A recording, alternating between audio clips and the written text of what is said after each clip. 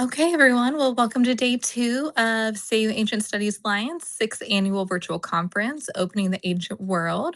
My name is Abby Bertram, and I'm SASA's Virtual Conference Team Leader and co-organizer of the conference, along with Dr. David Danzig, who is SASA's Executive Director. And I would like to express how happy we are to have all of you with us today. This year's conference theme is Fashion Forward, Interdisciplinary Approaches to Ancient Apparel. SASA's executive director, David Danzig, is the co-organizer, and he holds a PhD in Ancient Near Eastern Studies from the Institute for the Study of the Ancient World of New York University. He's also an adjunct professor of history and Jewish studies at Yeshiva University and is a research affiliate at NYU. He started SASA over 6 years ago, and in that time, we have had a wonderful pleasure of benefiting from the time and effort of over 600 volunteers who help make all of this possible. Cindy Circa is SASA's programming coordinator, and she has helped us lead the way for the virtual conference team and was a great support here and in other programming that SASA provides. Cindy has a degree from the University of Pennsylvania in Near Eastern Language and Civilization, where she's named the 2025 Dean Scholar and is a team member of several archaeological projects with the Penn Museum. Cindy has also had many roles in nonprofits across New Jersey, including the Princeton Historical Society, Grounds for Sculpture, and the Princeton University Art Museum. She's an experienced nonprofit leader, a museum educator, and joined SASA about a year ago, helping us arrive at this wonderful event today. And my name is Abby, and I have a Bachelor of Arts in Art History, and I'm beginning my master's program in art history this fall with a concentration in costume history. I got started with SASA as an intern in January and soon took the lead of the virtual conference team, and I hope we are putting on a great schedule for you guys today. We're very excited. Before we continue talking about the conference, I would like to make a huge announcement. It's a great, exciting accomplishment for SASA. Save Ancient Studies Alliance has been recognized by the Archaeological Institute of America with the 2027 Outstanding Public Service Award. AIA is the world's premier academic organization of classical archaeology, and SASA will formally receive this award at the AIA meeting this coming January in Boston, and we are very happy to have AIA support in our mission, and we are partnering with them to help bring this conference to more people and sharing access to the fascinating study of the ancient world. Now, our conference could not be possible without our amazing interns, volunteers, and partners. So a special thanks to Cindy Circa, Sophia Atkinson, Sophia Wang, Jocelyn Chen, and Heli Baez, who have been an instrumental team for me in the planning and execution of our conference this year. We also have other SASA teams who have helped us spread the word and create marketing materials, our mass comms team, access team, and outreach teams. Thank you guys all so much for your help in this. And then we also want to extend a huge thank you to our partners, Voices of Ancient Egypt, Past Preservers, Melissa in Denial, World History Encyclopedia, Archaeology Podcast Network, History Time, World of Antiquity, and Digital Hammurabi. Your participation and partnership to our viewership expands our reach and the ability to share a community around ancient studies. All right, now let's get back to our theme of the conference, which is Fashion Forward, Interdisciplinary Approaches to Ancient Apparel. We hope to explore the deep-rooted history of fashion from basic clothing to expressions of community and human creativity via dress and adornment, challenging the common assumption that fashion is primarily a modern phenomenon. The human experience of creating clothing items and body adornments is universal and timeless. Throughout antiquity, dresses, armors, jewelry, clothing styles, and weaving techniques and traditions have played a central role in material cultures across the world. By focusing on the comparative study of the deep past, SASA aims to explore both how ancient and modern societies constructed, understood, and expressed their identities, societies, and histories through what they wore. This interdisciplinary approach offers a broad cross-cultural perspective, challenging the typical privileging of the present moment and promoting a more universal understanding of human cultural activity. Now, today we open with our third and final keynote, Dr. Anthony Tuck. We are so excited that he's here. And then we have 3 more presentation sessions that focus on the encompassing of women, dress in the Greek warrior, and power within textiles. We've got some great presentations for you guys today. We also want to introduce our scholarship program that we have started. Attending a conference is often a pivotal moment in an undergraduate student's career, and as they get an exciting firsthand glance at professional academics and scholarship while making new friends, networking, and broadening their horizons. To help make opportunities for conference attendance by undergrads more accessible, SASA is launching a scholarship campaign to support undergraduate students attending ancient studies conferences. SASA now supports these wonderful experiences through individual grants to individual students. So if you feel inclined to donate, please consider that at saveancientstudies.org/scholarships. Today we have Matilda Seabridge and Chris Webster from the Archaeology Podcast Network as our moderators. We're truly grateful for your guys' support and participation in our conference this year. And now let's hand things over to Tilly to get our second day started. Matilda is an archaeologist and journalist specialized in prehistory, material culture, and science communication. And she works as a finds analyst in cultural resource management or commercial excavation, and as a social media marketing and events coordinator for the Archaeology Podcast Network.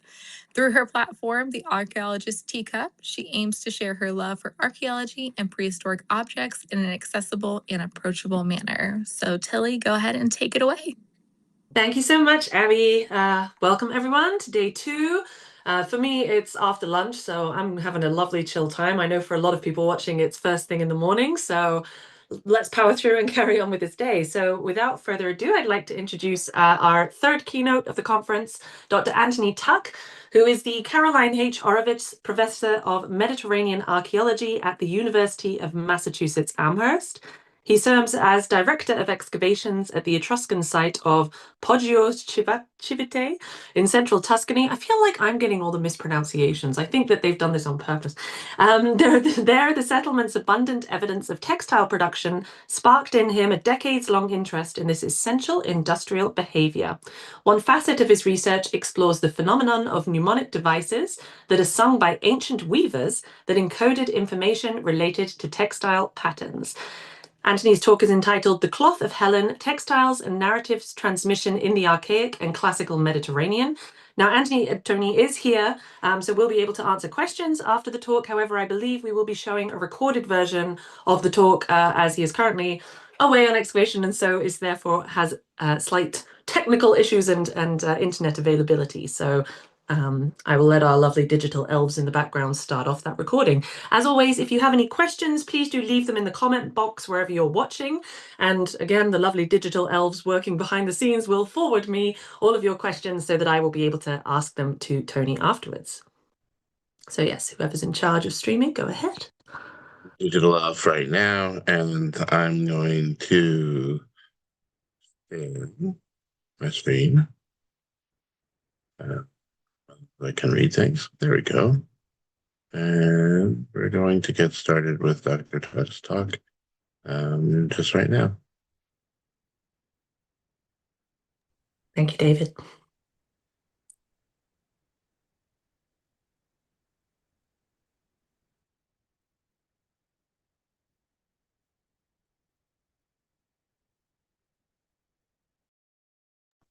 Just to check, we can't hear anything. I don't know if there's supposed to be sound by now.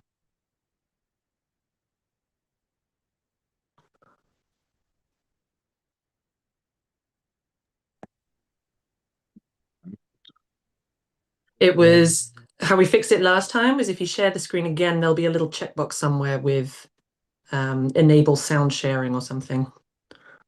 Yeah, I think so. Mm-hmm.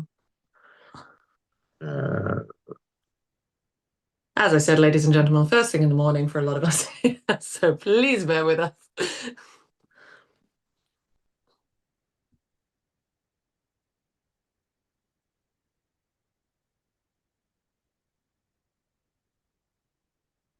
Well, let me just begin Perfect. by thanking the Save Ancient Studies Alliance and all of you here virtually for the opportunity to talk today about a subject I've been thinking quite a lot about for many years.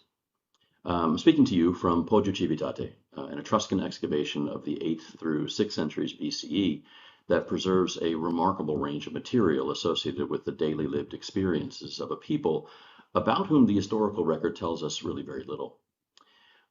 Before showing you a few things associated with our work at Poggio Civitate, I'd like to begin by bringing to the discussion a character that the literary record remembers very well, although I'd like to reframe her story a bit to talk about fashion, identity, and narrative transmission.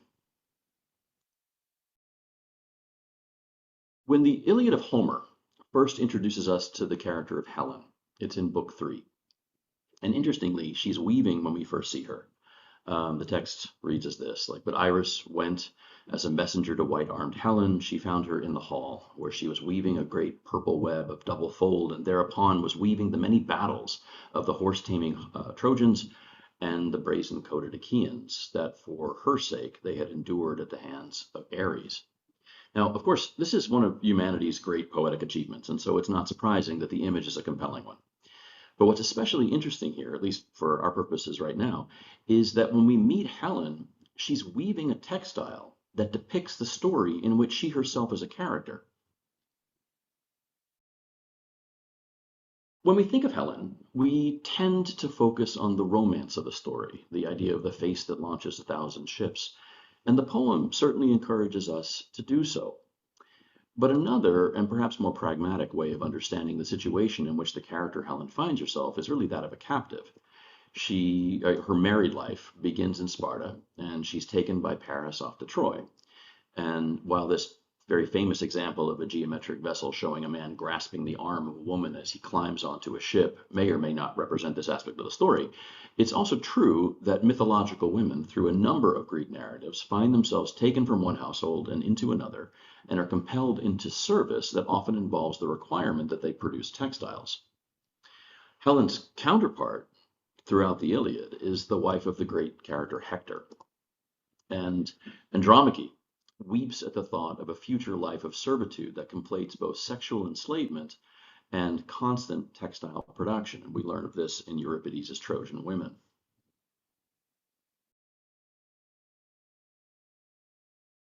But Helen, interestingly, is not the only mythological character who weaves images of her own story.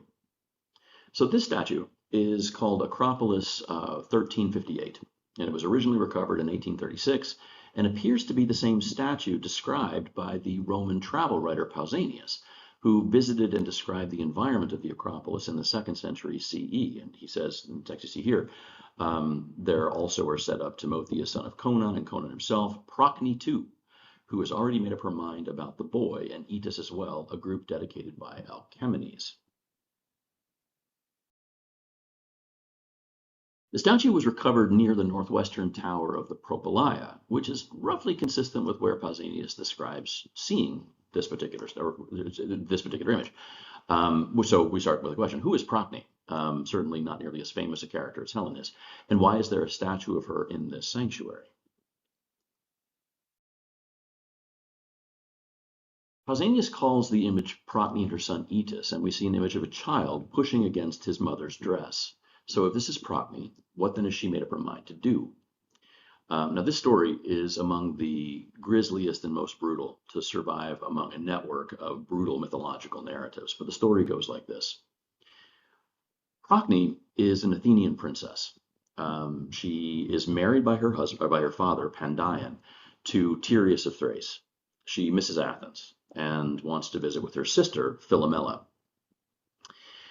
So Tereus goes to Athens to collect Philomela to bring her back up to Thrace so Procne and Philomela can hang out. But on the voyage back to Thrace, Tereus rapes Philomela.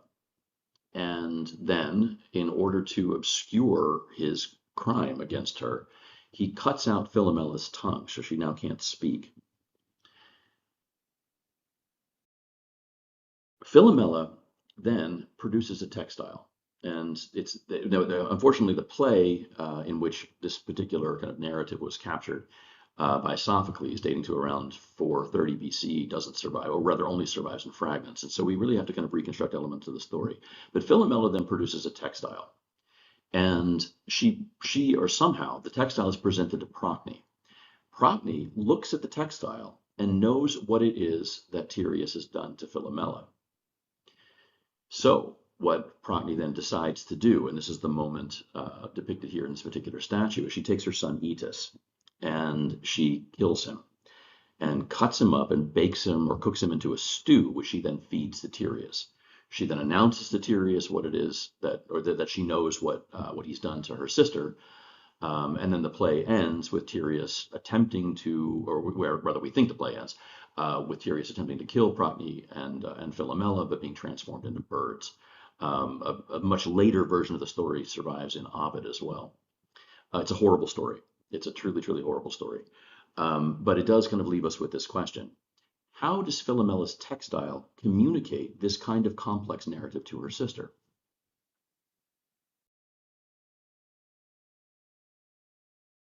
We're not really sure, right? But one of the things that we do know about the play is that it caught the attention of call him a theater critic, no less than that of Aristotle, who in Poetics, in describing the play, says that Philomela uses what he refers to as the voice of the shuttle to communicate her story.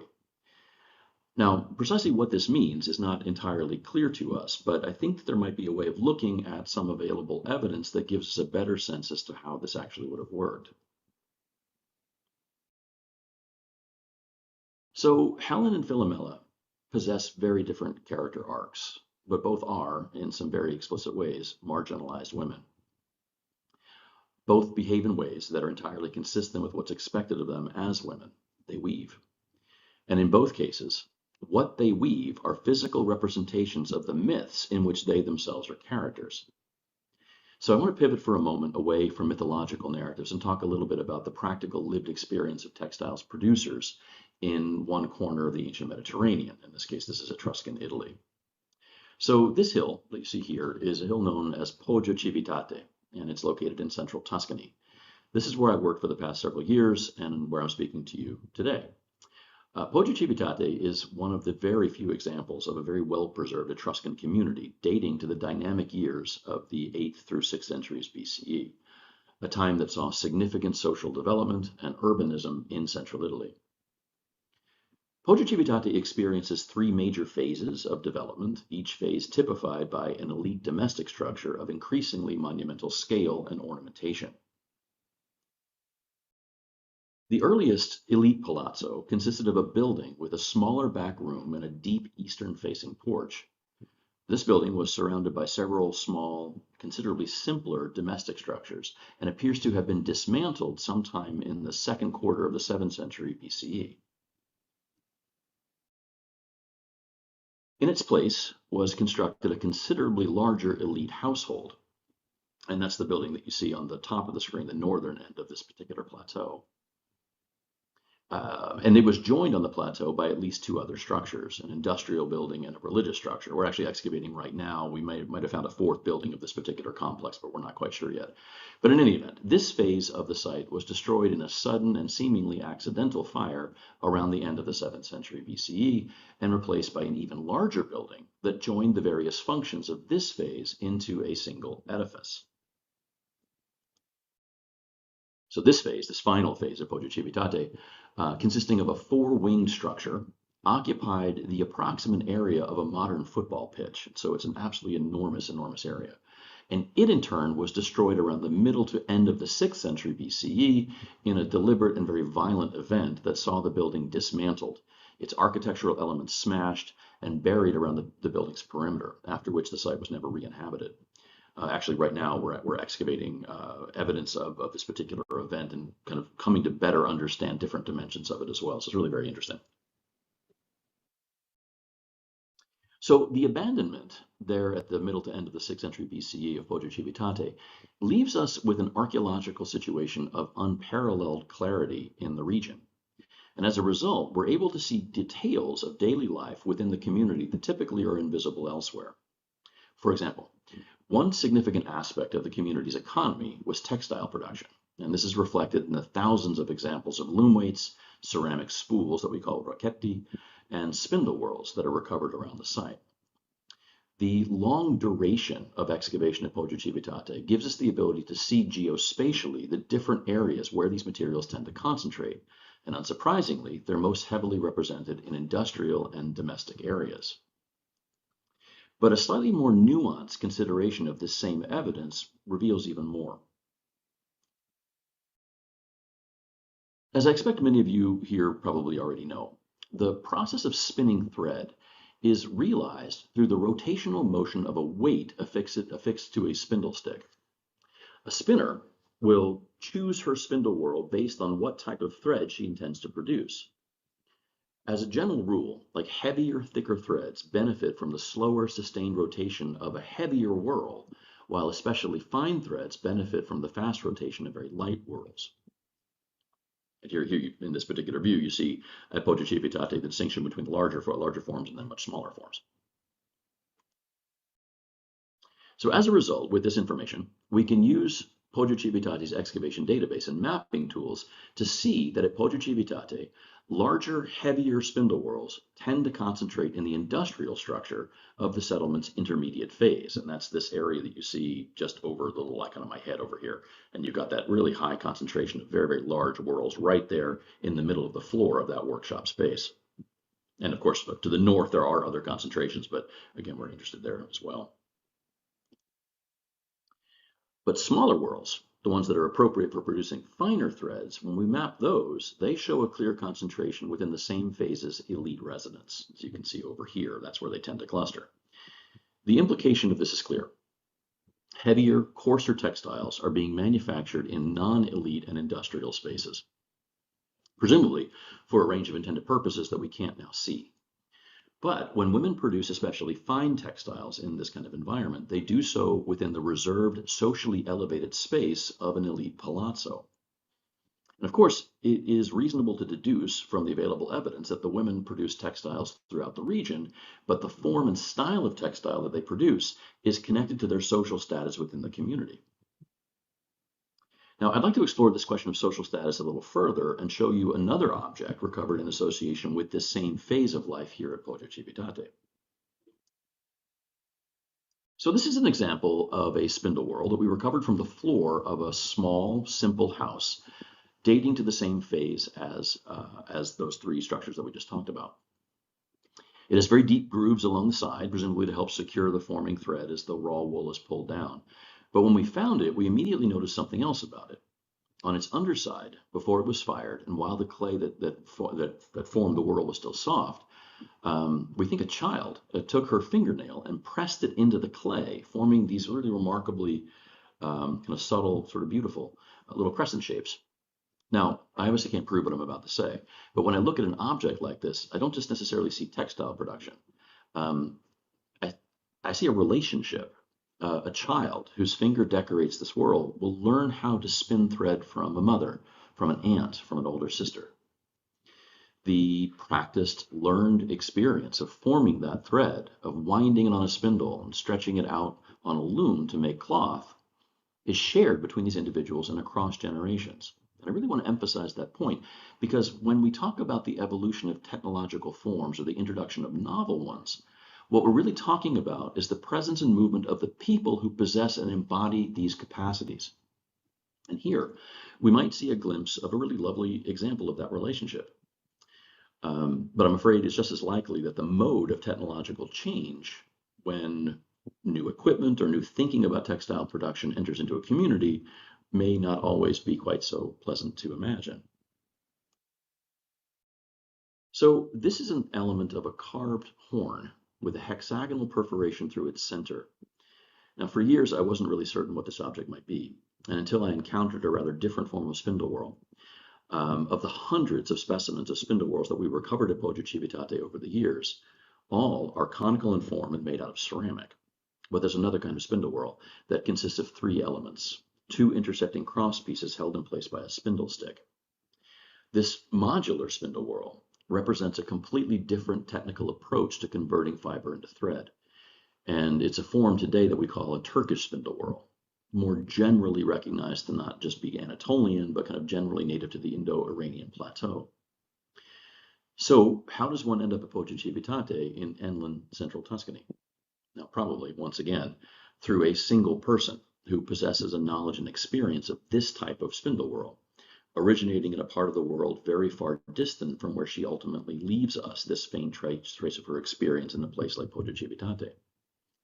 So was she enslaved? We can't say for certain, but we must admit that the commodification of people and the skills they carry with them is clearly a feature of the wider ancient Mediterranean economy. So if we're correct in interpreting this object as I've just suggested, it is clear that this is a different technological form, or rather a different technology of thread production that doesn't supplant the exponentially more common form of discoid or biconical spindle whorl thread production that we see across the site, and really throughout the whole region of central Tuscany. In short, if this is an element of a Turkish spindle whorl, it's the only one that we have at Poggio Civitate, at least the only one that we found. And it's the only one that I'm aware of in the region. But there is another aspect of textile production occurring at Poggio Civitate that definitely does profoundly influence the trajectory of fashion and textile production throughout the Italic Peninsula.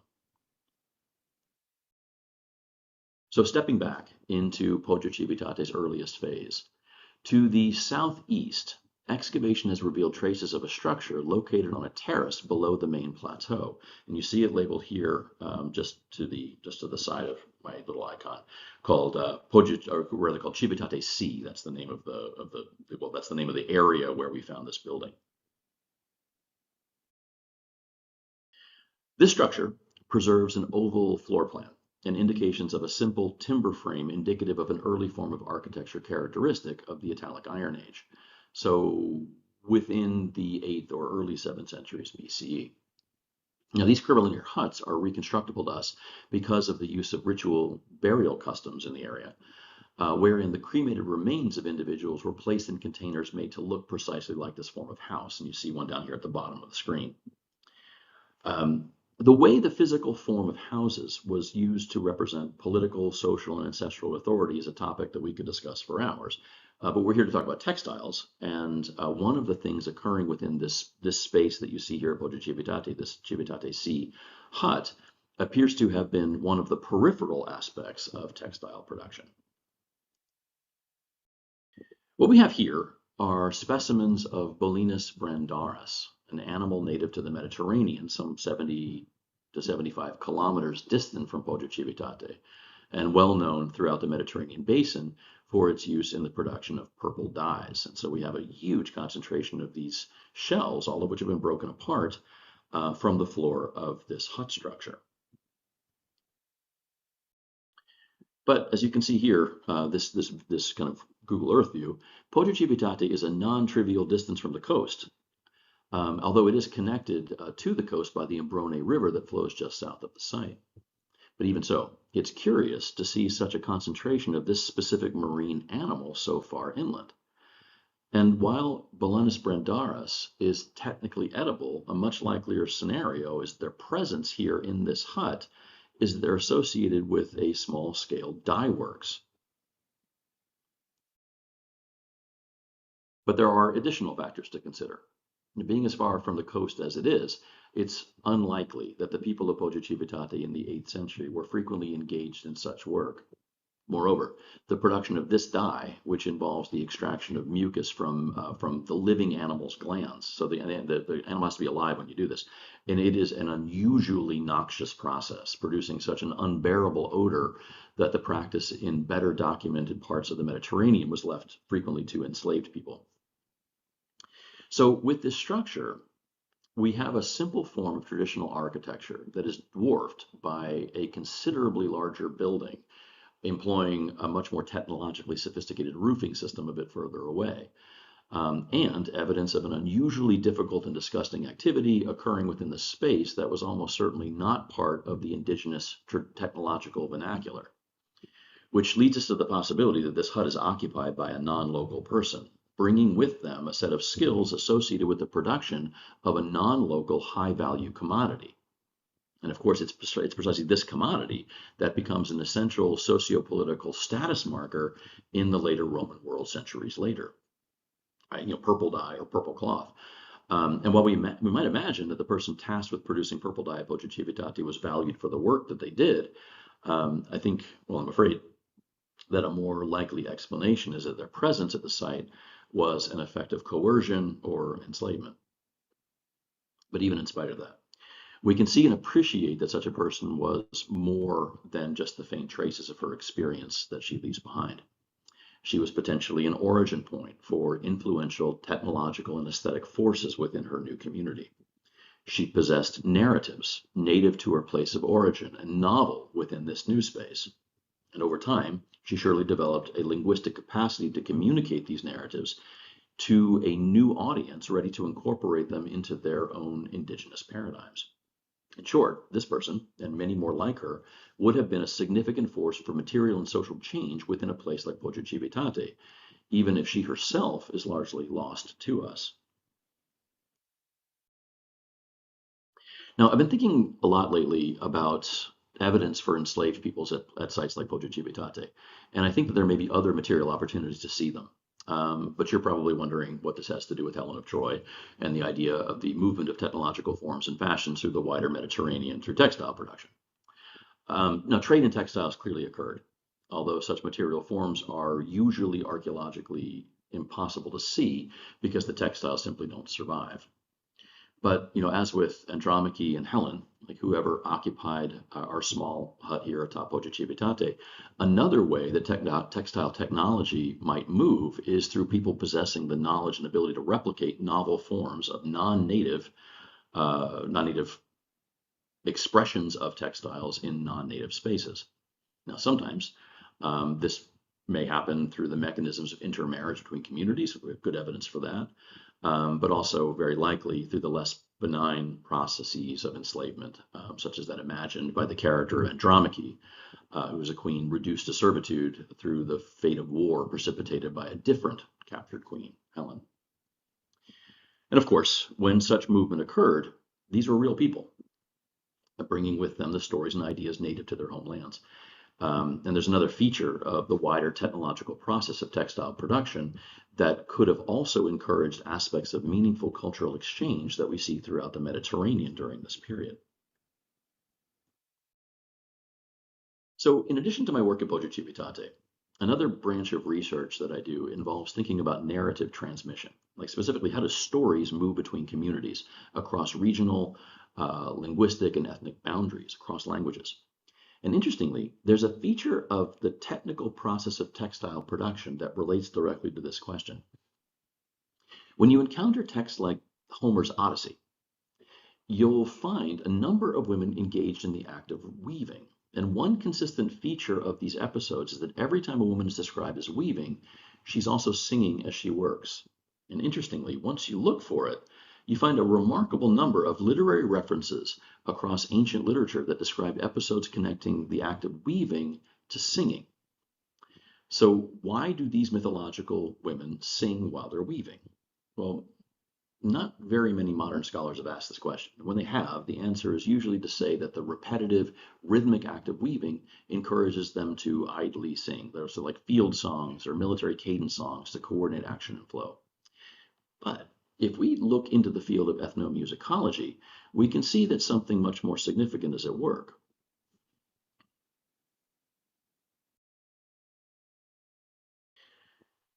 When we know what to look for, a few additional clues begin to emerge. Now, for example, British colonial interest in Central Asia in the 18th and 19th century resulted in a few commentators noting a strange process whereby textile producers sang while they worked, just like we see in Homer. It was clear to these European observers that there was a relationship between the song and the patterning of the textiles.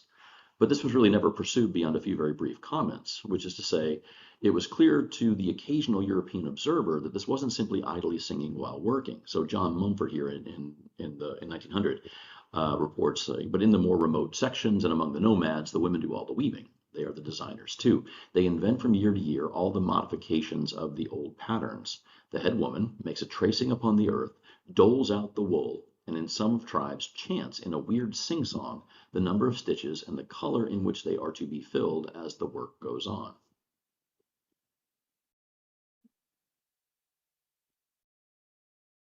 So we even, if we kind of, again, once we kind of know to like look for this particular question, we even have references to what the women are singing to each other while they're working. And very curiously, in some instances, it appears that they're communicating mythological narratives to each other. In Euripides' play Ion, we have the highly unusual opportunity to observe a literary expression of Greeks observing their own iconography. At the outset of the play, the chorus of Creus's retinue look up at the metope of the Temple of Apollo at Delphi, describing the mythological adventures depicted on the building. They say, "Is it he whose tale is recounted to me as I stand at my weaving? The warrior Iaulis, who bears with the child of Zeus all his labors." Now, of course, this particular sculpted metope here is from the tomb of Zeus at Olympia, so it's not from Delphi. But it probably represents the kind of image Euripides intended to provoke in the minds of his audience. But notice, the chorus indicates here that the story of Heracles' encounter with the Lernaean Hydra is something recounted while the girls stand at their weaving. And then later in the text, the nature of the stories that they hear while weaving is specifically contrasted to common talk.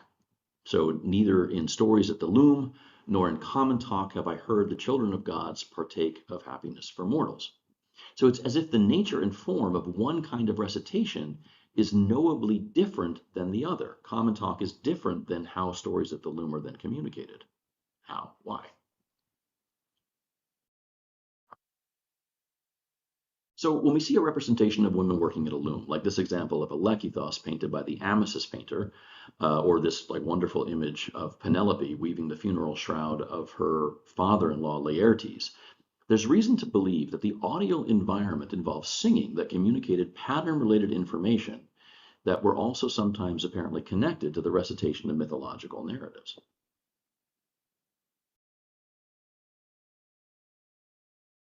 When we consider the technological instruments used to produce these textiles, we can make some educated guesses as to why numerically sequenced mnemonic devices might have emerged as they did. Textiles produced on looms are essentially grids created by the intersection of the vertical threads of the warp and the horizontal threads of the weft. Simple repeating designs of a tabby weave are created by consistent intervals of jumping over or under the vertical warp threads, a technique called warp floating, that appears to be reflected in representations of pattern textiles.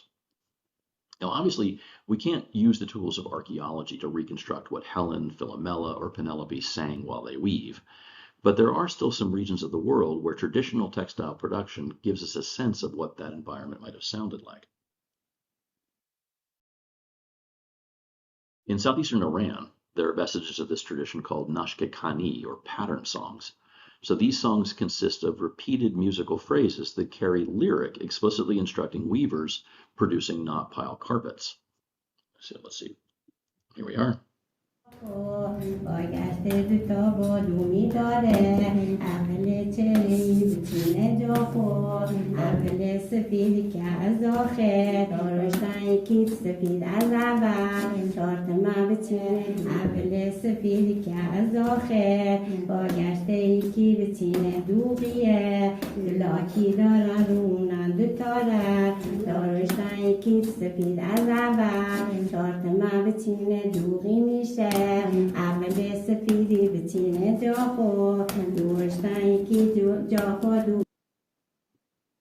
So what we hear are a series of repeating musical phrases and lyric that specifies the color of knots tied at precise count points along the length of the loom. But the piece of this that's especially intriguing, at least to me, is the repeating musical phrases for its similarity to another form of ancient song performance, specifically epic poetry.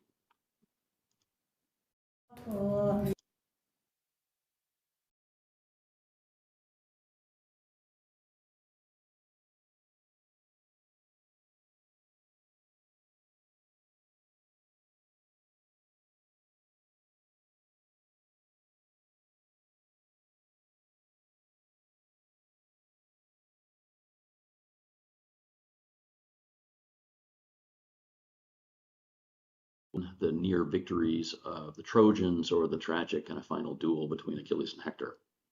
All of these episodes are poetically constructed according to specific but flexible metrical rules that would, when performed, have sounded quite similar to the Iranian women that you just heard, singing out pattern information with repeating tonal points of emphasis.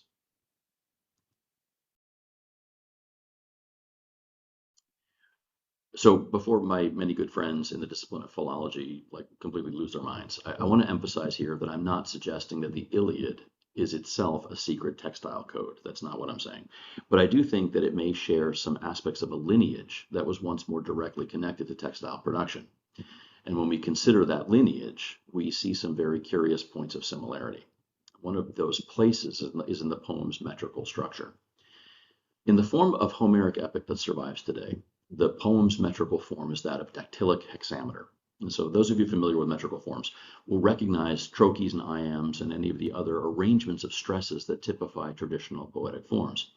In Homer, each line consists of 6 metrical feet, each foot consisting of a long vowel followed by 2 shorts. And critically, each line ends with a spondee of 2 long vowels. So the idea here is, if you'll indulge me, is to imagine that the metrical structure of the Iliad operates a little bit like the percussion of its performance.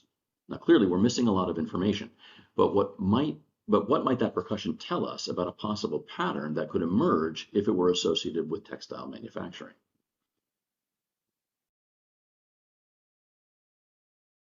That is to ask, what would happen if we took the entire metrical sequence of the Iliad and represented it as if it were a textile, graphing each short vowel as a point above the warp and each long vowel as a point beneath the warp?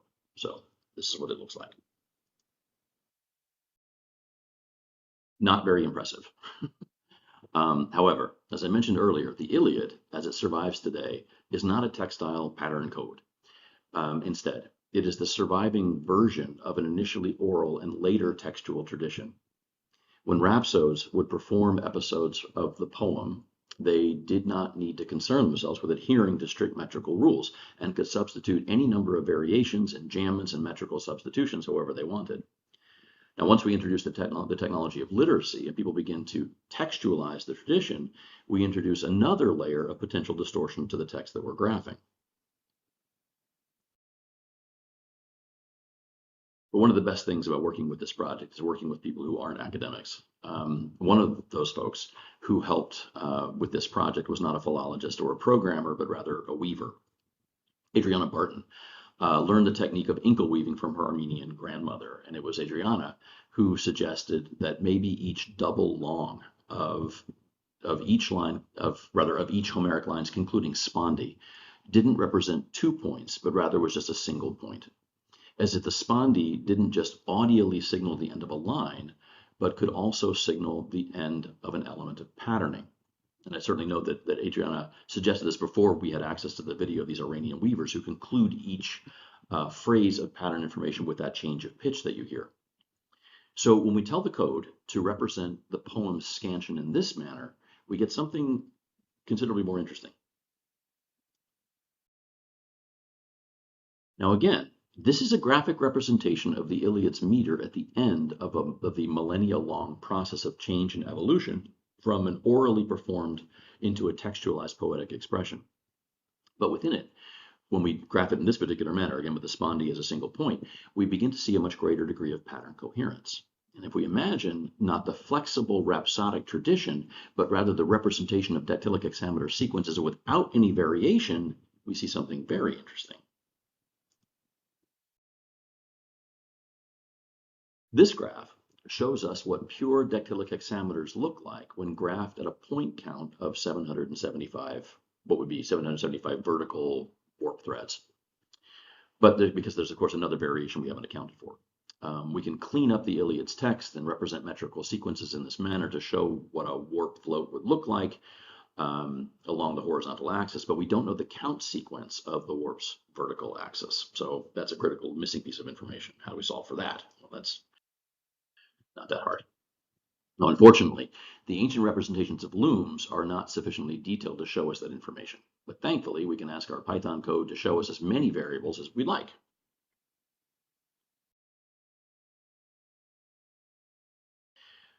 So what you have here, like this count sequence, shows the representation of pure dactylic hexameter at sequentially increasing point counts. And as a result, we see 7 repeating variables that reflect the positional shifts of those 7 metrical feet. What we see are either twill-like herringbone patterns, vertical columns at at even numbered points of the sequence, and the checkerboard pattern that presents at 3 of the 7 sequential point counts. And you see this as it extends out. This can go on for a while, but you get the idea.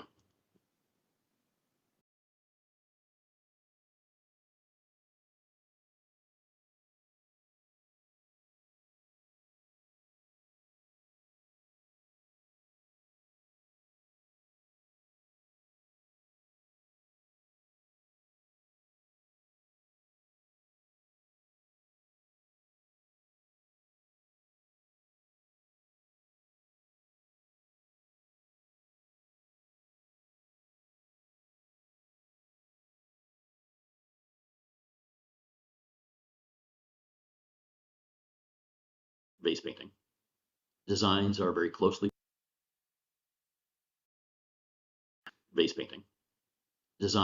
closely packed together in registers of variable geometric patterns.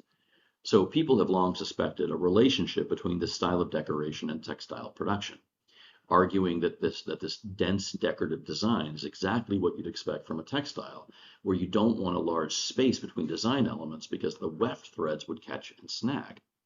Now, on this example, which was used as a grave marker in Athens in the 8th century BCE, we see a scene of prothesis, the laying out of the dead body as mourners gather around. The body is shrouded, and the shroud is lifted to reveal the deceased.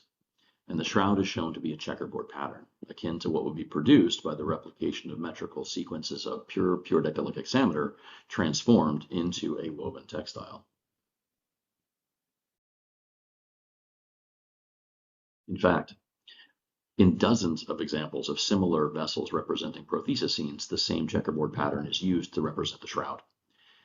But other geometric patterns commonly used to decorate pottery of this 8th and 7th century period can be produced by different shifts in emphasis. So this gets really very interesting. A study conducted in 2012 revealed that the most common metrical substitution throughout the Iliad is to place a spondee at the beginning and end of a given line. And when we do this, the resulting graph creates zigzag forms, which is to say that basically, like, you can think of this, if one of these like pattern songs wants to produce a zigzag form, then you would have a recitation of a narrative or something like a narrative, something like that, where the spondee is substituted there at the first position, which then would create this pattern. Other common types of positional substitutions can create the entire range of geometric motifs. So you have like this zigzag pattern over here produced by virtue of the first position spondaic substitution. Over here, this band that you see right over there would then be produced over here by a first and fourth position spondaic substitution, which again is all found throughout the Iliad, kind of as if it kind of captures elements of this tradition in sort of its fossilization in this particular form. Now, I could talk about this phenomenon for hours. This really is just sort of like a little tip of the iceberg here. However, you guys have a conference to get to, and I have an excavation to run, so I will wrap things up by bringing us back to where we began. If we were to strip away from the character of Helen the romantic and the femme fatale notions that have been attached to her, really, well, you can see elements of this in the Iliad itself. And arguably in the Odyssey too, that amazing episode of Telemachus visiting Helen and Menelaus. It's a remarkable poetic description of we'll call it marital friction, for want of a better word. And again, the character of Helen is problematic in that particular way. But again, in later retellings, in the subsequent kind of remembered iterations of the Iliad, like Helen again is sort of viewed. Again, maybe femme fatale is maybe a little bit too strong a word, but you get the basic idea. Even so, we can also see her as a woman violently taken from her household and placed within another. And if we see her in that way, we might see in her character a distant reflection of the experience of countless girls and women throughout the ancient world. These people would learn and develop the techniques of textile production native to their homes. But when circumstances fell to pull them from that security and place them in unfamiliar spaces, they would still embody those native skills in unfamiliar lands. And in so doing, especially if we imagine a phenomenon, I mean, I personally love to imagine the idea of someone coming from outside Poggio Civitate and producing a textile. As she does, she begins singing as she understands how to do that. And I can imagine how everyone here at Poggio Civitate would watch her do this and be completely puzzled by what she's doing. As they do, I can certainly easily imagine that they say to themselves, like, well, what does this mean? And as the woman communicates and explains what it is this song means, we have both the opportunity for the transmission of an unfamiliar, non-native technical process of textile production. But if we look at those amazing passages in the Ion, we can also imagine a scenario where the community of Poggio Civitate is potentially hearing Greek mythological narratives, Eastern Mediterranean mythological narratives, Cypriot, Anatolian narratives for the first time. And it's, for me, like incredibly exciting and compelling to imagine what that catalytic experience could be like. If we do this, we might see in this group one of history's forgotten but potentially profound influences for change and innovation, not only within the sphere of textile production. And if you'll just indulge my imagination for a moment longer, in Helen, we see a girl performing the Iliad in a household, in an environment, in a language in which it had previously not existed. A girl atop Poggio Civitate, born to a native world of the Eastern Mediterranean, but compelled to live out her life in central Tuscany, could thus be a profound agent of influence, not only with her technical ability, but also potentially with the narrative she employed to animate and ornament the cloth she produced within that space. So their names may be lost to us, but I suspect that we see things in these objects like mute spindle whorls, a diaspora of a vast number of catalytic experiences, bringing innovative fashion, bringing novel technology, bringing dynamic narrative into every corner of the ancient world. So thank you all so much for listening to me talk about the subject. Like I said before, this is something that I've been fascinated by for quite a while. I'm currently speaking to you as a recording, but I am also here and would be delighted to try to answer any questions you all may have about this really amazing phenomenon. So I'm going to switch modes, and I'll see you in just a moment. Perfect. Well, thank you to Digital, Tony, for that wonderful presentation. And now we will move on to real Tony, who hopefully is here somewhere there. Yes, you are. Hi. I'm right here. Nice to see you in person. Really amazing talk. That was so fascinating and extremely timely as well, I feel, considering the latest, cinema releases that are happening at the moment. I think That hadn't people will even be occurred to me, looking. but absolutely. I haven't been to see it yet. I will go and I will look at the textiles and think, what were they singing when they were creating those ones? We have quite a few different questions related to different parts of your talk, so it might be that some of them are sort of near the beginning. Talking about the spindle whorls and the kind of actual spinning from the site, I'm imagining, of Poggio Civitate. Someone is asking about the weights of the kind of the large and the small whorls that were shown on the slides at that point. The largest of the weights are probably in the neighborhood of 250 grams or so. The smallest are probably fewer than 50 grams. So Yeah. the smallest ones really are quite small. Okay. Someone's also talking about the weight and the spinning direction of whether one is spinning or plying the yarn, as the plying is opposite That is to a the great single question thread. too. Yeah. So we have only a very, very few examples of textiles that are preserved as mineral preserved organics on the surface of metals from a few of the burials at Poggio Civitate.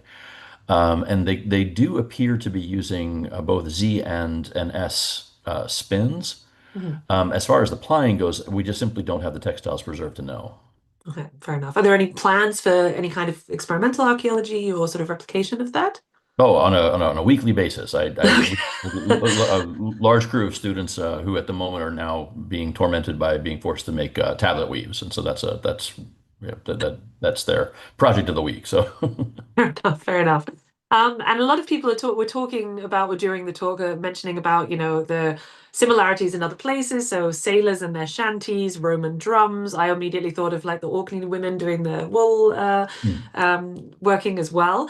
Do you think that this kind of these sort of songs may have been also used in other technology? So I was immediately thinking of like mosaic patterns or something, whether that could have been some kind of similarity? Is there any reference to that at all in the text? I genuinely don't know. Mm. We have very few literary descriptions of women working at looms. We have, so Mm. far as I know, I don't know of any examples of people describing themselves as, producing mosaics.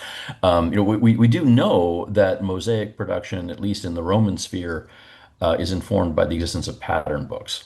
Mhm. And we can certainly see now that the value of textiles is such that the mechanization of their production in Central Asia or in Anatolia will often kind of default to pattern books as well. And so this Mhm. phenomenon of mnemonic devices that are sung while these textiles are produced appears to be a surviving tradition within, well, for want of a better word, like less technologically developed, less economically developed spheres. They clearly and one feature of that video of the southeastern Iranian women weaving is that the song also helps coordinate action. Like the first time I encountered this was in 2002, and I was in Northwest India, and was watching women producing textiles, and it was very clear that the singing it wasn't just communicating the pattern information, it was also coordinating and syncopating the production of in that case a knot pile rug by three different knotters all at the same time. And so in that regard, I do think that these pattern song, these mnemonic devices probably serve to coordinate action the same way field songs or military cadence songs will do. It just also has this additional component, which is communicating the pattern information that's being produced by the performance of the mnemonic.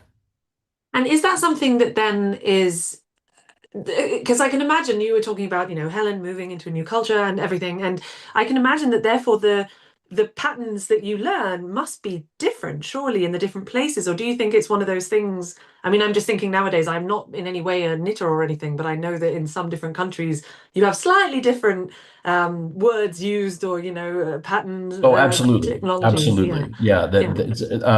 yeah, As I say, like it's a sprawling topic. yeah.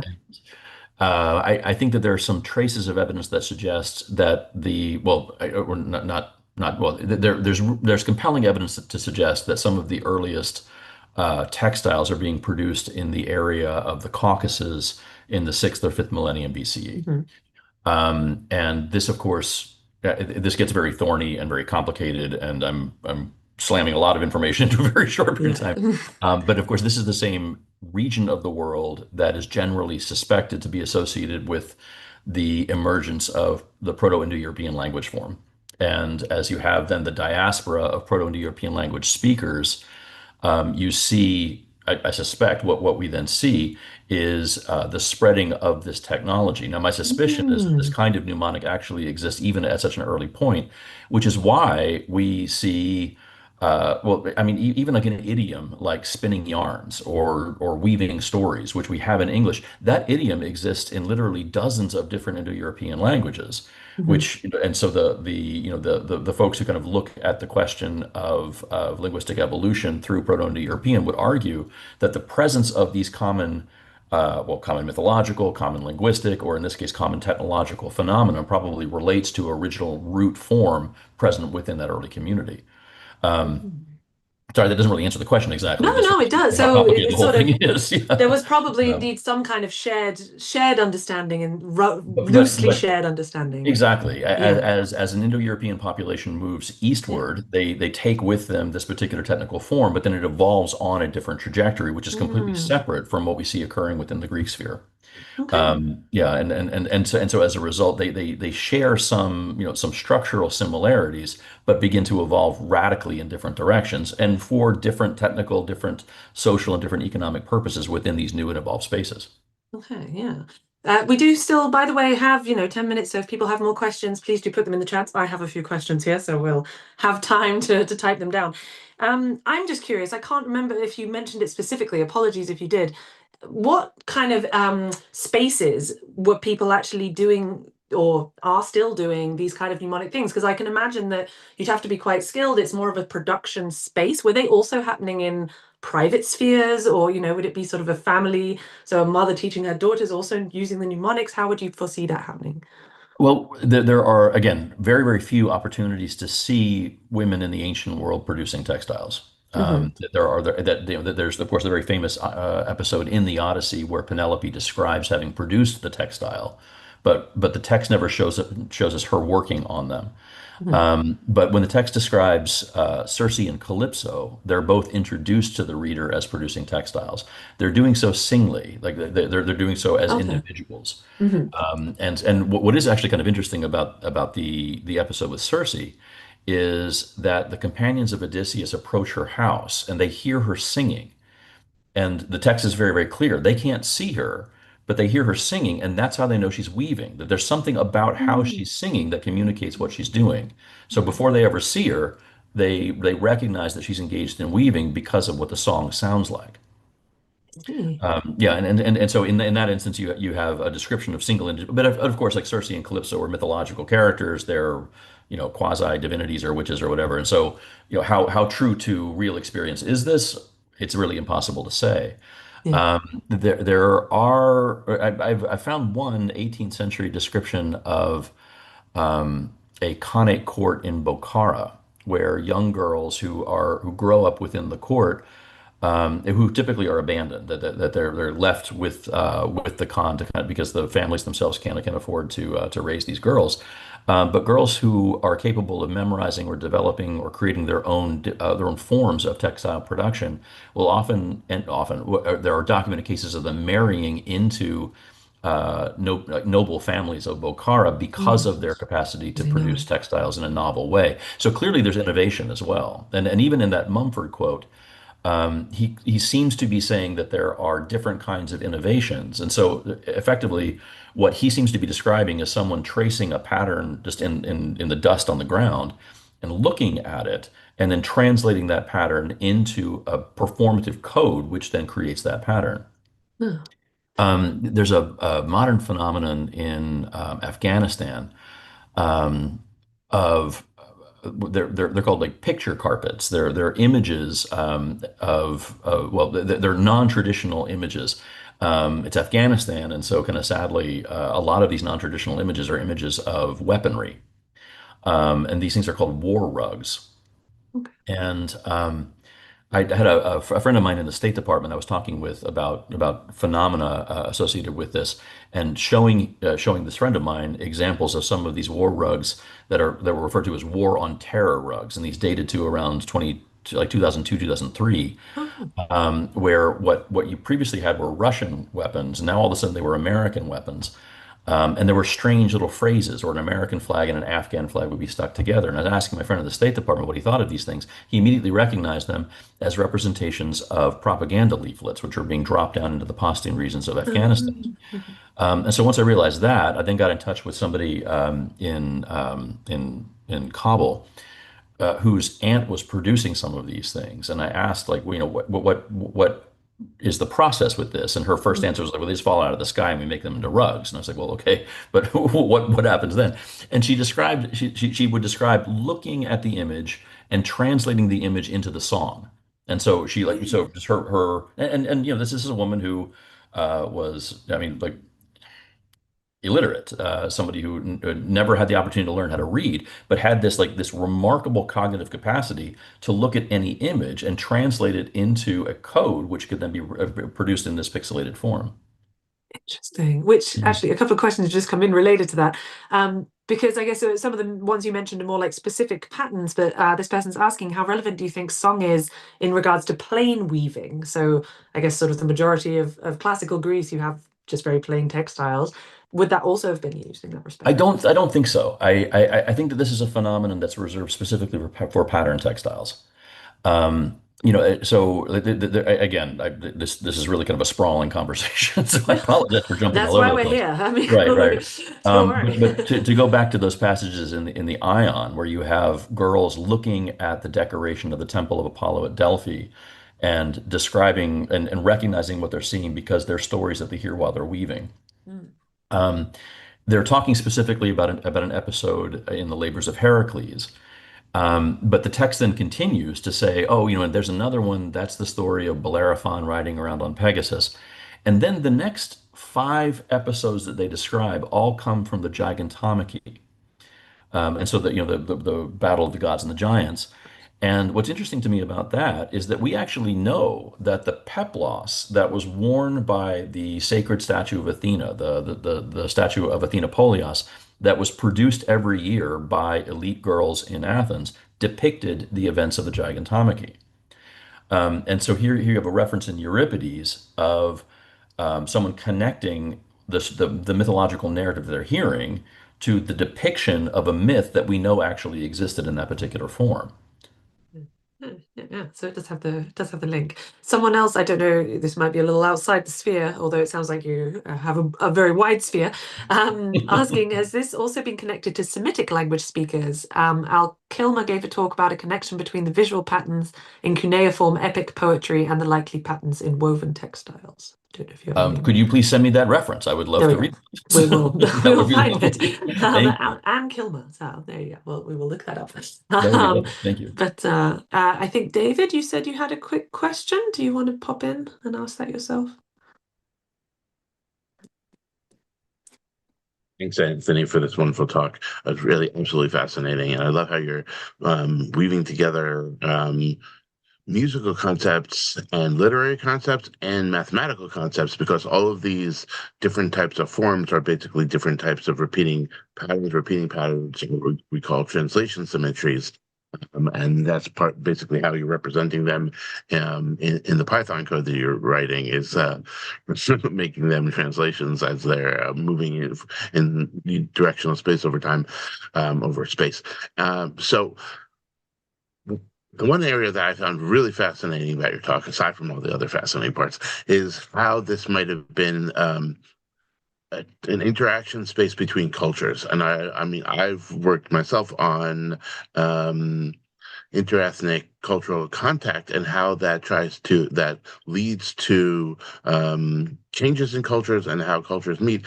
And one of the ways in which I think about it as of common vehicle for this is brides moving from one family to another, and potentially from one culture to another when they move towards their husband's family, which is generally common in many ancient cultures, and many cultures today. But you're really fleshing out a vehicle for cultural contact that moves through the language barrier also, which is usually going to be an issue for quite some time. And I wonder if you could talk some more about how you see this and what instances this is something that we can foreground potentially in intercultural contact, and maybe some places where it's less likely to lead to that. Yeah, I mean, it's a fascinating kind of space to kind of point our thinking, because I mean, certainly as an archaeologist, that we are sort of at the mercy of the material record. That's what we do, right? And give an individual's ability to affect and influence a visible material record is contingent on their place within a given community. And so, certainly working in central Italy, we have extensive cemetery areas, but it's very, very clear that we're missing significant parts of the demographic of these communities. They're just not there. They're not treated in a way that allows us to archaeologically see them. So the kind of things that I'm hopeful are going to evolve. I mean, this will have to be people other than me. I mean, younger and more enthusiastic and smarter scholars than I can be at the moment. But very, very careful consideration of textile equipment to see variation in forms. Now, in the example of that Turkish spindle whorl fragment is just one example. At Poggio Civitate, what we're doing right now is a comprehensive geochemical survey of all of our textile equipment. And what we're beginning to see is that there are a couple of examples of usually spindle whorls that are geochemically distinct and not local. And for other reasons, it would seem that one of the things that women would bring with them when they marry into a new community is textile production equipment. Now, partially that's because what they're doing economically, but also, there is, and you see it there in the Odyssey with Penelope, like the virtue of Penelope's, like her goodness as Odysseus's wife is very much bound up in the fact that she produces textiles. And so the idea of a virtuous woman is the one that produces textiles becomes something which continues all the way through into the Roman sphere. But we really don't kind of focus on the fact that what producing a textile does is it gives a man the ability to leave a household and then come back at a later point and see that the woman has been there. The control over a woman's ability to produce a child is central to male thinking about controlling women's sexuality throughout the ancient Mediterranean as well. Sorry, I'm going all over the place, but the movement of women into communities and that phenomenon of examine like clearly exists within a space like Poggio Civitate. And so what I'm hopeful is that we can establish certain kinds of technological and interpretive approaches that can then be models for other communities to look to. That's interesting that you're just connecting to perhaps the idea of the virtue of weaving to her showing that she's staying in the home, but she's maintaining her sexual virtue also at the same time. Interesting. Well, as fascinating as this discussion is, and I wish we could just spend a whole conference talking about it, which maybe, in future years, David, could be a good, good topic. Thank you so much, Tony, for a really fantastic talk and really interesting discussion. If people definitely want to learn more about it. I can see from the comments, everyone's really interested in going, wow, fascinating, amazing. Where's the best place for them to find more information on this? How can they potentially contact you if they would like to? They're welcome to contact me. My email is atuck@classics.umass.edu. Now, again, I'm an Etruscan archaeologist, and I'm usually bogged down with all kinds of dumb projects that spill off of my excavation. So I don't get to work on this as much as I would like to, but I do have a group of publications which are already out on the subject, and we're currently working on a book project that will kind of sew a lot of this together as well. Please feel free to reach out to me. I'd be happy to. Right, yeah, of course, that was accidental. But I would really welcome the opportunity to talk with people about this. I mean, I'm genuinely thrilled by the subject and incredibly fortunate to work in this particular space, and would really love to share the opportunity to talk more about it with everybody. Great. Well, thank you very much, Anthony. Thank you. Thank you very much. So that slides beautifully into our next session 4, which is on the topic of women. And our first presenter is B. Lana Guggenheim. And B. Lana Guggenheim graduated from Hunter College with a bachelor's degree, having had a triple major in classical archaeology, media studies, and political science. During college, she volunteered on excavations, primarily at the Ramat Rachel site, under the joint auspices of Tel Aviv University and Heidelberg University. She went on to attain her master's degree in conflict studies at the London University of Economics and Political Science, with her graduate thesis focusing on the politics of archaeology in Israel-Palestine, also very topical at the moment. For the past 13 years, she has been volunteering with the Society for Creative Anachronism, a 501c3 nonprofit dedicated to recreating aspects of history and culture from all over the world before the year 1600. In this setting, she has focused primarily on the material cultures of the Eastern Mediterranean, particularly the Bronze Age, Iron Age, Hellenistic, and Roman periods. In the Society for Creative Anachronism, she has earned multiple awards for contributions to the group, for teaching classes, writing papers, and contributing garments for others' use. And she will be talking to us today about her paper entitled Dressing Ariadne, a discussion of reproducing women's garments from the Middle Minoan Palatial period in the 2nd millennium BCE. So take it away. Thank you so much. It looks like I am not able to share my slideshow. Is that something you could please help me with? Also, I no longer hear you. I'm sorry. It's okay, that's because I've muted myself. Where are you? Here. I can probably do it, but David, if you're able to do that in the background, that would be wonderful. Where are my host controls? Apologies for the inconvenience. And of course, like everybody else, I'm sure I was consistently fiddling with it until the very last minute. No problem. That should be possible now. Okay, fantastic. Thank you. No worries. Okay, let's share this screen. Is it working? Yes, looks good. Fantastic. All right. So, hi, thank you so much for having me. It's an incredible honor for being here. My name is Bracha, and as you had mentioned before, I have a relevant degree, if only one of them, and I mostly have not been working in the field. Most of the time, folks in the SCA, my fellow reenactor peers, are primarily focused on Renaissance and medieval history rather than Bronze Age, Iron Age, etc., which means I spend a lot of time thinking about how to think about, talk about, and present what I learn in a way to people who are not necessarily familiar with this field at all. They're not familiar necessarily with the history or the archaeology or anything like that. And just my presentation going forward is made in that context. So if it's a little basic for some of you, my apologies in advance. I know that we're familiar with the Minoans. They're kind of hard to miss. They are not called that by themselves. That was a name invented by Sir Leonard Woolley for the civilization that emerged in Crete. We primarily know them for their brilliant frescoes, their palatial architecture, but in Egyptian contemporaneous texts, they are referred to as the Keftiu.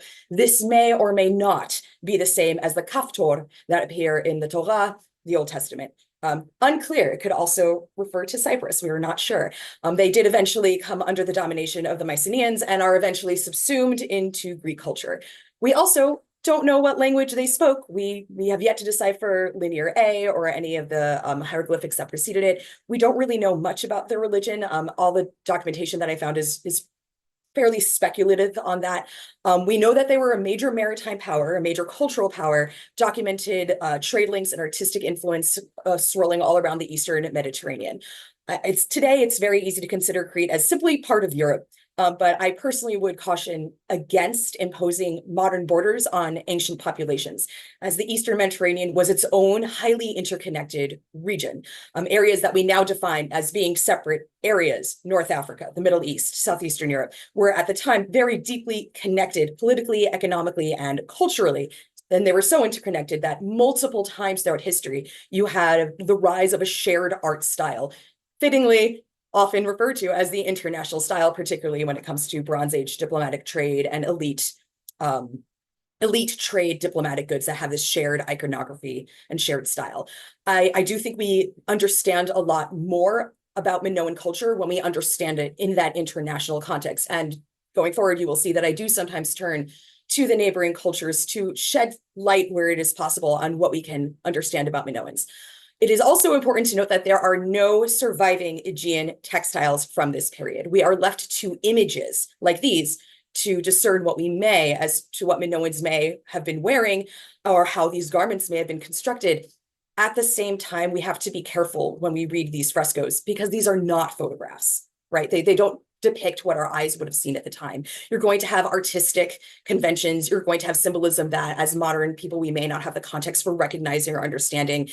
Some really brilliant details that have been preserved through us for many thousands of years may not represent real life items at all.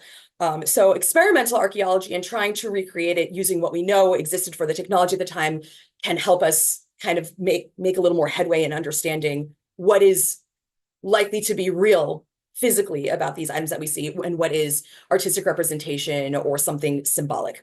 Now, from these images, we can discern, is this not clicking forward? Okay, there we go. Now, from these images, we can discern 2 or sometimes 3 layers on these women's garments. Dr. Berenice Jones refers to them and others as well as the heanos. You have a pleated kilt and sometimes you have a veil. I took these photos myself. I'm very proud of that. It was almost a spiritual moment to be able to see these frescoes personally. The heanos, as we can see, is an open robed garment worn next to the skin. So this seems to be worn directly on the skin. It is often, but not always, depicted as sheer, and it was likely made of linen, but we do know that cotton, wool, and even silk were fabrics that were employed for garment use during the Middle and Late Bronze Age periods. It can be solid colored. It also can be patterned. It may be hard to tell from these photographs, but you can see these kind of little saffron flecks on this sheer blue garment on the heanos on the left. So that's an example of a pattern that you may or may not see on these garments. And it seems that it is opened all the way to the hem. So you shimmy yourself into it like you would a coat. You just shrug it on. It was wrapped or belted in place, though there are some depictions of this garment that seem to have cords attached to the bodice so you can tie it closed instead. It does seem to have bands along the opening down the front, across the shoulders, down the arms, and around the elbow. By the sleeve elbow, there is sometimes a tassel. That tassel can be beaded, knotted, or both.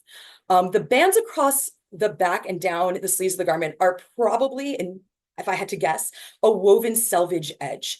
And that selvage edge could also is a place for a lot of adornment and really complex patterning.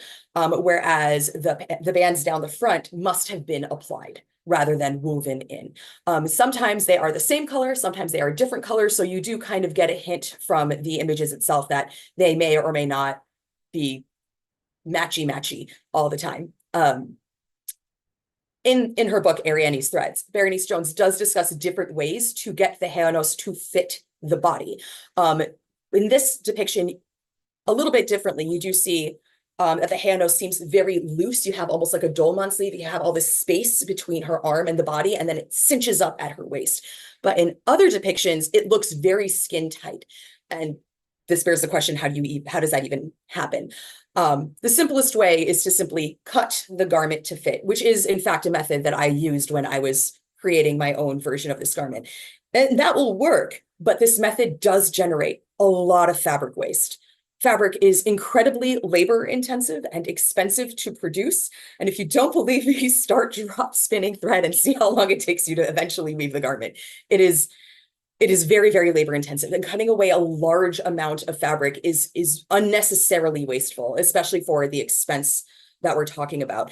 And that to me indicates that it was probably not the most correct method. Jones does seem to agree with me and points how to, in some depictions of these garments on statuary, there seems to be indications that there might have been darting to bring the garment a little bit closer to the body. I have that here. It's again a little hard to see, but you can, but the darts on some of these garments, they are shown as stripes on the garments coming together and narrowing down. That's really difficult to weave into a garment. That's much more likely to be a result of a garment being taken in and darted.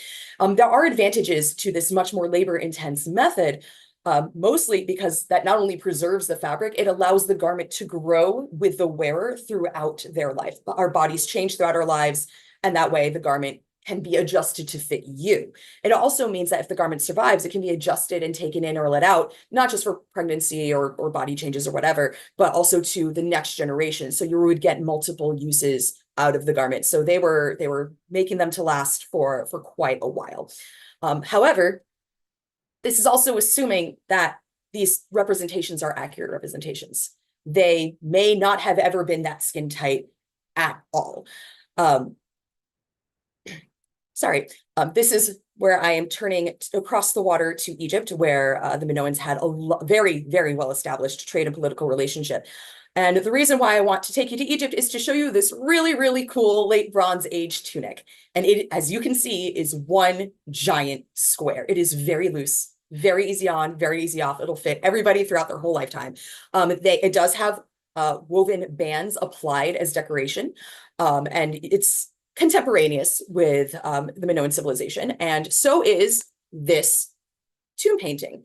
And you'll notice that these garments are painted as very skin tight, but compare it to the actual garment. This is very loose. So the artistic representation of the garments are not photographic, right? The artistic representation of the garments portrays something very skin tight so you can see the figure, but the garment itself is very loose. There is no guarantee that the Minoans were using Egyptian artistic conventions, though there is indications that they may have used them some of the time. And this may have been one of the conventions that they picked up. For example, we have very gendered representations of skin color on Egyptian wall paintings, where the women are almost always presented in a lighter skin tone than the men. That is not how skin tone in human beings work. That is not how that works at all, but it is something that we regularly see in Egyptian wall paintings. We also see it not as consistently, but we do see it, that similar skin tone convention in Minoan wall paintings as well. So this is an example of how certain cultural conventions will travel with trade and diplomacy. this kind of representation for clothing may or may not have been something that was adopted by the Minoans as well. We don't know. It is a conjecture on my part. But you can see that there are certain construction similarities. A woven garment with applied selvage bands that was very loose and portrayed as not very loose at all.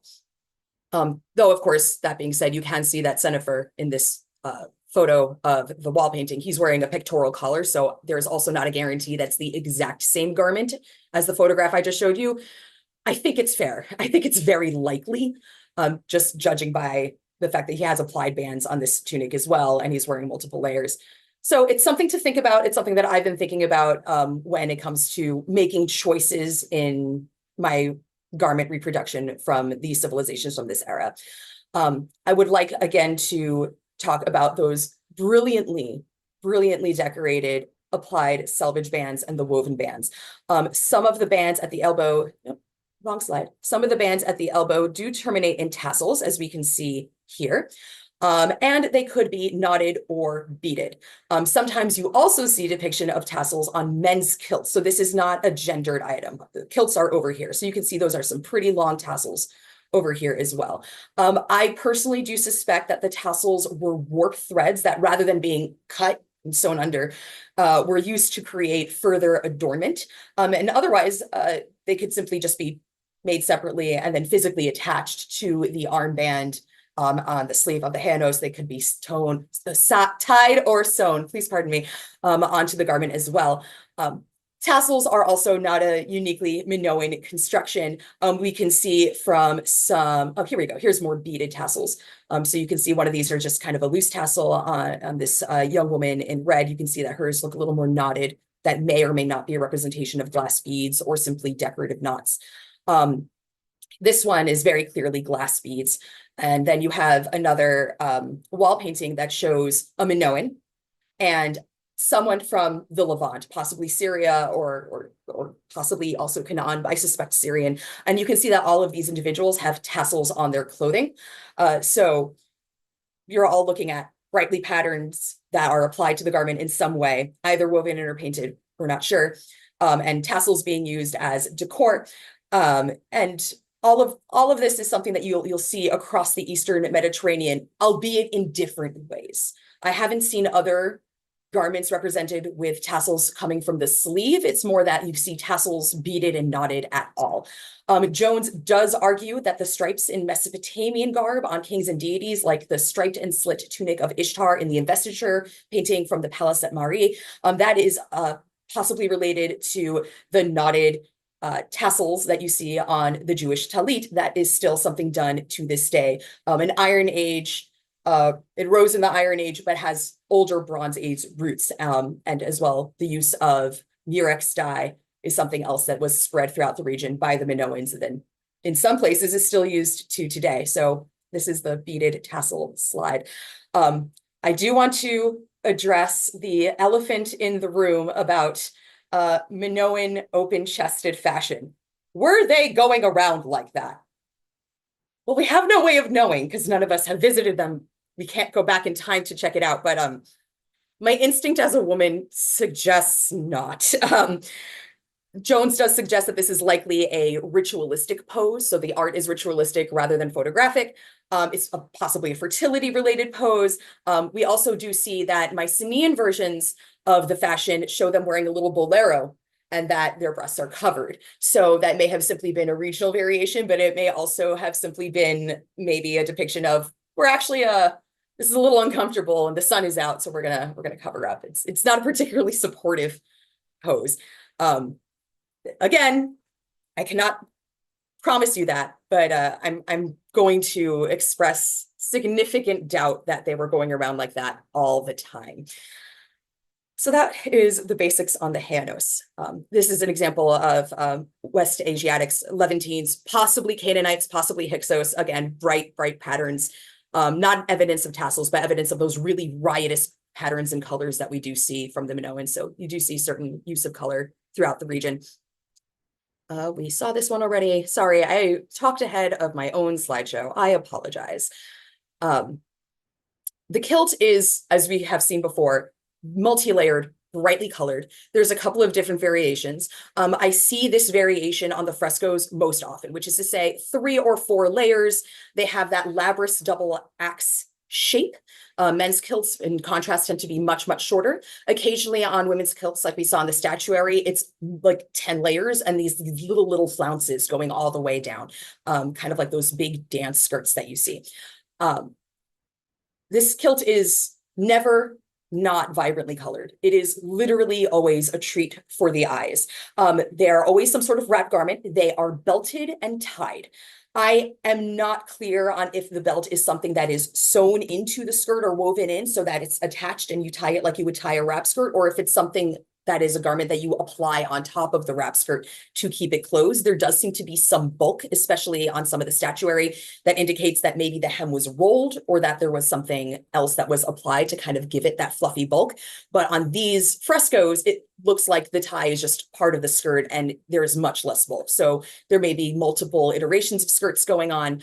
There's almost always some sort of pattern. The simplest ones are solid colored with these stripes, but other patterns have these dots, these diamonds, these sort of interesting X shapes, just a lot of different patterns.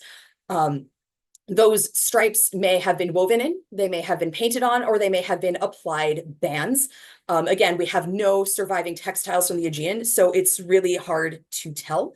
But they also could have been embroidered on or beaded. We do have some evidence that that was technology that was being, textile technology that was being used in the Near East. So it's not like it would have been unknown to the Minoans. So this could have been just a garment beyond our wildest dreams.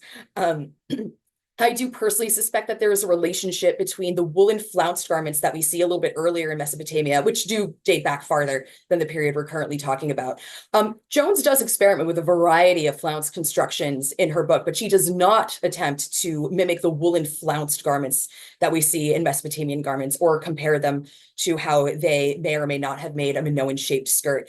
I just want to show you some examples of what I'm talking about when I talk about Mesopotamian woolen flounced garments.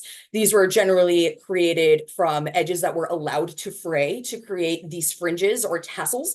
And we see a couple of different variations of skirts here, including, if you look at that cylinder seal press out, you see that like many layer flounced skirt, which to me, just going all the way back to show you directly, looks very similar to this snake goddess statue that we see on the right. That is, to me, it looks like a dead ringer. I do think there is a relationship. I cannot prove it, but it does strongly suggest itself. And we also see evidence of wrapped garments. You see these slit skirts that 2 of these other figures are wearing. So that is just something I would like to point out as another potential relationship across the Eastern Mediterranean. And it does mean that the Minoans' flounced tiered kilt is simultaneously akin to Near Eastern flounced garments, and also very obviously and clearly its own distinct, unique garment in the entire region. It's shorter. It seems to be constructed of a pattern cloth rather than just frayed wool. It has that unique double-headed axe shape. It could have been cut to shape. When I made my own reproduction, I did cut it to shape, but it could also simply be achieved by stretching the fabric. If you cut the fabric on the bias, if you've ever made your own clothing at home, the instructions often tell you to hang it up in your closet and leave it there for a few days, and only then trim it and hem it. Because if you don't, it will eventually stretch out in a wonky way. So there is no reason to think that they didn't know how fabric works. They could have just simply allowed it to stretch in the way that would create the shape. You could also probably roll up the hem of your skirt in a certain way in order to create that interesting high-low hem. That is also something that could have been how they structured that skirt. So my initial assumption that these were cut to shape is probably wrong. They were probably either stretched or rolled to use a rectangular piece of fabric that does not look rectangular when it is hanging on the body. So again, these are all conjecture, no surviving garments. We can probably, though, surmise not just the source of fabrics like we discussed earlier, but also the source of dyes. We know that they were using saffron. We have crocus picking as a subject for a number of frescoes. We also know that Minoans were very proficient in processing the murex snail dye to make a brilliant and colorful dye. We're used to hearing about it as purple, but it also is used to create blue if you just tweak the processing system a little bit. And this dye was known to everybody in the Eastern Mediterranean. It was an incredibly valuable dye. It was worth more than gold. It still is very expensive and very smelly to process. When processed as blue, it was known to the Assyrians and then later the Israelites as tachlitu or techelet. Techelet is still produced and used for ritual garments in this way. So in that way, we have a very distant echo of Bronze Age garments still being used with us in this modern day, which I think is super cool. But even back in the Bronze Age, you're talking about a dye and a color or series of colors that are associated with specifically divinity and kingship. I would last like to, I have not a lot of time yet left. I'll speed through it. Veil, hairstyles, and jewelry in 5 minutes or less. Another thing that we may have seen as an influence from the Egyptians is hairstyle. We see some of these young women with little pigtails, and that looks to be a shaved or growing out hairstyle. I suspect we are looking at young women who have just crossed the threshold from childhood to adulthood. We do see veils. Rarely, but we see them. They seem to be sheer, brightly patterned. It seems to be not dissimilar to the later Greek himation, and probably used in a similar manner for fashion, for cover-up, for social signaling, etc. For jewelry, we see all sorts of brilliant jewelry depicted on these frescoes, some of which I don't know how it's staying on their hair. That could be fanciful, it could be not. But we also do have some surviving pieces that also seem to echo either Near Eastern or Egyptian motifs. This one is from the Heraklion Museum, and you'll notice the papyrus shape, which I think is just very self-evident for that kind of cultural sharing, and also just really brilliantly elegant gold work. The gold work from this area will show regional influences from all over. Aegean trade goods and wall painting have been found in Egypt and the Near East. So this is not at all a one-way sort of influencing system. Everybody was part of this great cultural exchange. And of course, this was my own reconstruction. I tried to do a tie closure. I eventually did choose the looser fit, but I did not do the darts or the shirring that Jones had recommended because I was running out of time for an event. The trim is purchased. It does not go all the way down. I did not weave it because I don't know how to tablet weave. And it was selected to mimic shield patterns that I've seen in Mycenaean frescoes. So I was making an attempt. That being said, I do think I selected trim that was far too wide. Narrower trim would have been a more accurate choice. I used house paint on cotton to make my skirt. So I made some very not historically accurate painting choices, but I did create the stencils myself out of craft foam to mimic the ones that I've seen in frescoes. So all of the patterns were taken directly from frescoes. The color choices were all taken directly from the frescoes. So there was an attempt to mimic the look of it, but I assure you the Minoans were not using house paint. They were probably doing something else. This is what the completed skirt looks like. The band that I applied is actually relatively thin, but it is very, very tightly woven. So it's very strong. It's very easy to wrap around. It does not go anywhere. There are no modesty problems. And here are some photographs of me literally dancing around in a tent in a field. Everything stays exactly where it's supposed to. So you could actually do a lot of activity in these outfits. And I assure you, you will not have any problems. So that was my little experimental archaeology study. And I apologize if there were any tech issues or me issues. And thank you so much for your time and your attention. Thank you so much. That was really interesting. We had so much discussion going on in all the comments sections of all the different streams, people saying, oh, what about this? And oh, how about this? And I think this could have been it. I don't have time to go through all of them. I think most of them, to be honest, were just people discussing it amongst themselves rather than actual pictures, but people were really interested. One thing that I did see come past, and full disclosure, I'm also not a specialist in textiles archaeology, so I may be saying this weird. Talking about the tablet, the bands, weaving in warp-weighted looms requires using integral bands to both start and end the piece. So some people are asking whether it would be possible that that front trim could actually have been applied as an integral tablet woven band. And someone else mentioned similarly that Nordic Iron Age clothes have tassels at the end of those tablet woven bands. Yes, I did know about that, about the Nordic Iron Age and the tassels, because I have friends who do Nordic Iron Age, which is so cool. But I don't know as much about it. I don't know about the other the first comment you said about weaving it that way. That is something I probably should have considered, but didn't. I know weavers, but I am not a weaver. I'm very strictly a sewist, and a person who likes to read all of these books on your screen for fun. So I have never tried that. And I think I would need to learn how to weave and then give it a shot. And then I will report back eventually. That might be a few years from now. I'm not very good at it. I tried it once. I couldn't even set up this tablet weaving correctly, but my friend does have a loom in her living room. So maybe we can kind of do that as a joint exercise. Indeed, there's lots of people now saying, yes, you should definitely, lovely construction. Now you should learn tablet weaving. Now I should learn how to do that. And then I can come back and be like, well, here we go. Here's the better version. I think also just to share with you as well, my favorite comment was when you were mentioning about the bare-breastedness of it, someone mentioned they probably weren't carrying snakes around either. So probably not. Probably not most of the time. I feel like you probably need your hands to do lots of other things in your life besides carry snakes, but possibly carrying snakes in a ritual contest? Yeah, I would believe that easily. They probably weren't having cats on their heads all the time either. Maybe sometimes. That depends on the cat. One final quick question is someone is asking where the dye comes from that you had mentioned. The Murex snail dye, it comes from a snail. There are 3 different species of snail: Trunculus, Murex type 1 and Murex type 2. I'm sorry, I don't remember their species names. But those are the snails that when you kill them and gut them and process them, they make which is a very, very stinky process. They do make a very color fast dye. You can get purple from other snails, but they're not nearly as color fast. They don't stick around. The fact that we like I said, we have no surviving textiles from this civilization, but we do have surviving Iron Age textiles coming out of the Near East that show traces of purple and blue from Tekhelet processing. And this is not just Israelite or Canaanite. This is the Phoenicians example became very well known. So we have this the remains from the vats where they process the dye. We do have remains from the vats where Minoans were processing the dye. So the idea that Minoans were probably the first in the Mediterranean to process and export this dye as a luxury good seems fairly well established until or unless new data comes out to upset that conclusion, and then we start all over again, as will happen sometimes. But that seems fairly certain. But we do know that Tekhelet specifically is a very, very color fast dye.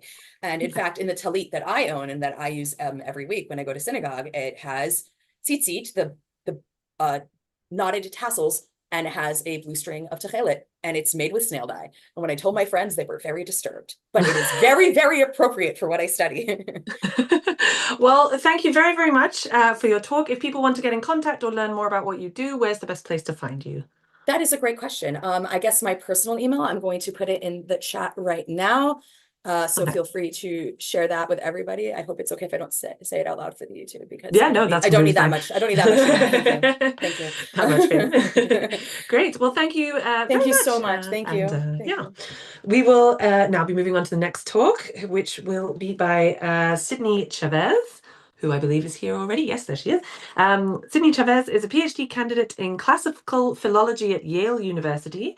Her dissertation project is titled Textile Realities in Homer and explores language of textiles and textile production in the Iliad and the Odyssey. I'm starting to see a link with these papers today. She argues that understanding the physical realities of textile production is critical to understanding the significance of literal and metamorphical references to textiles.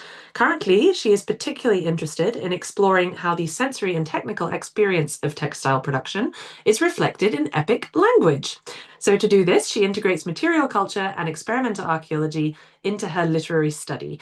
In addition to Homer and ancient textiles, Sydney is interested in Greek and Latin poetry more broadly, ancient magical practices, and women in the ancient world.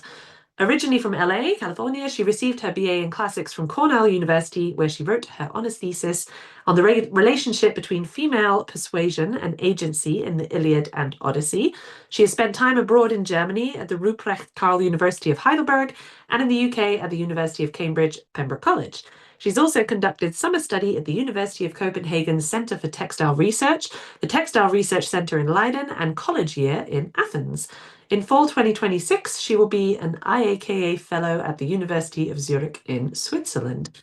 When not reading or traveling, you can find Sydney singing show tunes and weaving on her recreation of an ancient Greek warp-weighted loom. And today, Zoe will be talking about female fashion designers, women as designers of textiles in Greek literature. So feel free to share your screen there. Can you hear me and see me? Yes, perfectly. Okay, great. I will share my screen now. All right, is that working? Yep, that looks great. Take it away. Okay, great. Oh, my screen just glitched. All right. Thank you so much for having me. I'm really excited to present my work with you all, and it's been so wonderful listening to everyone else's presentations as well. As you just mentioned, my name is Sydney Chavez, and I am a PhD candidate in classical philology. And for those who might not be so familiar with the term philology, that means that I work primarily with texts, but my main research methodology actually brings together many different fields like archaeology, art history, and of course, textile studies. My aim is to bring an understanding of objects, art, technology, and materials back into our understanding of Greek literature. And that's exactly what I'm trying to do in this paper here that I've entitled Female Fashion Designers, Women as Designers of Textiles in Greek Literature. Women in Greek antiquity have long been associated with textiles. The earliest forms of Greek writing, found in the Linear B tablets from the Late Bronze Age, list women as the spinners, weavers, and wool workers who produce textiles. Tools related to textile work, like spindle whorls and loom weights, are commonly found in female burials. The patron deity of weaving is, of course, the female goddess Athena, and across Greek literature, figures like Homer's Penelope link textile work with what it means to be a good woman or good wife. And recently, scholars like Elizabeth Barber and Lynn Foxhall have shown that these associations are grounded in ancient reality. That is to say that women were, in fact, the dominant producers of textiles. In this paper, though, I'm not so interested in women as producers of textiles. Instead, I'm interested in women as designers of textiles. This is a small distinction, but I think a very important one. When scholars focus on women as producers, they often focus on the tangible material steps involved in textile production. So combing the wool, spinning the thread, weaving the cloth, and all the tools that go along with these processes. What then gets lost in the scholarship is the mental processes that accompany this work, the choices that must be made to get the desired end result. It's these mental processes combined with the technical skills of production that I refer to as design. By focusing on design, I also want to signal that textiles are not just utilitarian objects, but wearable works of art, and thus we should consider the women that designed them as artists too. I'll begin by examining two objects that exemplify this combination of physical and mental skills that are required to design a textile. Then I will return to examples from Greek literature, where we see women using their skills to design textiles. I'll look at two lines from Homer's Iliad, an epigram by the female poet Gnossus, an epigram by Antipater, and I'll end with a fragment from the female poet Erinna's poem, The Distaff.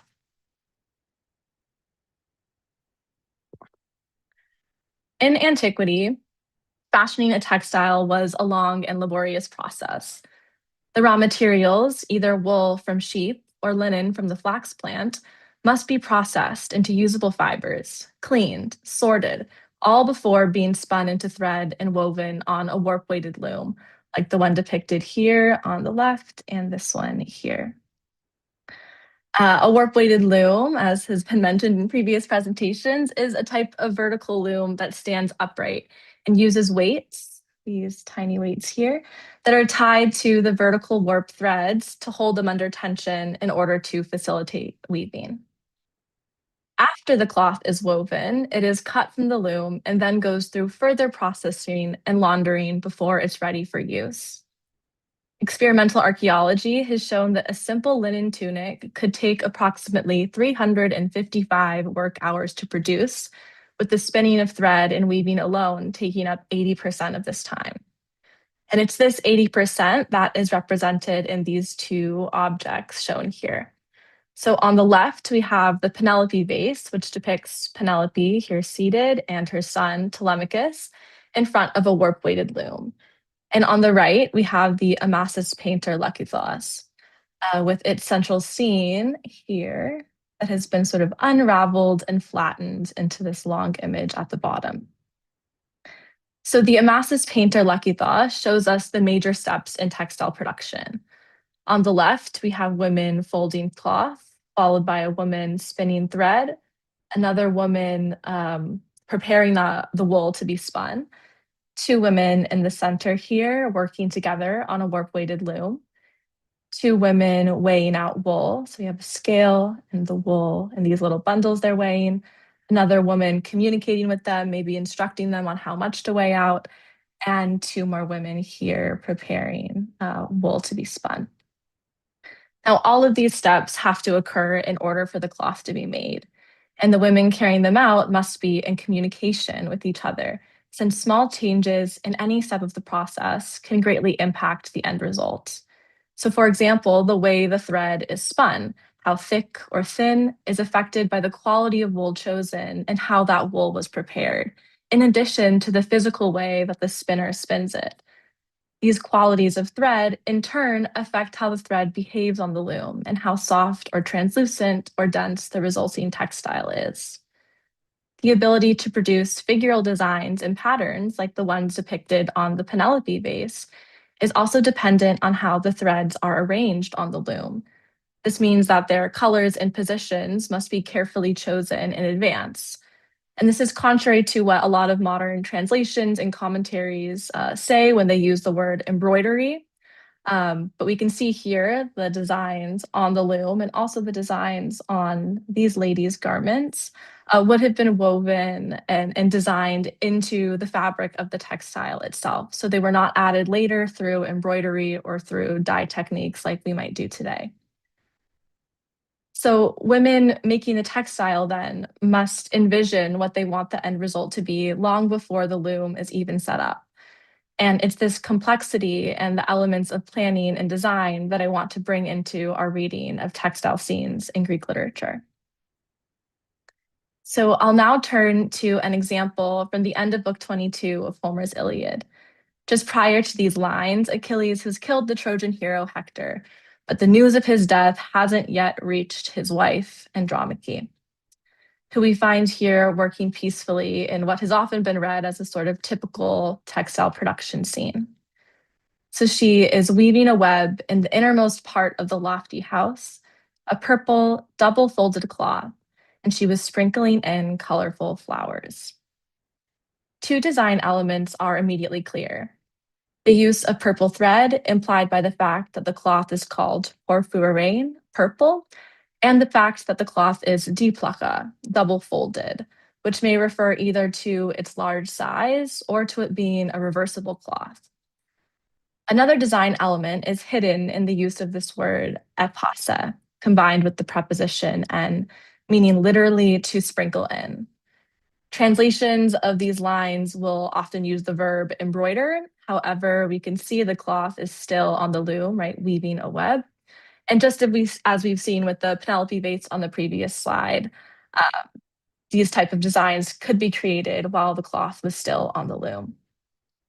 And additionally, we know from other literary, archaeological, and art historical evidence that embroidery was just not common in antiquity. And so within the context of this passage, this verb must mean to weave in. So in reality, to create a purple cloth with a woven in flower design like this must have taken a lot of foresight. Implied in this scene is the fact that Andromache must have from the start envisioned what she wanted this cloth to be like. She must have procured the right amount of thread that was dyed to the precise color. She must have set up the threads on the loom in such a way to facilitate the making of a double-folded cloth and to her being able to weave in this colorful flower design. Though Andromache in these two lines is depicted as the sole weaver, she will also have to have been in communication with other women in the development and realization of this cloth. She would have sourced and procured materials, much as modern fashion designers do. Her cloth then is designed from the start and achieved from her own creativity and her own skill, but also the skill and creativity of others. And so we can see her as a sort of fashion designer in the very literal sense of the phrase. She both fashions and designs. Obtaining the knowledge necessary to know how to bring a design like Andromache's colorful flowers out of the abstract and into the cloth is no small feat. And research into the transmission of textile knowledge in contemporary weaving societies shows that knowledge is most often passed down generationally, so from grandmother to mother to daughter. And this intergenerational transmission of design knowledge is also what we find in Greek examples, like this epigram from the Hellenistic poet Gnosis. She writes, "Revered Hera, who often descending from heaven look on your Lacinian shrine, fragrant with frankincense, accept the linen garment which Theophilus, daughter of Cleopa, wove for you with her noble daughter Gnosis." Here, Gnosis encourages the goddess Hera to accept the offering of a garment she wove together with her mother. Her mother is the grammatical subject of the verb, hufanen, to weave, and as the more experienced weaver, naturally would have taken on the bulk of the weaving. But the specification of Gnosis herself as the one accompanying her mother is significant. Her name occupies the first word of the final line and completes the phrase begun at the end of the previous line, metapaidas agawas Gnosidos, with her noble daughter Gnosis.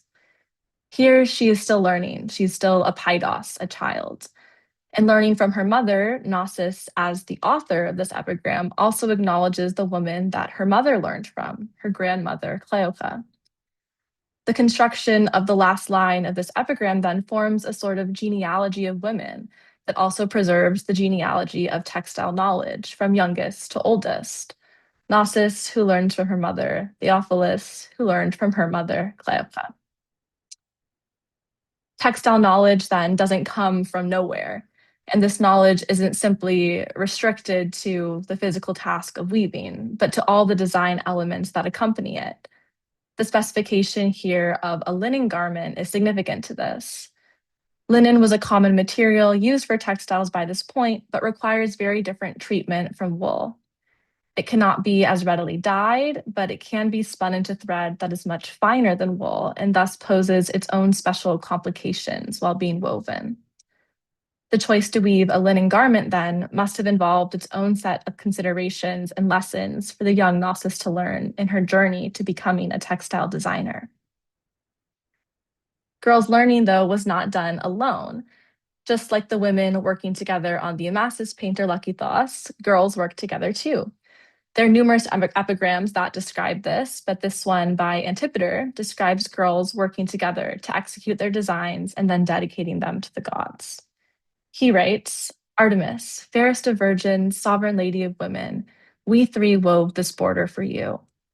Bitier wrought the dancing girls in the crooked stream of winding meander. Blonde Antianera devised the decoration that lies on the left side of the river, and Bition that on the right, measuring a span and a palm." So we can see here that learning how to fashion textiles was also an integral part of a girl's childhood.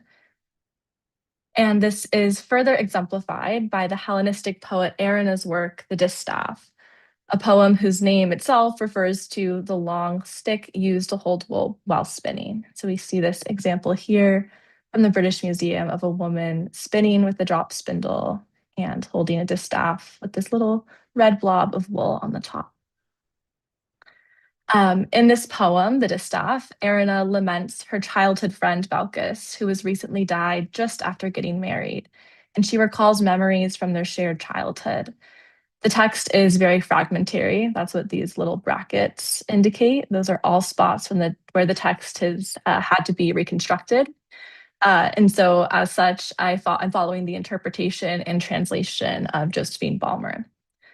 Erinna recalls, "As girls, we played weddings with our dolls, brides in our soft beds, or sometimes I was playing mother, allotting dawn wool to the women, calling for you to help spin out the thread."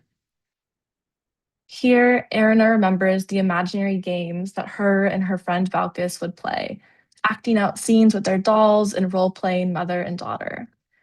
In the role of mother, Erina would assign wool to the women, which have sometimes been interpreted as the dolls from 2 lines prior. And she asks for Balkis's help in spinning the thread. These scenes are remembered as games from a happy childhood, but are tinged with sadness, as Balkis will never have a turn to be mother, as she's just died after her wedding. And she will never have the opportunity to pass down her own design knowledge and skill to a daughter. We can see real examples, though, of what one of the dolls Erina and Balkis may have played with looks like. It has movable arms, one of which is now missing, a miniature chair and shoes, and this doll also has a miniature epinatron. Epinatra, for the plural, are hollow, sort of half oval shaped knee covers used to help prepare wool for spinning. And this miniature one, here's a larger picture of it here, fits the dimensions of the seated doll's knee perfectly and would have been used by girls to mimic the actions of the adult women around them, and in doing so, to learn these skills through play.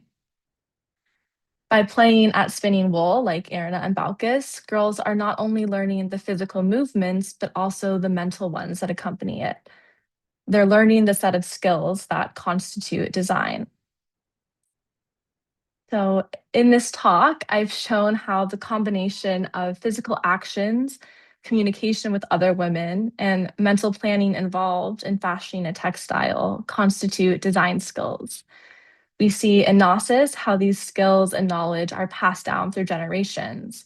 In Antipater and Erina, we see these skills honed between friends. And in Homer's Iliad, we see adult women like Andromache as the ultimate designers. She possesses the knowledge and skill to envision how she wants her textile to function and to look like. And she is able to fashion that design into reality. Thank you. Thank you so much. That was a really fascinating talk. It fit beautifully with our earlier keynote as well from Tony. So really nice to see the kind of other side of that. And I'm curious whether you know if there are other material evidence. I mean, you mentioned the toys there briefly, but if you can expand on that a bit, whether there's other sort of material evidence that would link to those concepts that are discussed within the texts. Yeah, so we have, I'm thinking of one, I don't think I have it in this slide, no. There is a miniature distaff from Roman Gaul that still has wool on it that seems like it was maybe a toy or either instructive or just like a toy in the more simple sense that girls could have used or could have played with, or just to be exposed to these types of techniques and skills earlier on. As far as other evidence for example, the types of borders that Antipater is describing. So it says, we three wove this border for you. I noticed in the comments from one of the earlier talks, people talking about the sort of borders used for warp-weighted weaving. It's thought that this might be what one of these borders is, that girls learning to weave would start by making these borders. So like a simpler, smaller project that then could be used to set up on a larger loom by more experienced weavers, like their mothers or other women in the community. I see actually someone, sorry, I see someone commenting on about, this is earlier on, so this might have been in relation to that point, brocaded in perhaps, question mark, is that? Yes, so there's, I didn't bring it in for this talk, but specifically when we're talking about like designs that are woven in, like we also see here, there have been many different experimental archaeological sort of investigations into how this could be done. Brocading, I think, is one of them. Elizabeth Barber in her larger volume, Prehistoric Textiles, and the later chapters of it describes evidence for maybe using tapestry weaving or supplementary weft weaving, which are techniques that I personally don't have so much experience with, but I have seen them in action on warp-weighted looms, and people have tried reconstructions with them to create things like this, and it works. People have also used tablet weaving. So there's a recreation of this exact garment, actually, by, I believe her name is Ellen Herlisius Klug in Germany, in Munich at the Deutsches Museum, who has recreated this exact figural design using tablet weaving and doing so on a warp-weighted loom. So it seems like, yeah, there are a lot of different techniques that could have been used to create these. Yeah. Yeah, someone else has just mentioned could potentially be woven to have the double-layered top folded down. Would a garment like this would have to have had the upper design woven upside down? I don't know if you have any Yes. thoughts on that. Yeah. Yes. Yeah, that's another possibility for deep waka. So double woven could be either like reversible. Some people think it might just be double the size, but would mean that there would be double the amount of vertical warp thread. So you're like literally weaving with each pass, you're going in and out the other side to create a cloth that is double the width of what the warp weighted loom could accommodate, because as you can see, this is pretty much to scale of what most recreations of warp weighted looms are. And so they are sort of, horizontally bounded by how long you can get these pulls to be. Though of course, vertically, you can add as much thread as you want and tie it onto the bottom of the weights and just keep rolling it up and keep going. Yeah. And do you have, and this is sort of quite a broader question, I suppose, so apologies if it's a bit outside the sphere, but in terms of sort of apprenticeship or learning, and there's so many different archaeological theories around that, how do you think that plays into this idea of then people sort of teaching their daughters or daughters learning? Can we see that through the material, through the text at all? So as far as Greek antiquity goes, so up through like the Hellenistic period, from what I have been able to tell, we can't really find much evidence for sort of apprenticeships. It seems more that women were taught at home, either by their mothers, or once they were married, were sort of overseen by their husbands' mothers or the other older women in the household. And we have some examples of that are coming from Plato and from Xenophon. But once we get past like the Hellenistic period, there are some letters from Roman Egypt talking about people sending their daughters, to the next town over to learn a particular textile skill. So it seems like by the Roman period, things maybe were getting a little bit more like industrialized, for lack of a better word. And then there were maybe some more like standard workshop practices in place to get people to learn these skills in a more structured way, I guess, than we would think of just than learning something at home. Yeah, that's fair enough. By the way, if anyone else has any further questions, please do pop them in the chat of wherever you are. I do have a feed in front of me of all the different chat channels, so hopefully it will come through in that and I'll be able to answer it. In terms of, obviously this session is about women in antiquity and in the past, but do we only see it referenced to women in terms of the textual evidence? I know you mentioned at the start of your talk about having a lot of textile remains in graves and female graves and stuff like that, but how gendered is it, especially in the earlier periods? Yeah, this is a question I've really been wrestling with, and especially in my dissertation work, which is focusing specifically on textiles and textile production in Homer. So I'm sort of imagining this late Bronze Age, early Archaic sort of fantasy lands and using evidence from that. But it does seem like women in this period, at least from the late Bronze Age into the Archaic period, and I think even extends into the Classical and Hellenistic period, that women were really the only ones creating textiles. There have been some publications in the last 20 years that have argued against this. But I think Lynn Foxall in this article here, Women's Work, Who Made the Textiles in the Ancient Greek World, she sort of re-examines the evidence and shows that really that male weavers and even male managed workshops are not really the case. We have, I believe, one example from the Linear B tablets of a man's name as part of these lists of textile workers. But it's thought that maybe he was a manager, or maybe he was somehow otherwise involved. We Mhm. do know that men were they were the primary farmers and the primary sheep herders, and they were the ones that would cut the fleece from the sheep once shears were invented in the early Iron Age. Um, but it seems like beyond that, and also men seem to have been primarily doing the finishing elements of textile production. So fulling the cloth, like making it fuzzy, sometimes laundering it as well. So men were definitely involved in textile production. And in my dissertation, I actually argue that they know a lot more than what we would maybe think, because they grew up around women doing this. Yeah. And I guess then it's also worth mentioning too that this sort of gender divide is maybe more specific to adult men and adult women. We do find children of both genders listed in the linear B tablets of people that were helping their mothers or were somehow in these workshops. So it seems like maybe the gender division only happened at adulthood. Okay. But yeah, but in the Roman period, though, we do see some men in textile work. I found one example of a male spinner in a Roman sarcophagus from Ostia that like blew my mind. But, Okay. yeah. Interesting. And I guess that sort of leads nicely to, so we talked about, age differentiation, gender differentiation. In terms of class or kind of hierarchy, would there have been a differentiation? So someone even in the comments mentioned potentially weaving for upper classes, spinning for lower classes, or is it sort of a mix?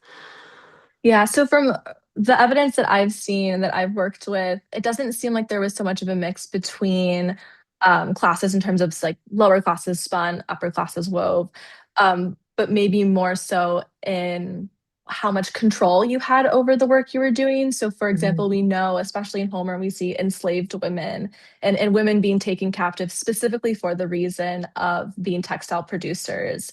And perhaps these women were specialized in spinning or weaving or one or the other, but they're not always differentiated in that way. But we do see upper class women both spinning and weaving. So in the Odyssey, for example, we have Helen weaving, or pardon me, Helen spinning, and Penelope is weaving. And in the Iliad as well, we have a scene where Hector tells Andromache, go back to your spinning, go back to your weaving, when he doesn't want her to get involved in the war.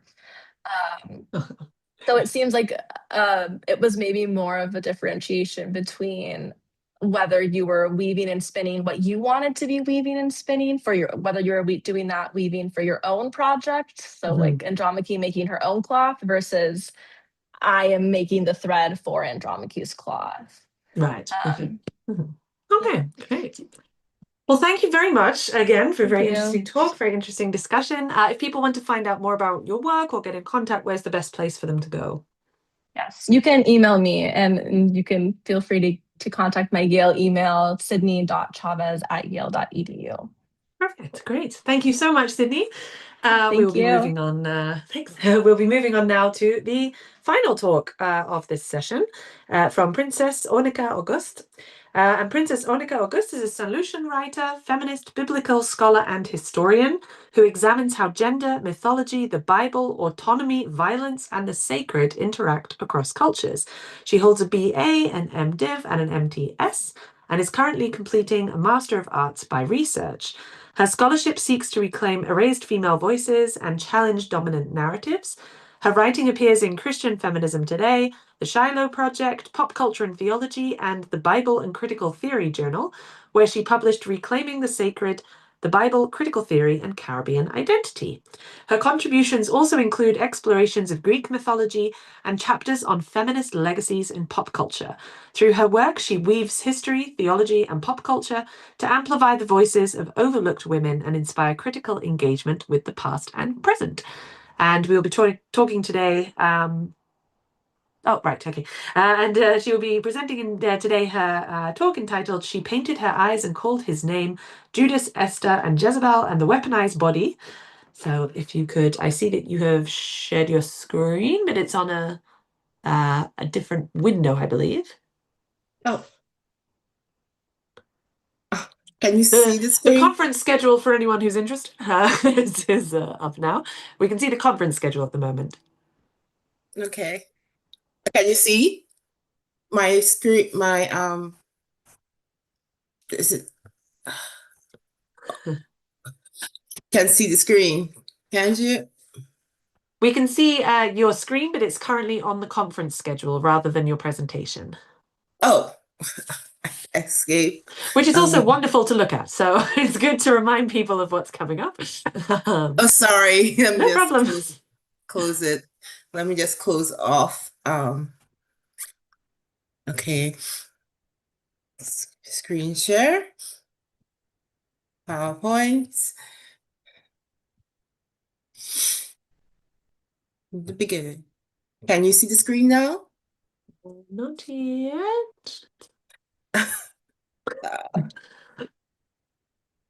I don't think I can. I don't know if anyone else here. Oh, no, it's starting. Swirling for me. Oh, let me close this one. Email. Okay. Can you see the screen now? It just went away again. It might be that you need to share the whole screen rather than like a window or the PowerPoint, and then it will go. Okay. Can you see the screen now? Getting there. Okay, yes, that looks good. So it's now on the edit version. Yeah, from beginning. Okay. Good afternoon, everyone. My talk is about She Who Paints Her Eyes. And it's about Jezebel and Esther and Judith and their bodies. So in biblical texts and in early Christian interpretations, women who wear makeup and jewelry and elaborate hairstyles and hairdos are deemed to be vain, and they have moral failure, or they are trying to seduce men, or they are wicked, in the case of how Jezebel is interpreted. And this traditional view creates a binary situation where women are interpreted and viewed as a threat or a sinner. So a new framework I'm using is called the weaponized body. And so it's a key concept is rejecting the idea that women who wear makeup or jewelry or have elaborate hairstyles or dress elaborately are sinners or seductress who trying to seduce you, or they're wicked or they're evil. And instead, they're using these types of avenues to assert their bodily autonomy and their political agency. So I use Judith Butler's performance, and she's like saying that identity is not innate, but it is acts that are repeated and who are stylized acts. And so jewelry adornment is a performative act and produces and asserts a powerful identity. So I'm reading these ancient texts through a feminist lens, where the adornment, jewelry, makeup, and other similar activities represents women's agency and lived experiences. So I'm arguing that for Jezebel, Esther, and Judith, they wearing makeup or being adorned was not about being vain or seductive or wicked, but it was a tool of survival, defiance, and power. They were actually using these acts to demonstrate their bodily autonomy, and they were using these deliberate acts of self-fashioning. So they were choosing to create themselves, or like I said, fashioning themselves in what they want to be. So we go with case study, Jezebel. So, and she's in the Hebrew Bible, Old Testament, 2 Kings 9:30, and it says when Jehu came to Jezebel, and Jezebel heard of it, she painted her eyes and adorned her hair and face and looked outside of the window. So this is not a desperate act or a prophetic act. This is actually a powerful royal assertion. And we know how she is interpreted. Jezebel is interpreted as a evil woman, and she is a wicked woman. And some people even interpret her as a seductress when she was actually not a seductress. She was married to one man, Ahab, and she wasn't trying to seduce Jehu. She was actually asserting her royal power by having makeup, dressing up herself, adoring herself for the arrival of this usurper. She reclaims her royal identity and her agency. And her adornment is just an act of resistance against a usurper, a powerful man. And she's showing that she's not just a helpless woman, but a defiant woman. A quote from me: Jezebel uses her makeup to assert her defiance. And so for Jezebel, scholars like Janet, who Gaines, questions how evil was Jezebel. And so she kind of supports my argument that Jezebel was not exactly evil, and she painted her face to reclaim her agency, her bodily autonomy. And then you have scholars like Tamara Lomax with her book and Jezebel and Hinge, and she talks about how the Jezebel, it becomes associated with black womanhood, and how black women are called Jezebels, and because of that connotation, black women are interpreted as sexualized, sexually promiscuous, or wicked or evil. And that is not a right label, because even Jezebel was not sexually promiscuous. And I would not necessarily call her evil. She just used those avenues of jewelry and her makeup and her hairdo to reclaim that agency, that bodily autonomy. She was performing to reassert herself. And then we have Esther. I call Esther strategic beauty. We know that in Esther 2, chapter 2, that she goes into the harem, and they say that she was beautiful and had a lovely figure, and she listened to everything that Haggai, the king's eunuch, tells her to do. So, because Hagar was in charge of the harem, and because he found Esther to be more beautiful than a lot of the girls that were kidnapped and trafficked to the harem, he gave Esther more beauty products, more food, just gave her more assertion. She could walk through the palace because she was the most beautiful woman there.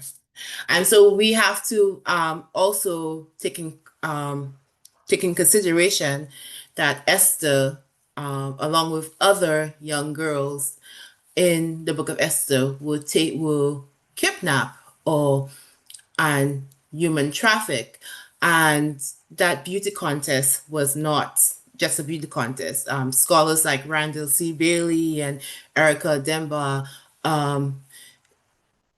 say that contest wasn't beauty, but was a kind of a sex contest,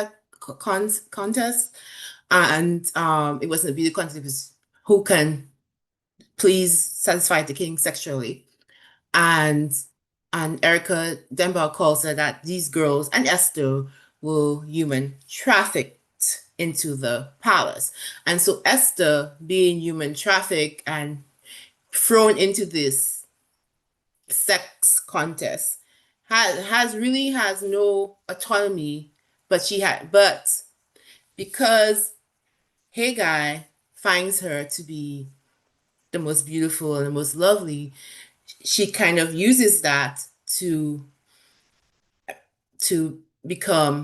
please the king, to be the one to please the king sexually, because she has no choice. She's a human trafficked girl. She's a kidnapped girl, and the only thing that she can do is make herself look beautiful and sexy and adorn herself with makeup and jewelry and perfume to have bodily autonomy, or to assert that bodily autonomy. And so her preparation, a year of cosmetics and oils, is a strategic process of bodily autonomy, and which is to become queen and to save her people. So she used her body, which was weaponized already, because again, she's trafficked. She's a kidnapped girl, to not only bring up herself into power, but bring up her cousin, uncle Mordecai, and also save her people. Esther employs beauty to navigate the Persian court, because she has no choice but to do that. Case study 3, Judith. Now, Judith is not in the Hebrew Bible or the Old Testament. It's in the Catholic Bible. In the Catholic Bible, I'm Catholic, so that's where I know where it's come from. So it's in the Catholic Bible, and I think it's in an extra. The Protestants call those scriptures that didn't make it into the canon something else. So yes, so she's in the Catholic Bibles, and so in Judith, she has a whole book for herself. So Judith, in Judith 10, 3-4, she puts on her beautiful garments. She adorns herself with jewelry and fine clothing for charming of the eyes of men. So Judith's adornment of makeup and jewelry and fine clothing is deliberate. It's actually a premeditated act of war.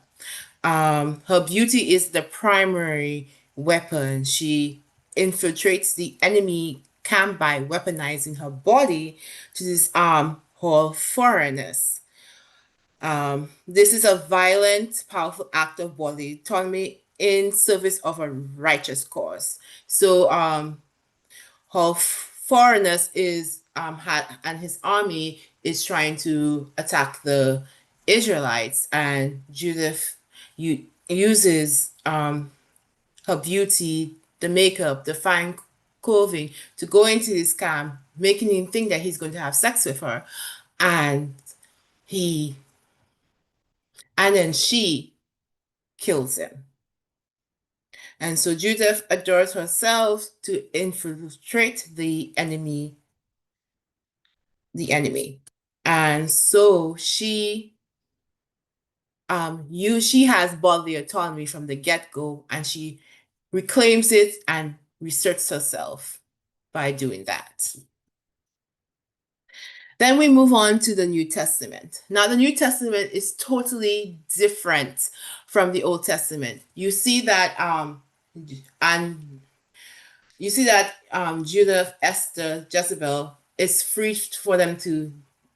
They use makeup, they use jewelry, they use fine clothing, and all that to make research about their autonomy.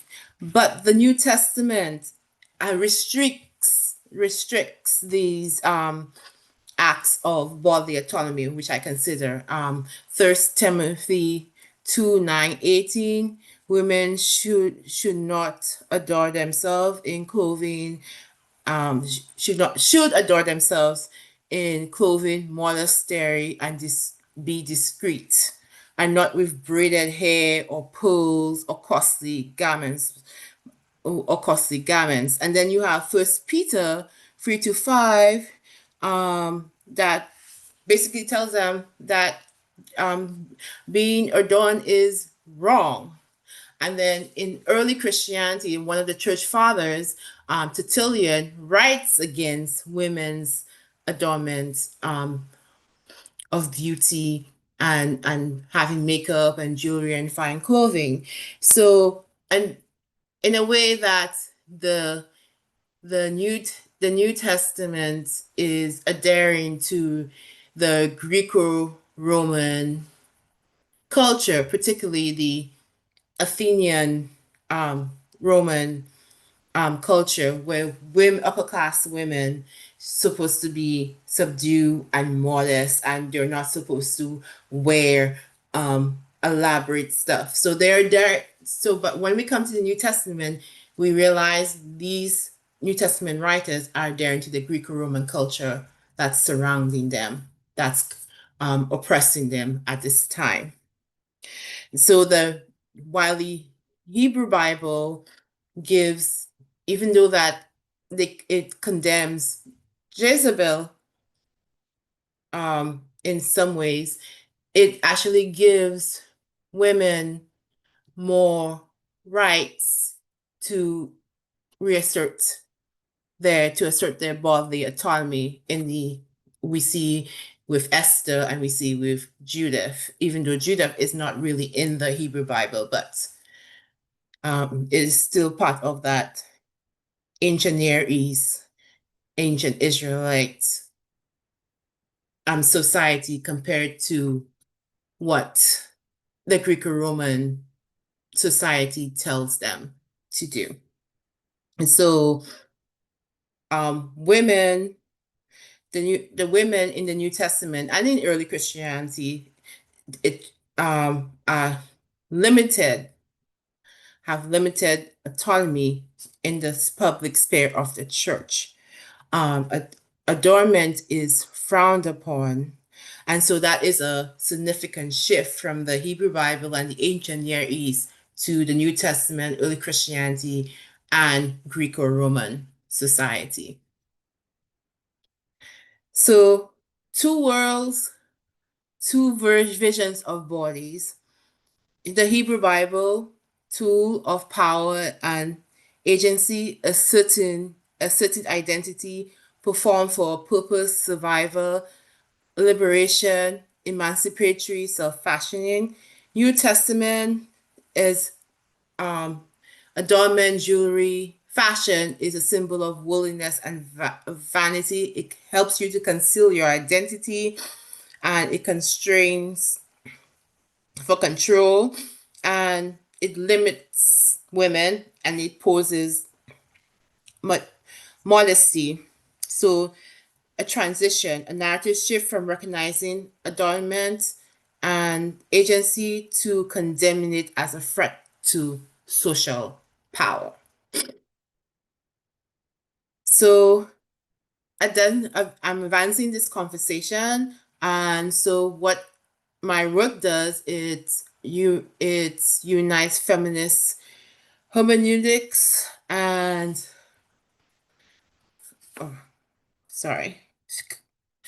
it unites feminist hermeneutics and biblical scholarship and fashion and ancient Near Eastern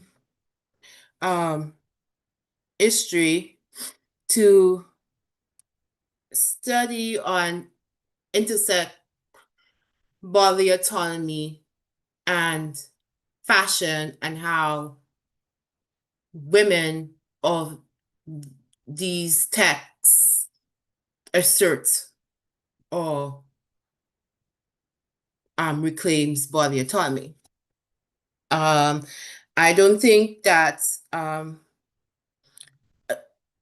like how adornment is interpreted that it is a sin, but it is a core element to help women achieve female bodily autonomy. And it challenges the traditional scholarship that Jezebel is evil, critiques Esther and how she uses her body. And it doesn't downplay Judith and her use of their bodies. So I'm showing that how these women use their bodies to reclaim power and to reinsert their bodily autonomy and to examine the gender struggles over identity in ancient texts and modern interpretation. So, key takeaway, the stories of Jezebel, Esther, and Judith show that the female body has always been a battleground. The acts of autonomy were radical assertions of selfhood in a patriarchal society. And the shift in the New Testament is not just about fashion, but really about a broader project of limited female agency. So understanding this ancient history is critical for how we critique how women's bodies continue to be police control in contemporary religious and cultural discourses. And questions, comments, and thoughts. Thank you so much, Princess. That was really interesting. It's so fun to see like a different aspects of what we've basically been talking about throughout this session as well, in terms of the power of women and kind of the hidden power of women in that respect. We have a few minutes for questions. If anyone has any questions for Princess, please do post them in the comments. We have one here asking about whether the idea of modesty corresponded with rising male dominance in the early church. Yes, it does. Because remember, by the time we get to the New Testament, Rome has conquered Israel, Palestine, that area. And so they're adhering to the Greco-Roman society of manhood and womanhood and patriarchy. So yes, that's what the early church seems to be doing. It's about the modesty is imposed because it's about patriarchy and power. And if you look at, because not all of Greece, ancient Greece, was so imposed about modesty, particularly Athens.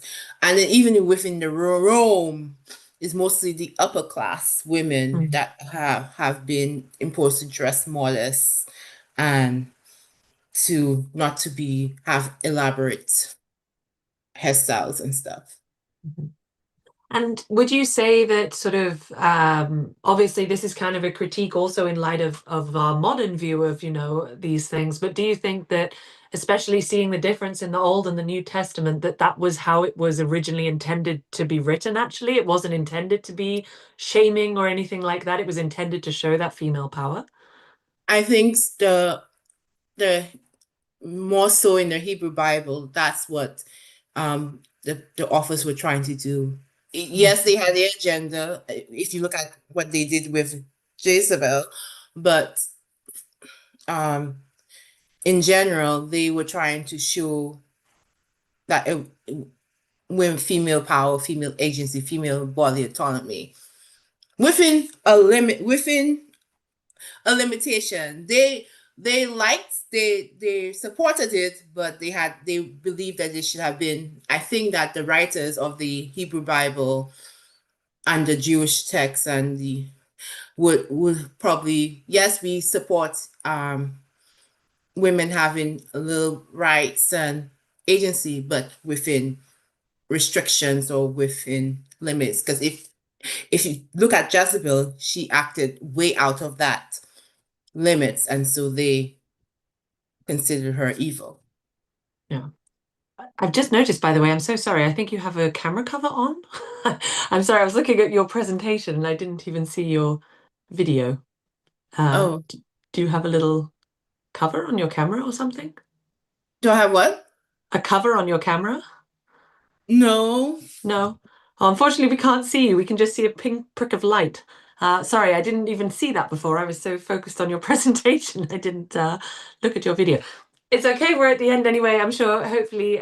So my final question indeed is if people want to learn about your work or to see your beautiful face, then where can they find you and how can they best contact you?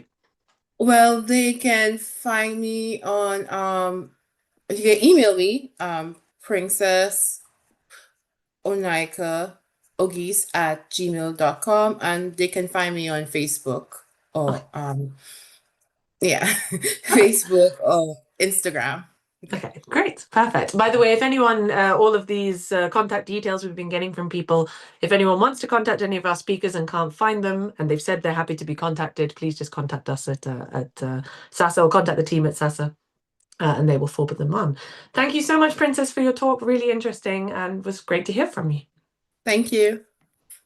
Okay, so now that is the end of session 4, and we will be going now into the next session, and I am handing over to the next moderator, who is a fellow member of the Archaeology Podcast Network, Chris Webster, who is actually the founder of the APN, runs several different companies, including Digitech, Cultural Media, and has proved invaluable in terms of promoting the approachable and accessible dissemination of archaeological knowledge through the medium of podcasting, but also through other medium as well. So take it away, Chris.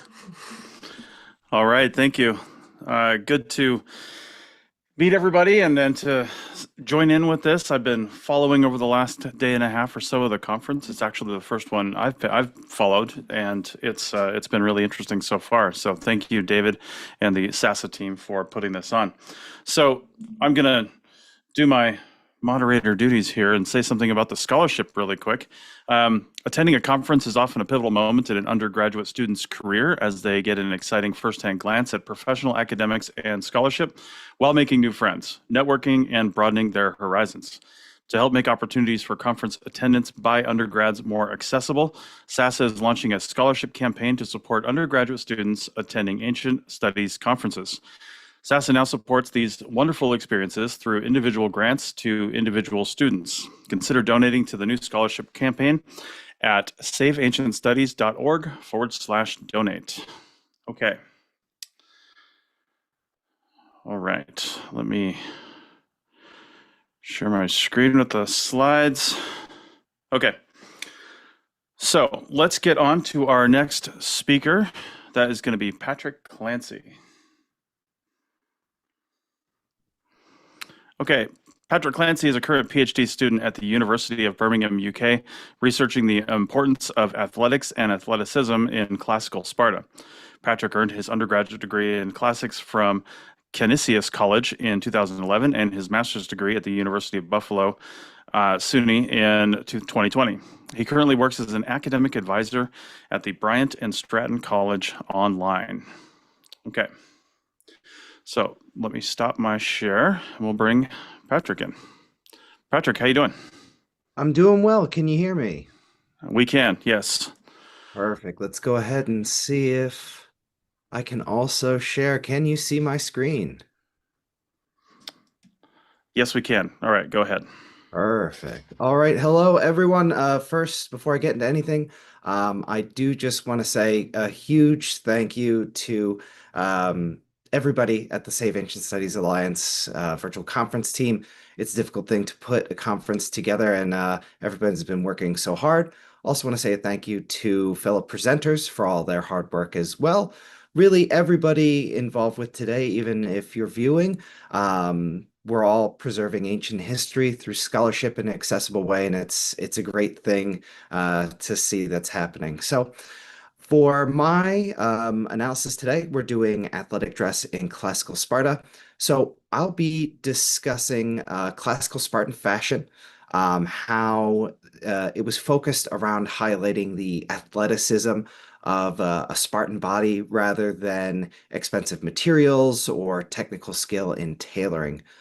This athletic fashion was introduced to Spartans at a young age and reinforced throughout their education. The Spartan style imposed a uniform seemingly based in equality amongst the in-group, while at the same time excluded outsiders. This research will focus on literary sources and examine a small sample of Laconian artifacts depicting Spartans with connections to athletics to illustrate how the material culture reflected the written accounts. So, how were the Spartans depicted in the classical period? What about their fashion features set them apart from the other Greeks during this time? For the Spartan women, they were often depicted or described as athletic in a very stark contrast to other Grecian women.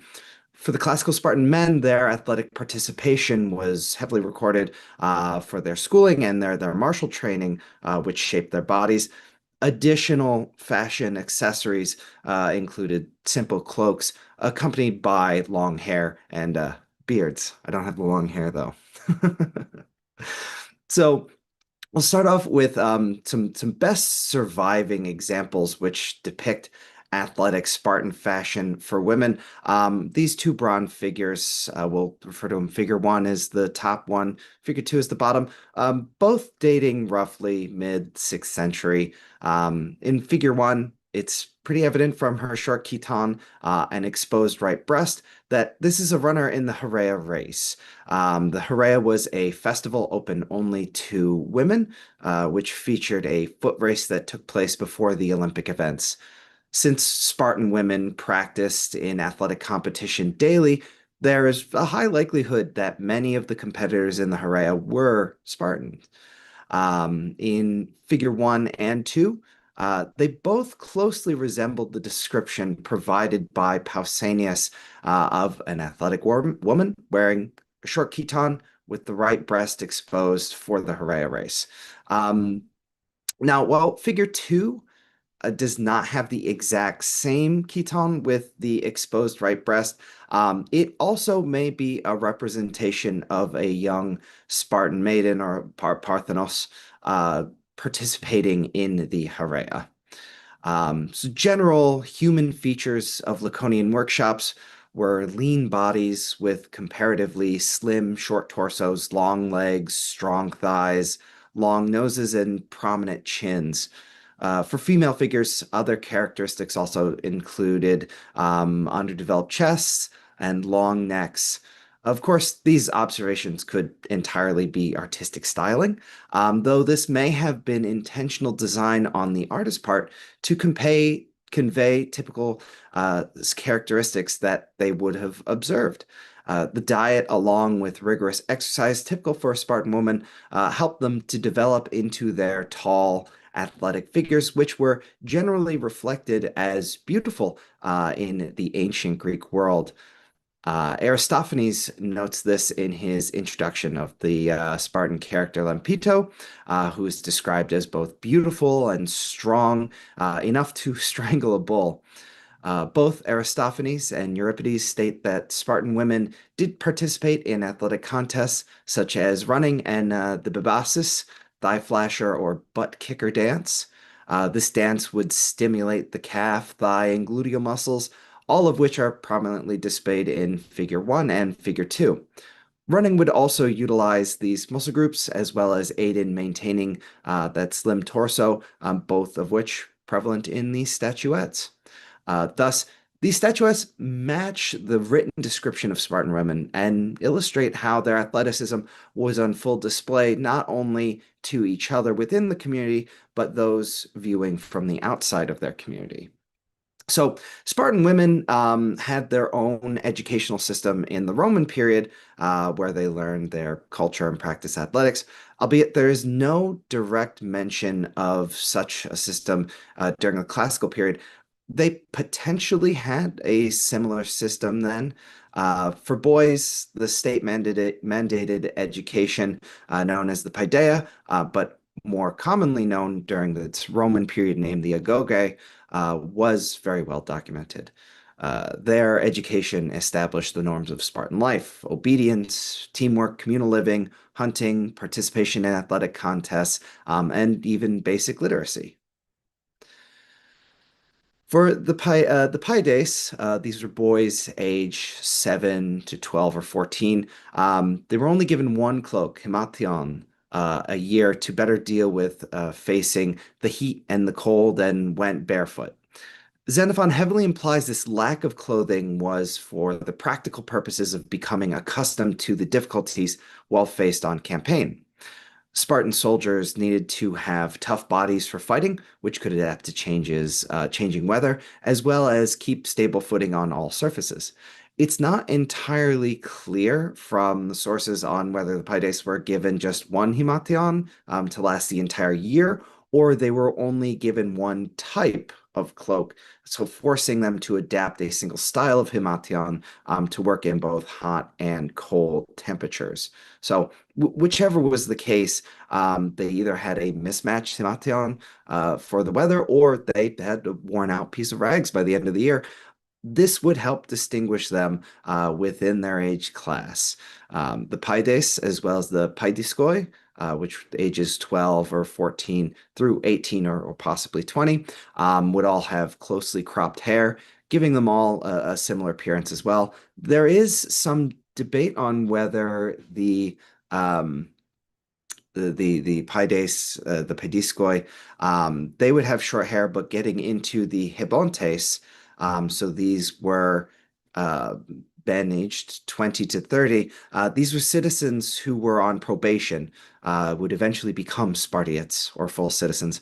A Spartiate was permitted to wear the red himation and grow his hair out to length to give them an appearance of being taller or more ferocious, with a wild look as an intimidation factor. So there's some debate on the length of the hair, if the Hebontes were allowed to grow their hair out long, or if that was reserved for full Spartiates. I tend to agree with Lipka's translation that this was for full Spartiates.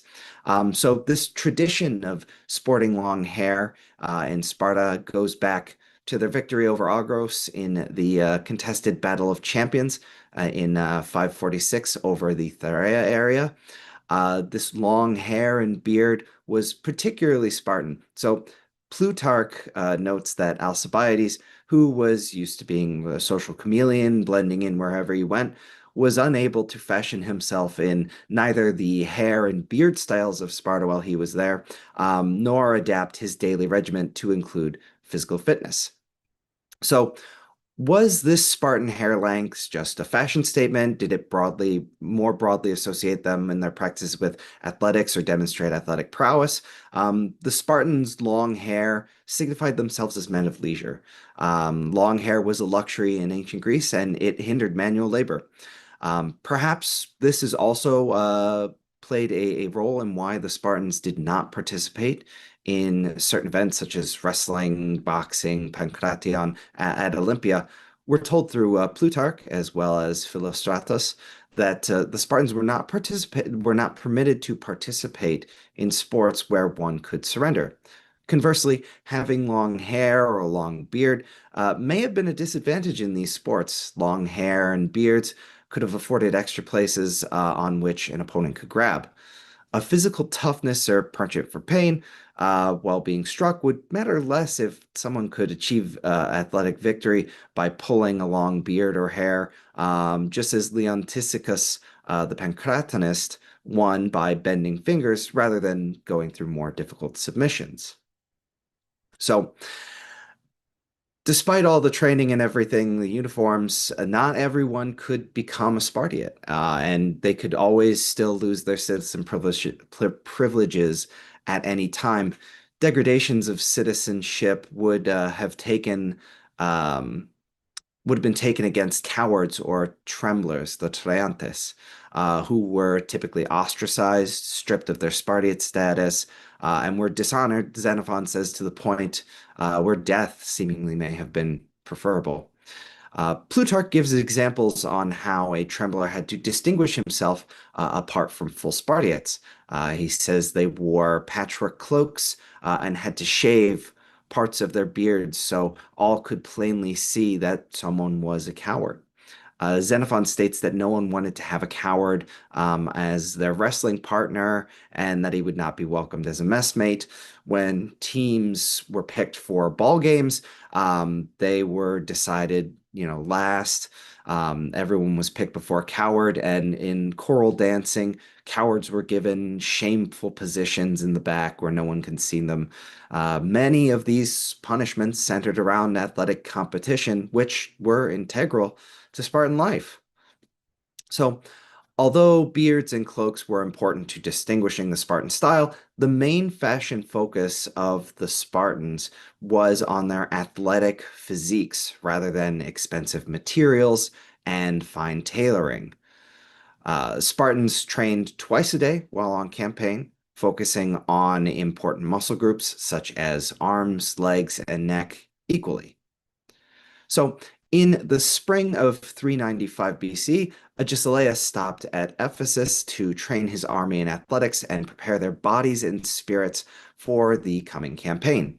They exercised in the gymnasia for ways of war, and prizes were given to hoplites who had the best bodies, while special units like peltasts, archers, and cavalry would practice their specific skills like archery, javelin throwing, and horsemanship.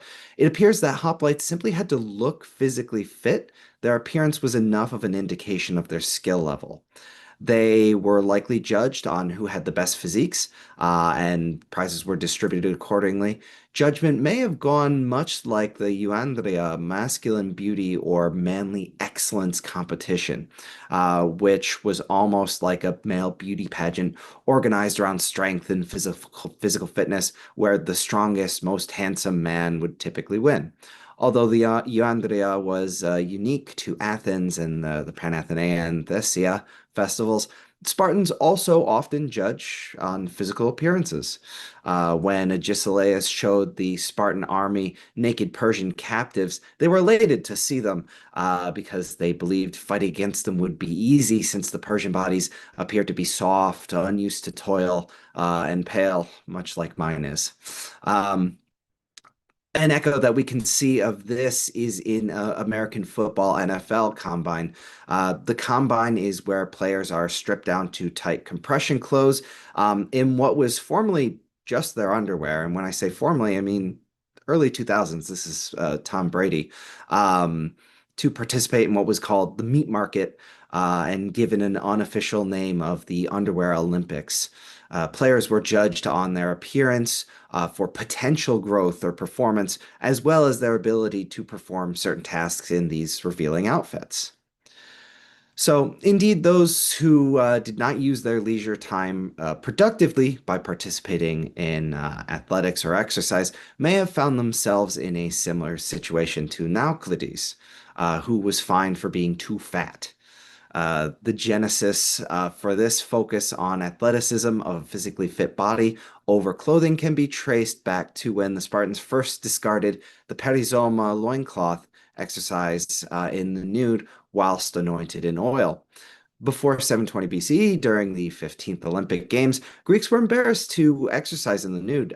This changed after Acanthus discarded his loincloth during the Dolikos long-distance race, and he won. So indeed, the gymnasion is derived from gymnos, naked, and the gymnasia was a place where nudity accompanied athletic performance. So nudity appears to start as a marked method to denote special occasion from the 6th century Koroi statues, which coincided with the Spartan introduction of nude athletics. So nudity was used for religious or initiatory rites, as well as for erotic stimulation, all where the athletic body was celebrated. Although nudity could be used to denote depictions of heroes in artwork, it was primarily associated with athletics and sex. Nudity was portrayed more often on red figure over black figure vases, and old men were always depicted as clothed. Hard working, it's perhaps it's hearkening to how older men are in less shape, and therefore their significantly less fit bodies were not in line with the athletic beauty standards of ancient Greece. So indeed, nudity for men in Greek athletics pertain not just to the athletes, but also to the trainers. Pausanias relates the story of Calipatria, who disguised herself as a male trainer, only to expose herself while celebrating the win of her son in his Olympic victory. Thus, future trainers were required to strip naked before entering the arena. It's unlikely that Spartan women during the classical period exercised entirely nude, like their male counterparts. It's even less likely they utilized nudity in the way that Plutarch describes them as exercising nude in front of males. Alternatively, Spartan women likely exercised wearing the short chitons, which facilitated a greater degree of freedom and movement. Although there was less nudity, this outfit was still perceived as provocative, and Spartan women were thus labeled as lewd for their participation in athletics. So figures 3, 4, and 5, going from left to right here. They're all nude, wearing reed hats, typically associated with the Carnea festival, or if these are palm hats, could be associated with the Gymnopedia.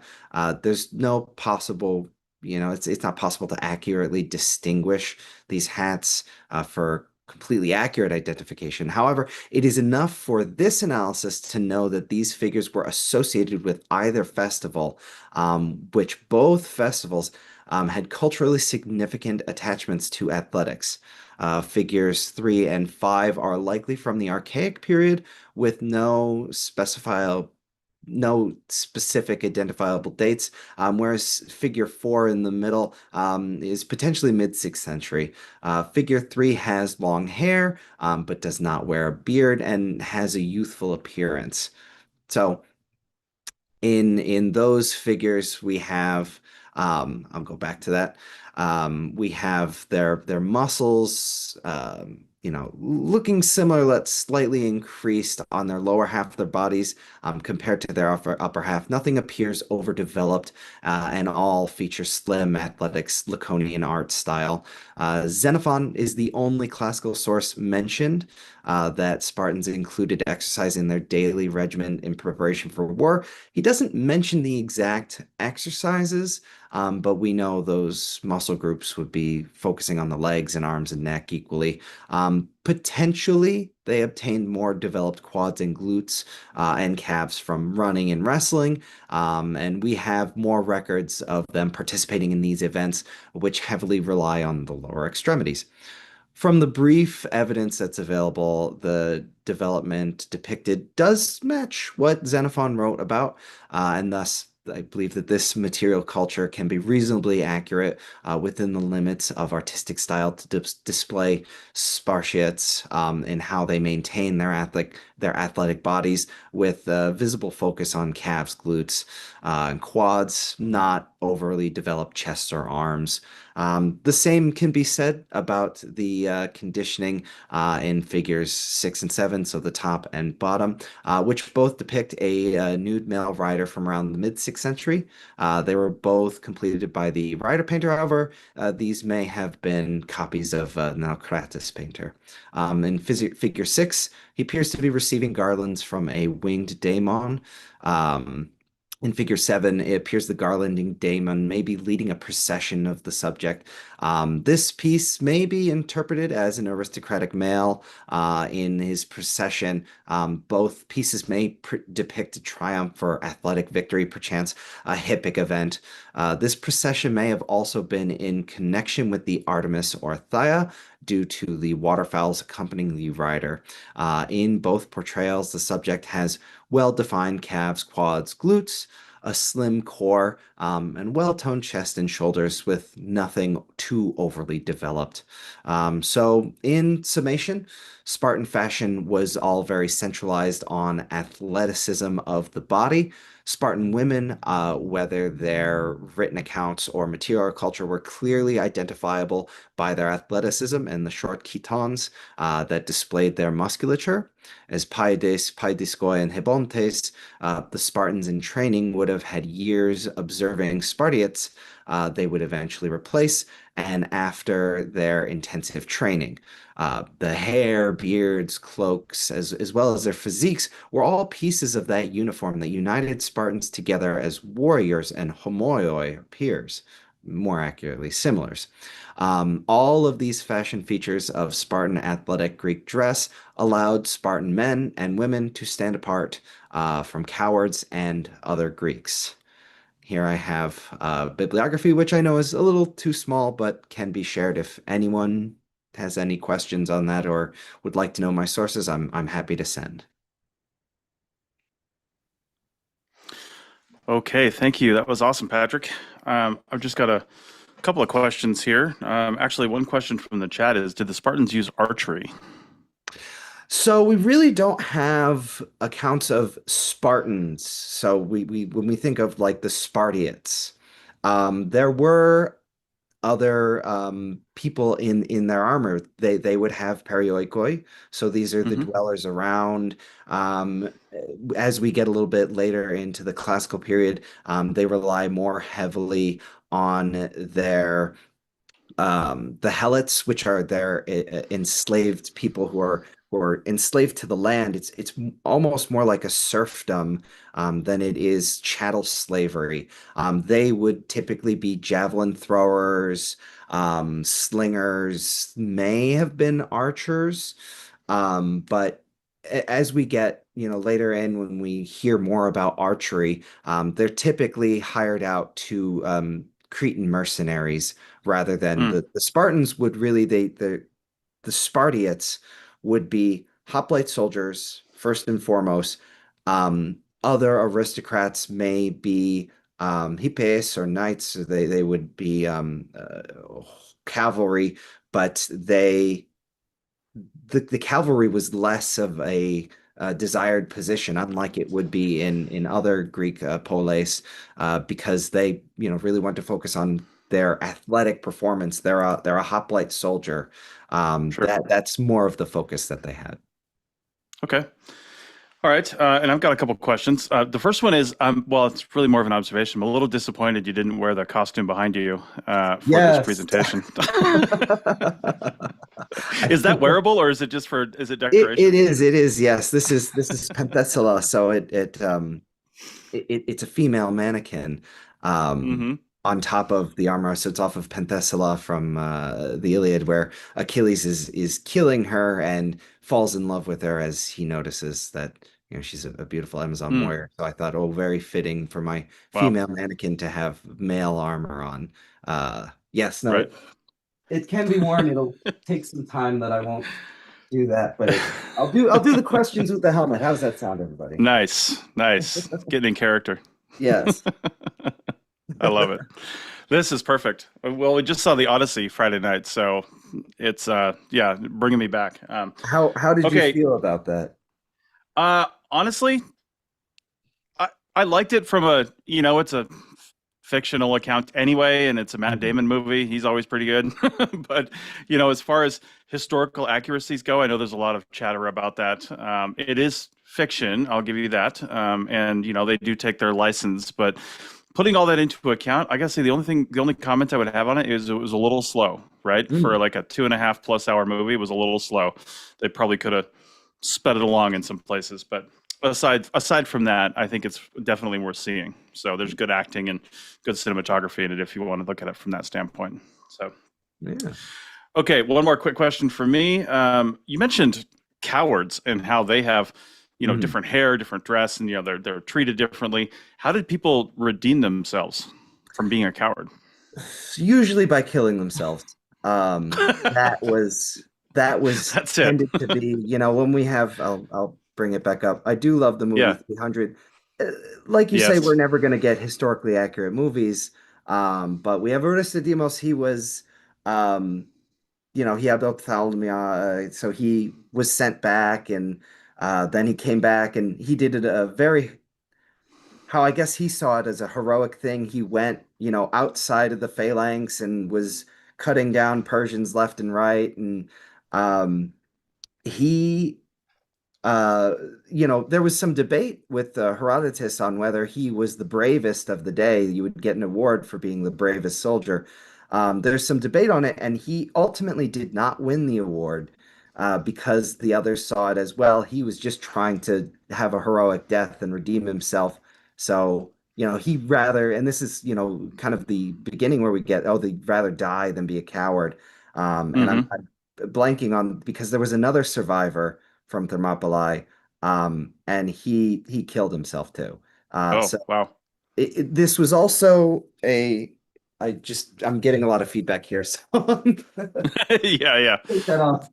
They didn't make those for video interviews. Yeah, it was not for yelling, because you get an awful lot of sound bouncing back. We also have the Spartans who were envoys to the Persian king when he said, oh, we want you to offer up earth and water. They killed themselves. This was also something that was passed down. If your father was a coward, you were a coward. Sure. Your whole family were cowards. Now, we do have with Pylos Sphancteria, we do have these men who were captured. This is the only time Spartans were captured. They eventually regain their full citizenship status. We have some that obtain office. So we know that you don't have to kill yourself. It just happened more often. So you can get it back. It really just feels on how the assembly feels, on if it's been a sufficient amount of time, if that defeat was enough of a disgrace or weighing in of that. They wouldn't want to lose too many, a whole swath of citizens. So yeah, for purpose of this, they would have to distinguish themselves physically to stand apart from the others. All right. Well, I actually have so much more, but I feel like I'm doing a podcast interview, but I'm not. So we have to go and move on to the next one. But thank you very much, Patrick, for your presentation. It was very interesting. And we'll be moving on to the next one. Thank you. All right. Patrick may have froze up right at the last minute there anyway. All right. So let me share. Give us just 1 second here.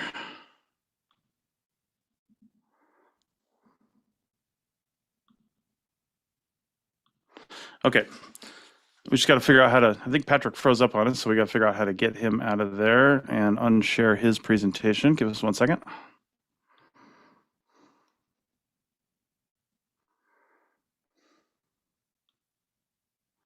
There we go. Okay. All right, let me bring up mine again. All right, now we're going to go on to Dress and the Greek Warrior with Finlay Osborne. All right, Finlay graduated the University of Leeds in History and Ancient History and St. Andrews with an MLit in Classics.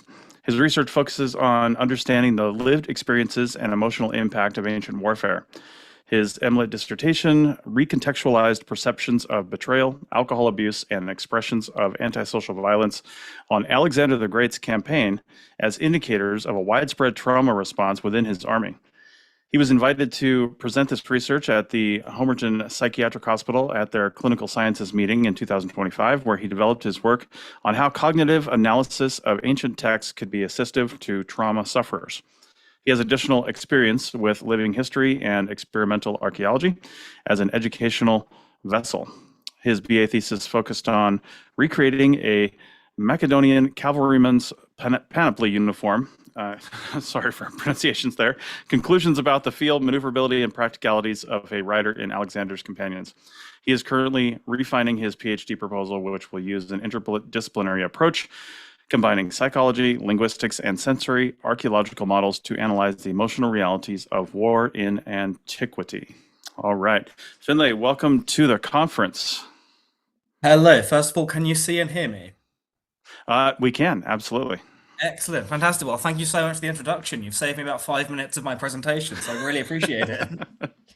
No worries. All right, I'm going to hand it over to you, so feel free to share your presentation, and I'll just mute and listen. Excellent. Okay, let me just figure out how I'm going to share my screen. But yeah, I feel incredibly flattered by that. Share. Entire screen.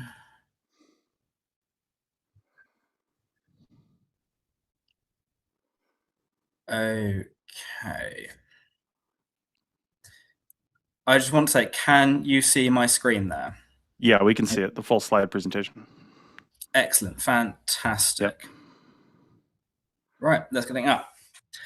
So today I'm going to be exploring the relationship between clothing, armor, and the senses in ancient Macedonian warfare. Now, first of all, I'm going to go a little bit through what the Macedonians were actually wearing, what was in their panoply to begin with, and then the importance of the psychological impact of arms and armor and clothing, because I feel like, certainly in warfare, it's very tempting to forget that this is a real person behind that armor and within that panoply. And then I'm going to go into a little bit about the environments that Alexander the Great's men encountered, because it's not just warmth, because I think we assume Persia, India, the Near East, it's going to be quite warm, but Alexander the Great's army encountered some truly brutal weather conditions, and I'm going to discuss how what they were wearing might have impacted their experience. And then I'm going to discuss how clothing can be used to explore core concepts of identity in this period. So, a little bit of introduction. Well, that's been done, so I'll gloss over that. The time period we're going to be dealing with is roughly between 356 BC and 323 BC. So the life and times of Alexander the Great, with a little bit of leeway either side. Why clothes? Clothes can be used as a way to discuss these grand ideas about identity and culture and social mobility, but also it's something that I'm wearing right now. I chose this shirt because I like to wear it. It's got a nice pattern. It's something that can be so reflective of the personal lived experience of someone. And I feel like warfare puts up this barrier that people assume you can't study somebody's lived experience because they've been to war. And I'm trying to break down those barriers. And a little bit about sensory archaeology as well, just as a bit of a foundation to my school of thought and the way I'm approaching this. Sensory and cognitive archaeology is using our senses, so sight, hearing, taste, smell, and also cognitive perception, so the psychological perception of the world around us.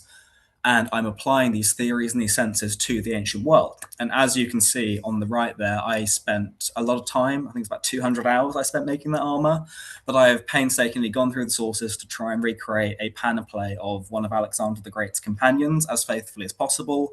I've done a lot of experiments going through sand, through snow, on horseback, to try and simulate some of these conditions his men might have felt to inform my conclusions today. And yeah, let's get into it because I am conscious of time. So what were the ancient Macedonians wearing? There's no one easy answer to this because, as we know, clothing, it changes, it varies. And although the Macedonians, there's a very famous quote from Demosthenes, the Greek orator. He says that the Macedonians, I'm horribly butchering this, but he says the Macedonians were sort of too Greek to ever be considered fully barbaric, but they were also way too barbaric to ever be considered fully Greek. And their clothing sort of reflects this because they wear the broad strokes of a rectangular tunic, a rectangular or a square cloak, which is, again, very Greek, very Hellenic. But then also they're quite iconic for wearing these little hats called kausia, or the kausia, which we think Alexander might have brought back from Afghanistan. I've got some pictures of those a bit later on. They were an equestrian culture, so they were iconic for wearing knee-length boots, as they would have called them, although they had open toes. So we might call that a sandal or a thong. The ancient Greeks would refer to that as a boot, but they were very much knee-length.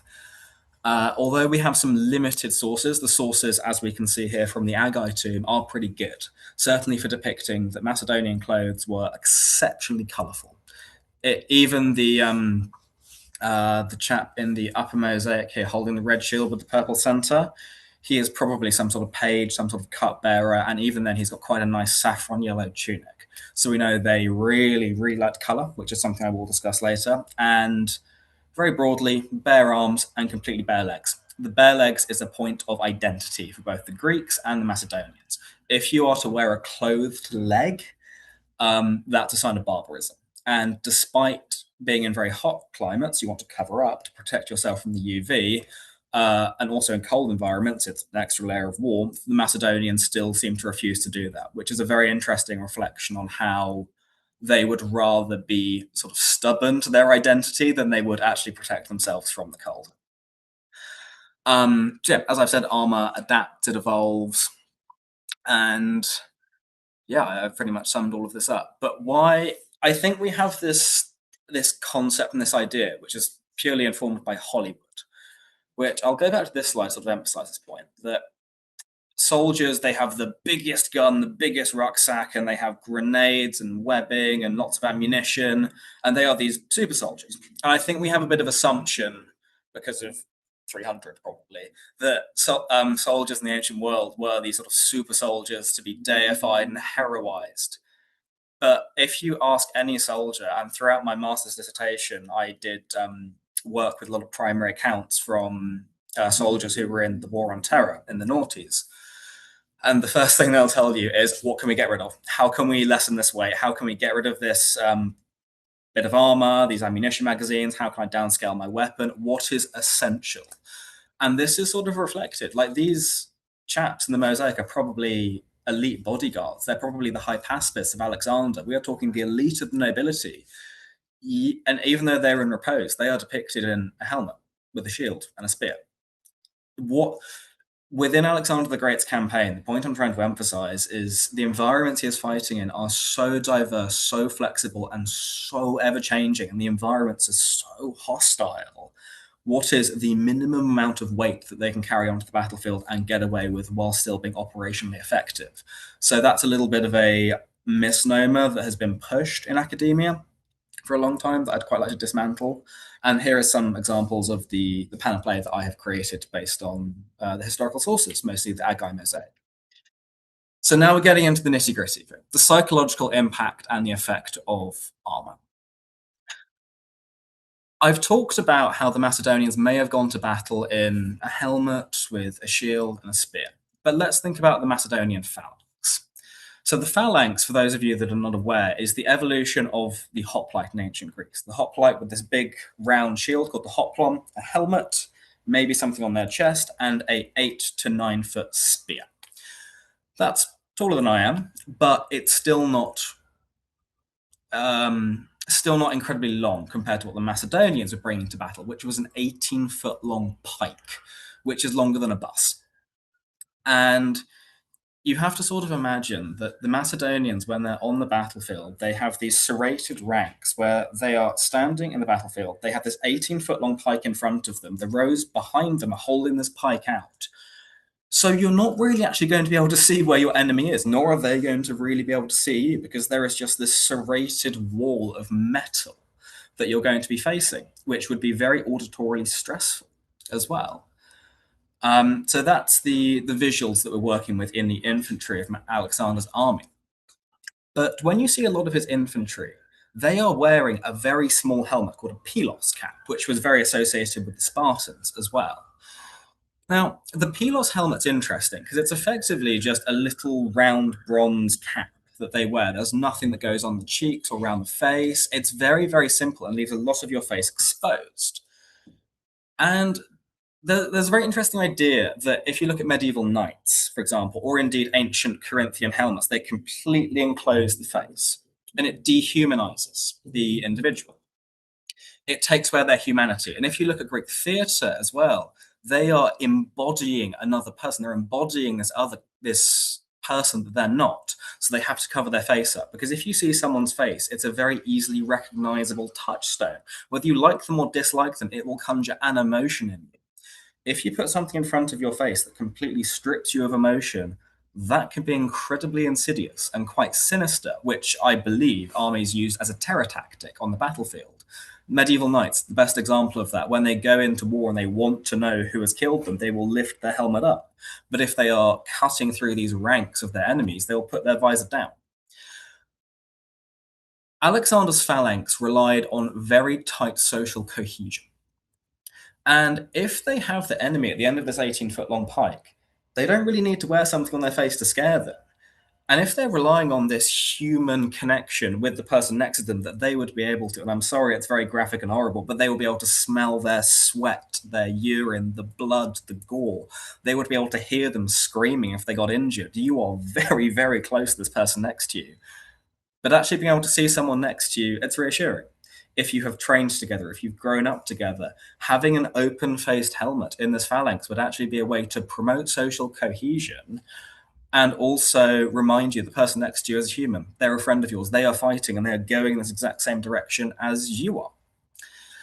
And it goes down to even the Macedonians having bare arms, showing their skin on the battlefield. It reminds your side that you are human. And by keeping your enemy, which I hate to say in most cases probably were the Persians for the Macedonians, by keeping the enemy at the end of your pike, it means that any of these ideas about trying to cover yourself up to make yourself dehumanized, you don't really need to.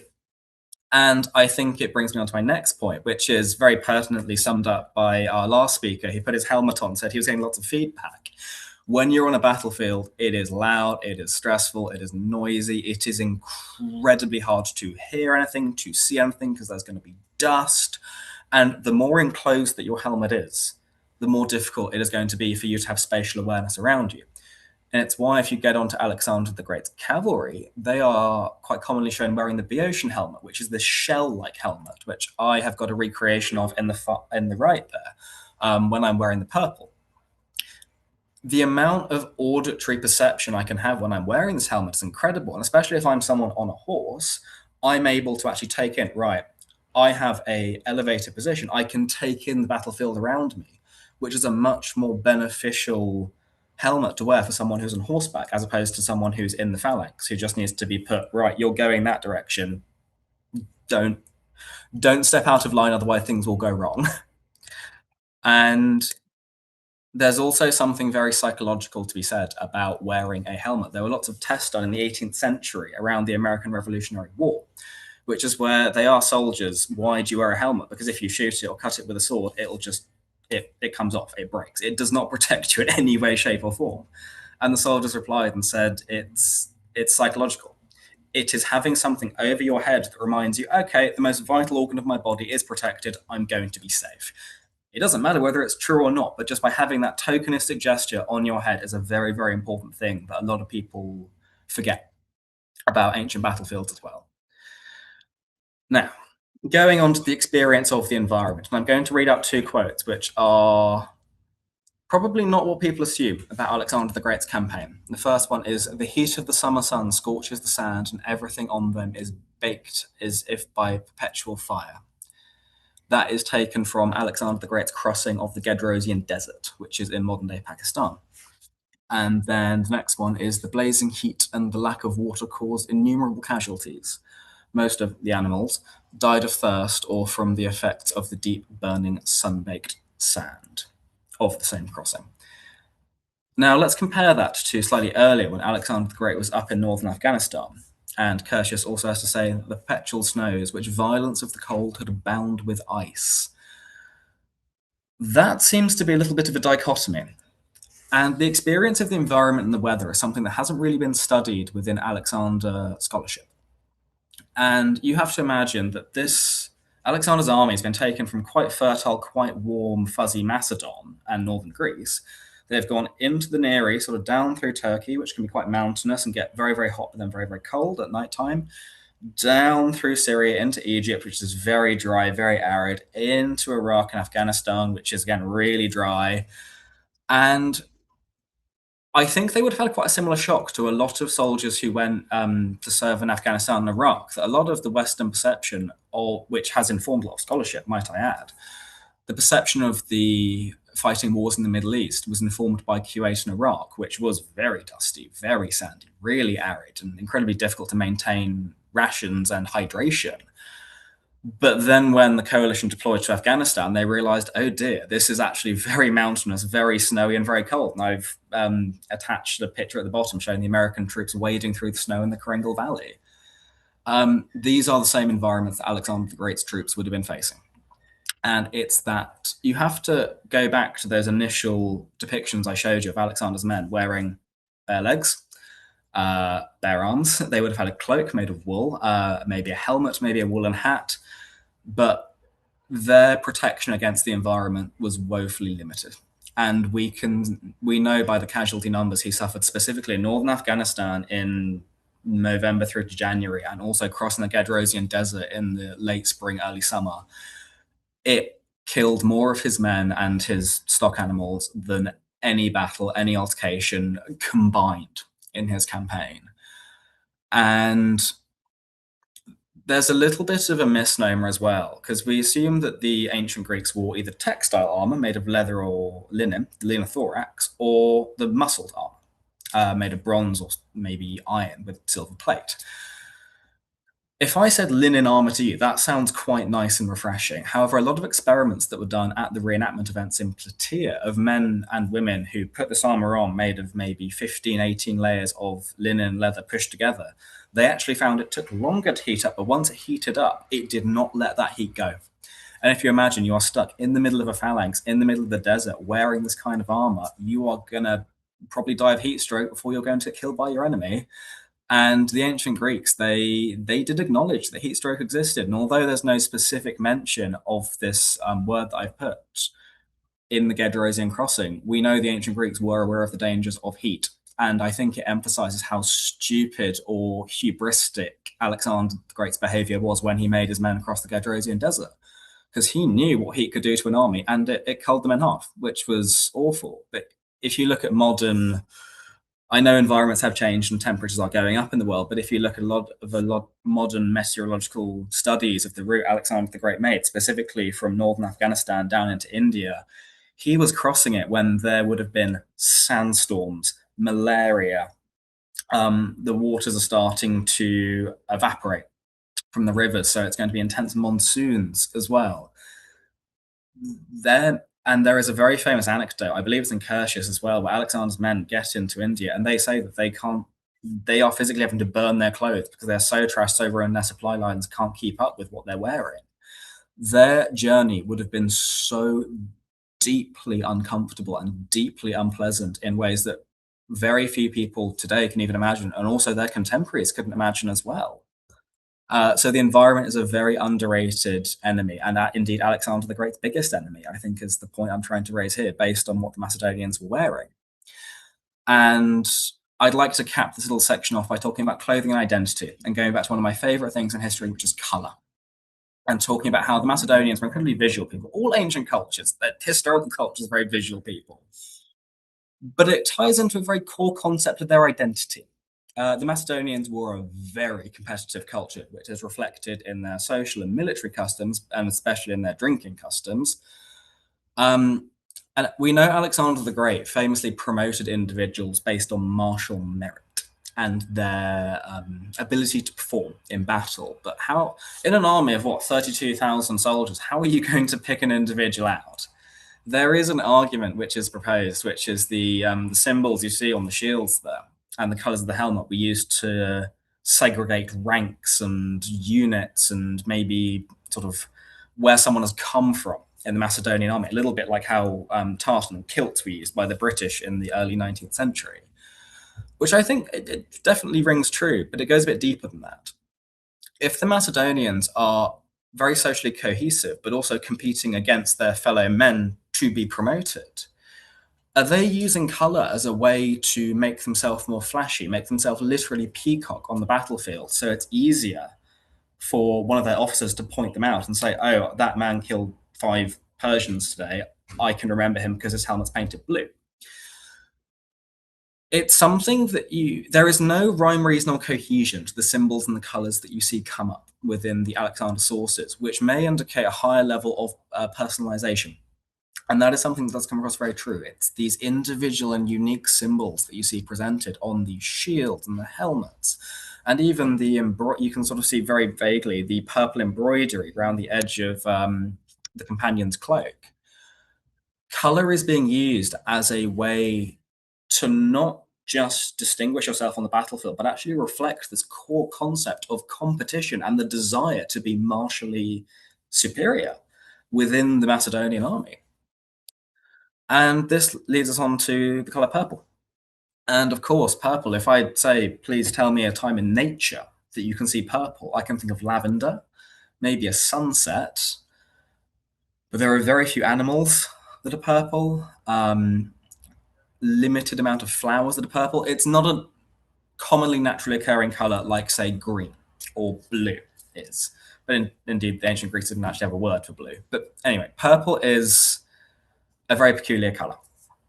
And Alexander, we know, promoted officers and generals and gave purple to his companions to distinguish them as being affiliated and close to Alexander. And we know his bodyguards had what's called a dark purple cloak, whereas his more junior officers had a lighter purple cloak. So purple is used as a visual way to psychologically segregate his army based on status and martial supremacy.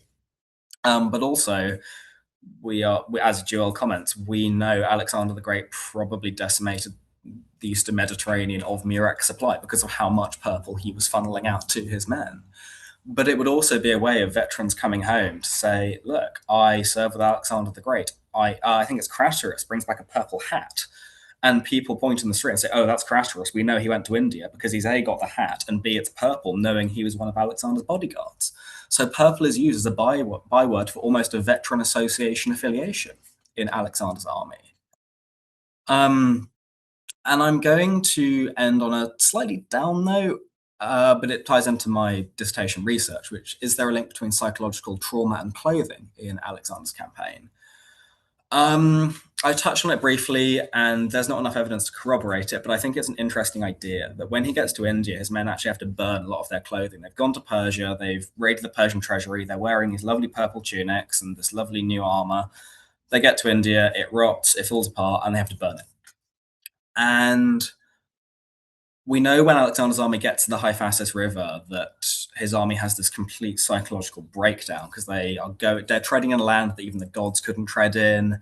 They're scared. They're uncertain of where they're going. Alexander's slightly losing it a little bit. And I think having to get rid of this clothing, this armor, they feel like they've hard won and hard earned. It's almost this breakdown of their identity and breakdown of this cohesion. It shows how important they felt like they'd really earned this kit, that they've earned this color purple. They've earned the right to wear it by serving with Alexander. And I think that genuinely having to get rid of all of this in India is a contributing factor to why they just are so psychologically done when they get to the Hyphasis River. But yes, I will round up here, and I just want to emphasize how when looking at arms and armor in history, never forget there is a person behind that. They are wearing it for reasons beyond it just looks pretty. Armor is never ever worn for purely pragmatic purposes. It is psychological, it is emotional, it reflects things about identity. And within Alexander the Great's campaign, there are very few campaigns in history that go on for long enough that you can really see this change, this evolution, how armor is reflecting on the emotional and psychological well-being of an army. So here is my bibliography. Feel free to pour through that if you so wish. And thank you very much for listening. I really appreciate it. All right, awesome. Thank you. So we have a couple of questions and a few minutes to answer those. We have about 4 minutes. So let me get into it. Absolutely. The first one is you spelled Macedonian either with a C or a K in various places. Can you explain that? So yes, in ancient Greek, the letter kappa can be either used for C or for K. When you see Macedonians, as in pronounced Macedonian, as in soft C, that's much more of a Koine Hellenistic thing. So we're talking language is becoming much more accessible to more people. And it's a more modern way of pronouncing it. I'm also of that slightly conservative school of thought that says that the language Macedonians were speaking might have been this very old, prosaic, Homeric kind of Greek. They'd had so much linguistic isolation, they'd not really evolved at the same rate that Athenian and Attic Greek evolves. So their Greek might have been very rustic and very harsh in its enunciation. But yeah, so I'd say using the K is potentially slightly more quote unquote accurate, but I'm no gifted linguist, so there's a lot of caveats to that. It's like if we were talking about Neanderthals versus Neanderthals. Yeah, Depends on who you're talking absolutely. to. It's kind of like octopuses and octopodes. It's like they're both Right. They're both fine. Indeed. Okay, referring, I think, to the picture that you had where you were wearing purple, and we're Yes. talking about the helmets. We had a question: how did they ride horses without covering their legs? With great discomfort. No, the Macedonians were, we know they were an equestrian society, and there's a really incredible bit of archaeological work that's been done in Boeotia and Thessaly, which corroborates the written evidence we have, which says that Alexander the Great's father would pay his retainers and bodyguards inland to raise horses to be his bodyguards. It's a very transactional relationship, but he said, right, I'm going to completely re-landscape southern Macedon and Thessaly. If you train horses, you protect me on the battlefield. Right. We know that in visual art, they might have worn a saddlecloth. Alexander potentially would have been a leopard pelt for him, but there's not a lot of evidence to corroborate that. They would have had maybe a rug made out of wool or padding, maybe leather. Where that ends, the Macedonian crepidae comes up to their knee. So although they would have been having skin contact with the horse, they're doing everything they can to try and protect themselves from chafing. I believe it's in Xenophon's on horsemanship as well. And he says that some Greeks who are of an equestrian class, bear in mind he's talking about the Athenians with this, they may have shaved the outside of their legs, but kept the inside of their legs hairy. So it kind of interknits with the horse's hair and gives you a little bit of a stronger seat. I'm skeptical about that because I've ridden horses with saddles and bareback for a lot of my life. I don't know how effective that would be. But we know the Macedonians were exceptional horse people, and they were doing it. They could ride before they could walk. So they probably would have just got used to it. Yeah, I would imagine. Okay, one more quick question from me. Yeah. The 18-foot pike, is there evidence of whether or not they, say, went on campaign and built these on site if they were going into battle, or did they actually travel with these things? So there's two main schools of thought. If you look at the only metallurgic evidence we have of the pike, it's got big counterweight at one end, pike bit on the other end, and then a metal sleeve in the middle. Some people think they would have carried them. I am of the belief that this metal sleeve in the middle would have attached to one end, and then they could have taken them in half. So they could have actually dismantled them, which also might suggest that if they did get into much closer proximity, they could use it like a more conventional classical doru spear.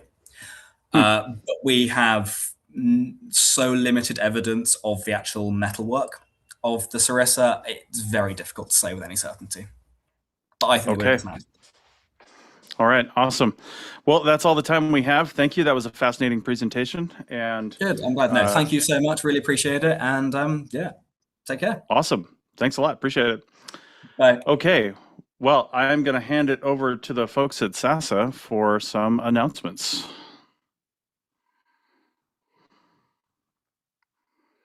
Let's see who's taking over next. While they're getting situated, I've got to mention, too, there's a social hour right after the end of the presentations today. You have to sign up for that separately because there's a Zoom link that you join on. It's not part of the live stream. So go over to the Save Ancient Studies website and sign up for that social hour. It's free. You just have to do it to get the Zoom link. So if you want to participate in that. All right.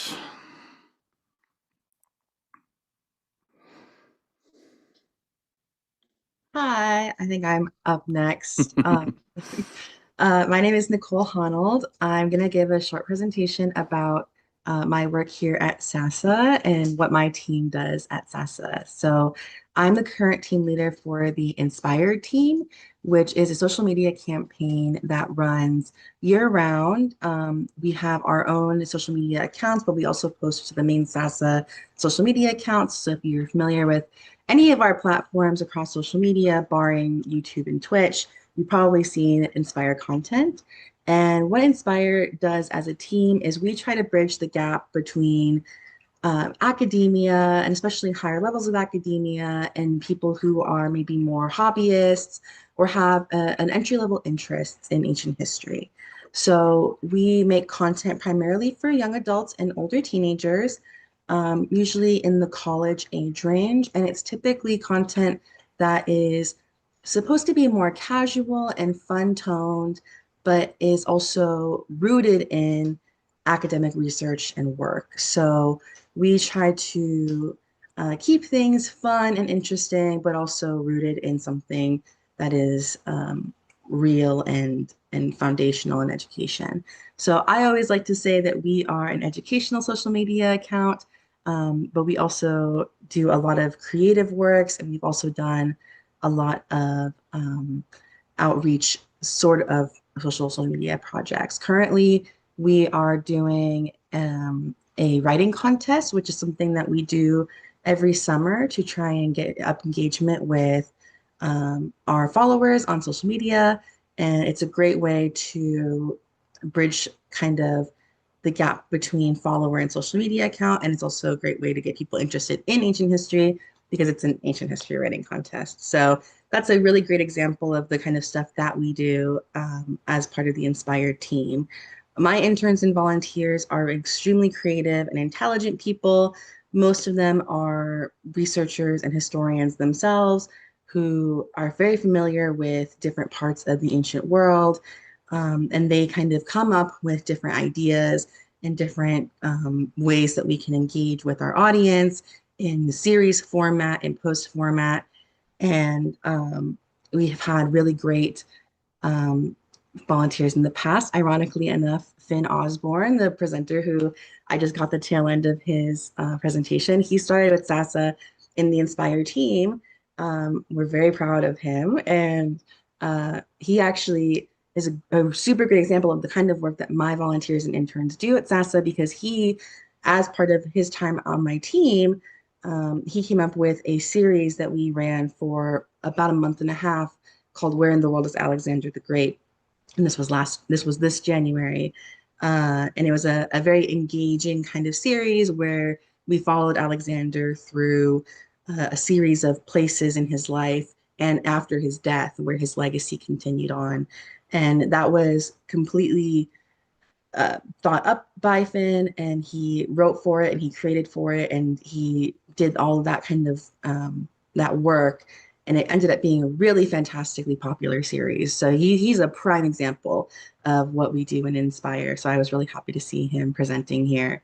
Other things that we do with Inspire is we also brought back some of our real content, video content. We restarted, I guess, the TikTok page where we post now content that is originally from the Inspire page. It's originally Inspire posts, and we make it real content to kind of broaden our engagement with our audience in a different avenue. And that's been wonderfully successful as well.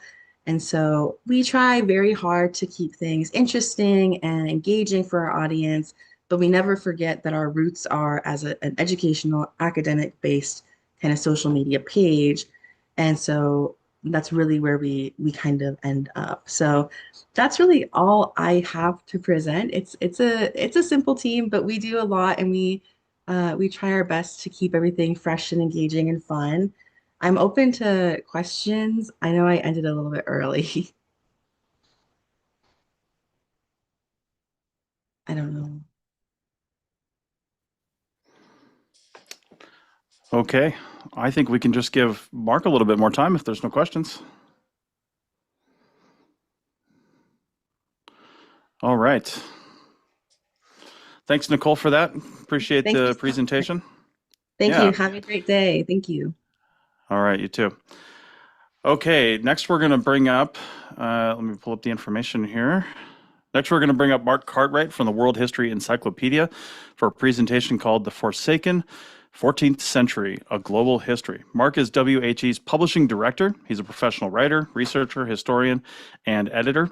His studies at the University of York and University of Teesside focus on political history, constitutional theory, military history, and political philosophy. He has been a history writer since 2012. He is a prolific writer for World History Encyclopedia, having authored over 100 articles, some of which appear in the new book published by World History Encyclopedia, The Forsaken 14th Century, A Global History. World History Encyclopedia has been a close partner of SASA for over the 6 years of SASA's existence and is an excellent platform that truly brings quality and digestible scholarship about the past to the public. He will now present about this book, which takes a fascinating approach to history by zooming in on one century and viewing events at that time in connection with one another across the globe. He will also touch on areas in the book that connect to the topic of clothing in the 14th century. Mark, welcome. Thank you. Nice to be here. Yes. All right. Feel free to share your screen, and you got your video on there. I will go away and enjoy. Okay. So I have a few pictures and slides. Let me see there. There we are. There's our name and logo. So yeah, I'm from World History Encyclopedia. It's great to be here. We had, as you said, a long partnership. For anyone who doesn't know, it looks like that, the homepage of the encyclopedia. So we publish free online resources, articles, maps, infographics, videos on all history. And we've recently started print books. So I can show you this one. Yeah, the Forsaken 14th Century. I've been invited today to talk a little bit about this. Maybe not ancient, but I suppose it depends in the world where you're talking about. For some cultures, 14th century is still ancient. So yeah, the idea, like the encyclopedia, we wanted to sort of attack history from a global perspective. So you can see the 9 chapters there on various parts of the world, or all parts of the world, really. So the idea was just to take a snapshot of the world at a particular century. The 14th century seemed a particularly interesting one. As you can see from the cover, the suggestion there of the plague with the rat, and the figure is Mansa Musa in Africa, supposedly the richest man ever. So yeah, there is sort of fashion in that book. So I'd like to just maybe pick out 2 cultures, because I don't have long. It's the Mongol Empire I thought we could talk about, and the Incas, or sort of neighboring cultures in South America, and see what they were doing with textiles and fashion. So let's start with the Mongols. So just to refresh where they were, that's where they were. That's Genghis Khan's empire. They did get a bit bigger than that a little later, moved a bit south, but you can see they're right across the Asian steppe and then into China. So the clothing of the Mongols, I think, reflects the way they lived. They were nomads in a harsh climate of the Asian steppe, which could be -30 in winter, or it could be very hot, short, but very hot summers. So they needed a variety of clothes. So they have long jackets with loose sleeves and baggy trousers and felt hats, which I think I have a picture there, the Mongol scroll. These are some Mongol archers. So their clothing was meant to keep them warm, but also in summer, you needed to be cool. So it's often layered, so they can take off layers. So yeah, because they're nomadic, I mean, you can imagine a nomadic life. You don't have much space to carry things, not much space for clutter. So clothing was very practical and therefore highly valued. I mean, cloth was given as dowries amongst the Mongols. Ornate belts were a common gift for sort of rulers to semi-rulers and lieutenants and things like that. The most common material was felt, so that was used for just about everything, really, from clothing, boots, blankets, their famous yurt tents. And then they could add a bit of fur trim. So let's have a look at a sort of a sumptuous example, perhaps, of the famous deal robe. This one's embroidered silk with a bit of fur trim. So fur could be basically any animal you could catch, so sable, fox, wolf. But the most prized was naturally the most difficult to catch. So things like snow leopard, lynx fur was highly prized amongst the elite. And fur was often worn in sort of two layers. So you had the hair sticking out against the skin, but also the other layer, it would be the fur sticking out away from your body to capture warm air. So this kind of jacket that we're looking at hasn't really changed even today. It's still worn, folded over the chest, tied with a leather belt, which could be hung with leather pouches, which would compensate for the lack of pockets in Mongol clothes, really. So you could keep all your bits and bobs in these pouches. One of the funny things about Mongol fashion is commentary from Westerners, people like Marco Polo and travelers who went around this area, and they often commented that they were quite dirty, the Mongol clothing.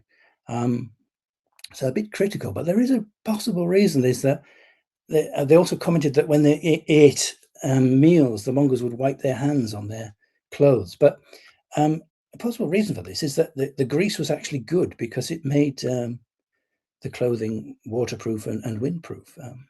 So that could be why they did that. So I suspect the Mongols were a bit like me in the rain, sort of shabby but dry. Anyway, so that's the Mongols. I want to look at South America if I can. The Inca Empire. But before that, I'd like to look at the Wari. But I have a map of, again, if you're not sure where they are, there's the Incas. So that's the sort of maximum extent.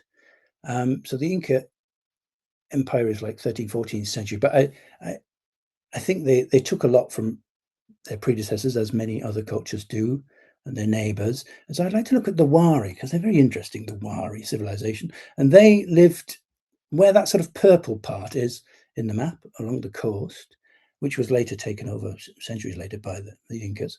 But yeah, the Wari were sort of 450 to 1000 in the highlands of Peru. They forged their own little empire with the capital at Huari. Unfortunately for people who like textiles, it survives well because it's very dry in this environment, and people were buried in textiles. So it's been a good source that, unlike in other parts of the world where it's a bit damp and textiles usually perish, of course, we have some pretty good survivors. I mean, also chroniclers came from Europe and drew pictures, and so did the people there themselves, the Andeans. So we have some visual records as well of what was worn and patterns and things like that. So the Wari in this purple area, let's show you something to look at while I speak a bit more. Like most Andean cultures, the textiles were highly prized and well woven, so it was a real skill. But what they liked was geometrical patterns.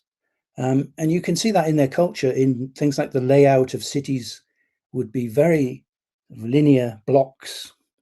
But then the interesting thing is within that block, you could do what you wanted.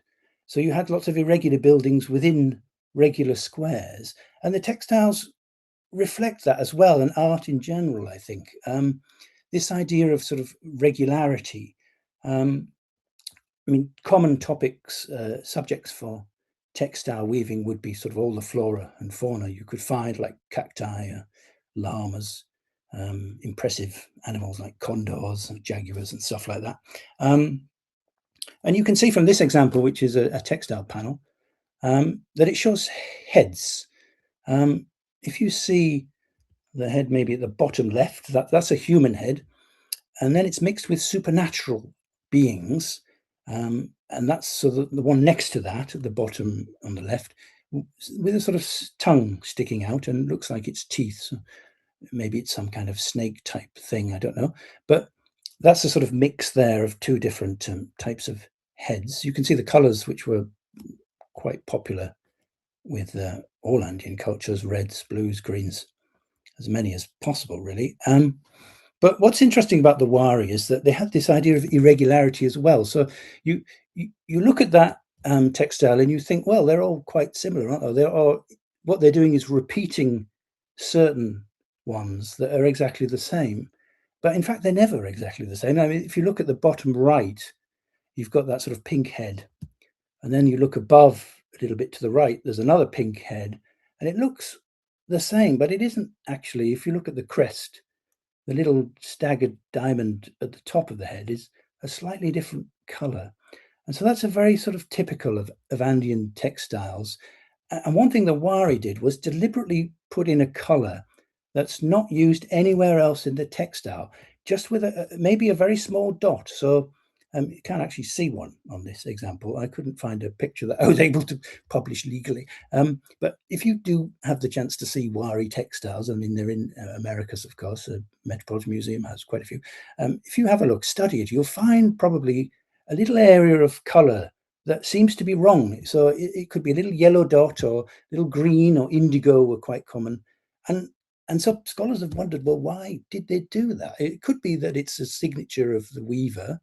But I think I prefer the other suggestion, that it's actually to reflect the idea that although the textiles are very geometrical, very rigid patterns, that they sort of broke the rules in one part, so that the idea that maybe rules are meant to be bent a little bit sometimes. So this kind of little irregularity. The other thing that they do is it's very abstract. So these heads, pretty much recognizable still as heads, but it could become a lot more stylistic than that. And most Andean cultures pursued that idea. So it could be a cacti that becomes almost unrecognizable. But so scholars wonder, well, why did they do that? Well, it could be that it was a sort of the elite sort of keeping this communication amongst themselves, that only they could interpret what these things actually signified. Then again, it could just be imagination. I mean, in Andean cultures, in the religion, you had shamans, you had drug-induced parts of religion, ceremonies, and the idea of transformation is very important in all Andean cultures, and art and religion. So the idea that creatures can change from one to another. So a snake can become an eagle, or even a mix. And so maybe this sort of abstract idea, like we see here with the supernatural head, it's not like the human head, but it's similar. Maybe it's a bit of a snake as well, or something like that. So this idea of like transforming was very important for the Wari. So they influenced cultures that came after, like the Lambaek, which were more or less similar in the northern part of where they were, the Wari, in that purple area from that map. And they had, again, finely woven tunics, very important. But they also added gold. There is one surviving tunic that has 2,000 squares of gold sewn onto it from the Lambaek culture. But generally, I mean, talking about the Incas, textiles, we think of them, perhaps from a European perspective anyway, you think of it as gold and silver cultures where those materials were very important, which they were, of course. But I think you could argue that textiles were just as important, or even more important, because it's interesting that for example, in diplomacy, when the conquistadors first came, and which they did with some groups, they tried to collaborate in order to defeat the Inca Empire. Diplomatic gifts would be textiles. It wasn't actually the gold or the silver that the conquistadors wanted. It was bundles of textiles. This was very common. I mean, tax was often given in cloth in Andean cultures. I mean, for the Incas, men and women were weavers, both. It seems to be a skill that all classes had, so it was sort of something that was valued as a skill that any younger person could learn.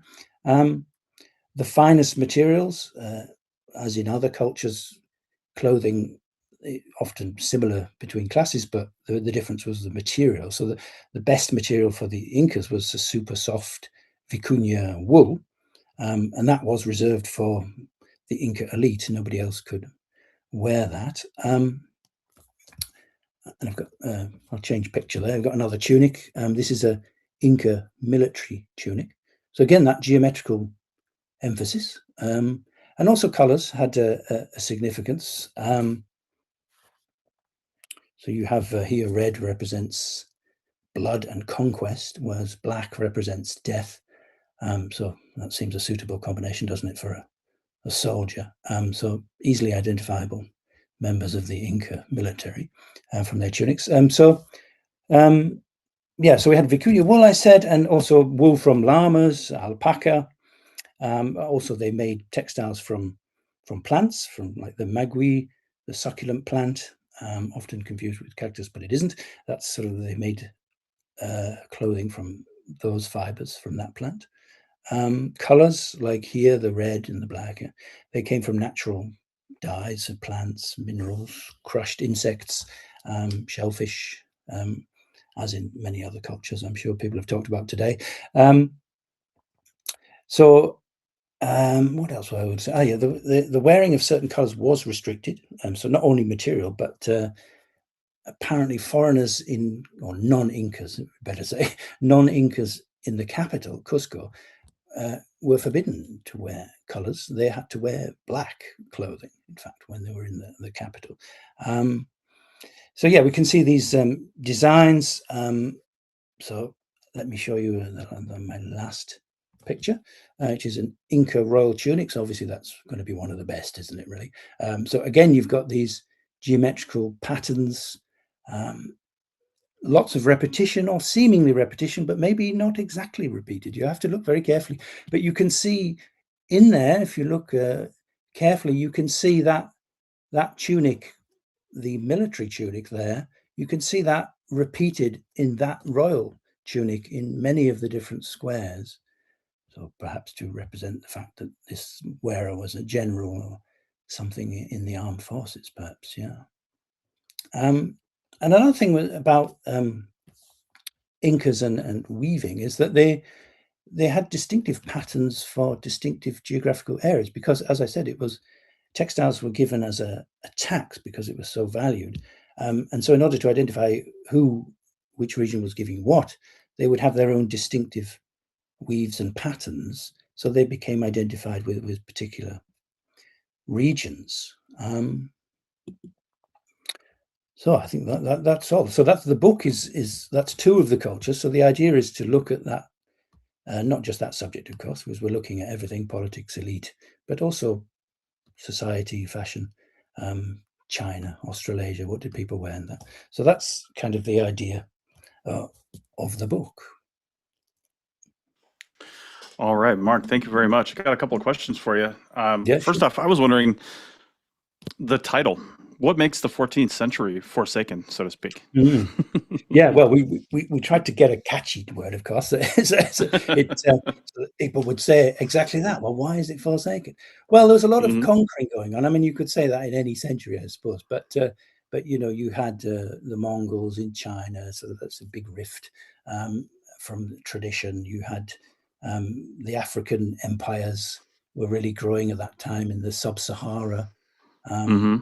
Like we said, Mali, from Mansa Musa, the rich guy there. So that was a big change. The first real sort of like big African kingdoms, empires, let's say, not kingdoms, empires. And the plague as well that caused so much disruption around the world. And it was a global effect, obviously. If a lot of people tend to focus on what happened in Europe, but of course it did have consequences in all kinds of parts of the world. So yeah, that was really. There seemed to be a lot of bad things going down in the 14th century. It's like one of the ones you might want to miss if you were reincarnated going back in the past. Don't want to be in the 14th one, but so it was just an interesting one as well, because we wanted to present that global perspective to really sort of give, like the Americas as well is just like, obviously it's got a longer history, but I think it's true to say that we know more about certain parts of the world from that period. So that was another reason as well, that we could really shine a light on different parts of the world which maybe are not so commonly looked at. Yeah, interesting. A couple of questions from the viewers. So regarding, I think this was written when the Wari textile panel was up. They were wondering how they made that. Is it a special type of weaving? And is it a normal type of weaving that we're familiar with around the world, or did they have their own techniques for that? Yeah, well, I'm not actually a specialist on that, or I don't remember because I wrote it quite a while ago. But I would say, yeah, I mean, I remember reading, I mean, I'm not a specialist in that. I don't actually understand when it says something like so many weaves per weft and all this. I don't actually know what that means, but it was very technically accomplished for sure in Andean culture and theory.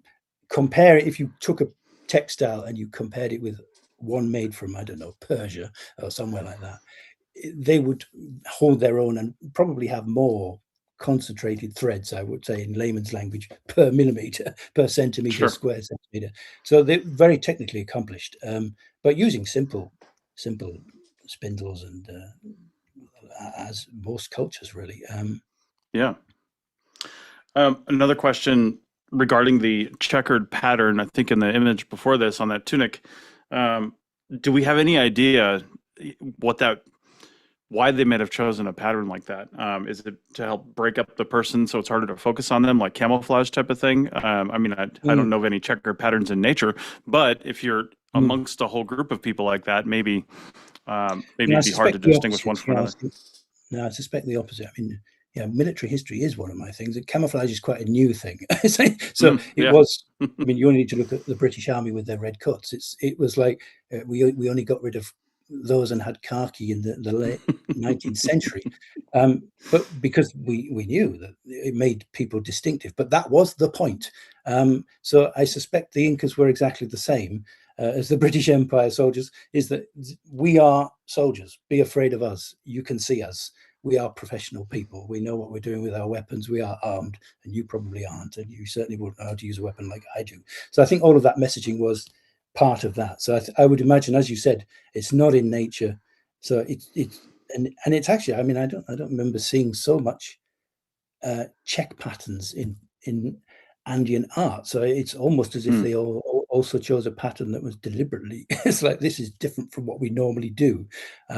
As you can see with those tunics, and it's often figures, often animals. So to have purely geometrical, I think would have been quite striking. So I think, I mean, I'm not saying I know, but my guess would be that that's deliberate. Yeah.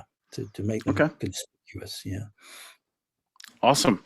Well, thank you very much for that conversation. I'm sure everybody can go check out the book and take a look at all the history and the focus. I really like my own podcast, The Archaeology Show. Sometimes we do an episode called Timelines, where we take one sort of anchor culture that people might know about, or event, or item or something like that, and then we look at two other cultures or two other things happening simultaneously around the world. And I really love looking at, taking a slice of time, so to speak, and seeing what's happening around the world at that. Yeah, it's really interesting to see how different cultures are, like where they're at.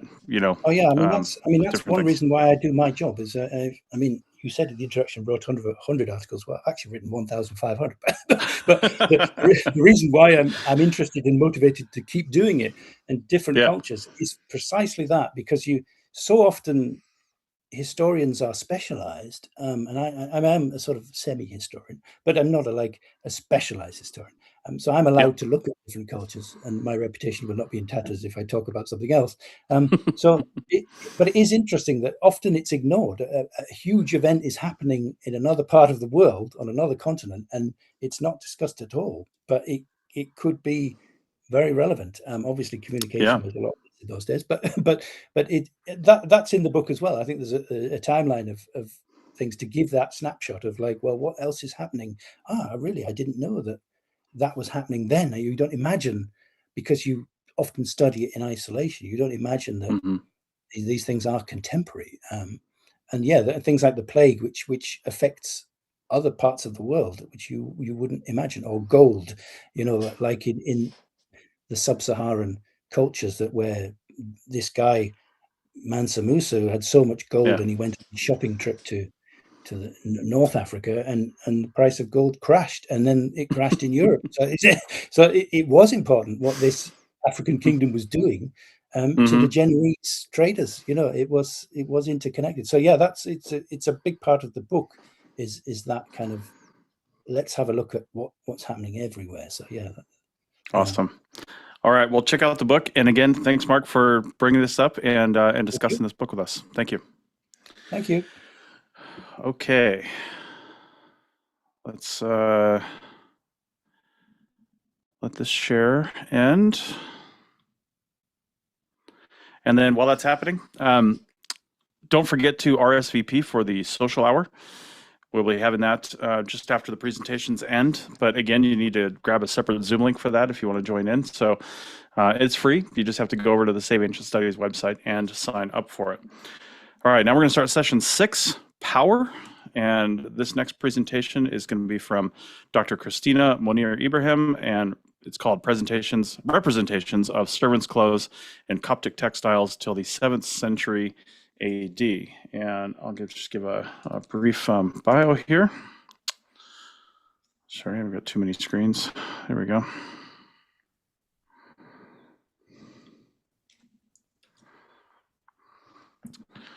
Give me a second. Okay. Dr. Christina Monir has a PhD in Coptic and Byzantine archaeology from Alexandria University in 2022 and is an archaeologist in the Ministry of Tourism and Antiquities in Egypt. Okay. Dr. Christina, go ahead. Thank you for joining in the conference, and it's all yours. Thank you.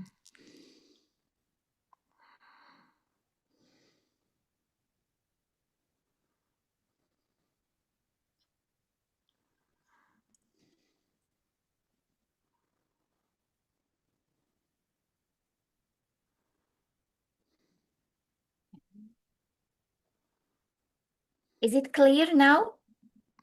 Yes, we can see it. We can see it yep, there it is. There it is. Good. Hello, everyone. It's really my pleasure to present my research about representation of servant clothes in Coptic textile till the 7th century AD. This study examines how servants were depicted in Coptic art and explores what their clothing reveals about social identity, occupation, and daily life in late antique Egypt. Through the analysis of selected examples, the presentation highlights the artistic conventions as well as the historical significance of this representation. Now we are supposed to ask an important question. What did the Coptic community wear in the early centuries? Let's start with an example from burial chamber of Theodosia, who died at the age of 15 from Antinoe. Dates back to the 5th century. The saint marked by inscription as Agios Kalotos wears a white chiton with black stripes and a white himation, unusually rich clothes worn by a saint, perhaps because he was a doctor. The girl marked by inscription as Theodosia wears a light yellow chiton decorated with brown woolen ribbons, which were the most popular decoration of that period. These include two liner ribbons ending in two medallions under the chest, two decorative squares on the bottom of the chiton, and embellishments on the sleeves. Also wearing light brown himation and a transparent head covering that reveals her arranged hairstyle and is appropriate for her young age. The Blessed Virgin Mary, marked by the inscription as Agia Maria, where the chiton and himation are made of same dark brown fabric, and without decoration except for a yellow ribbon. It should be noted that the edge of the himation cloak covering the Virgin Mary's head shows a white headband underneath it. Likewise, gravestones are rich source of information to tell us about the proper appearance of women and men. Despite the different ways of wrapping the himation cloak, it is present on most tombstones because it served as an official image of the deceased. In textiles, the examples were most diverse due to the variety of depicted subjects, which allowed for the depicting of different style of society clothing. But what about the servants' clothing?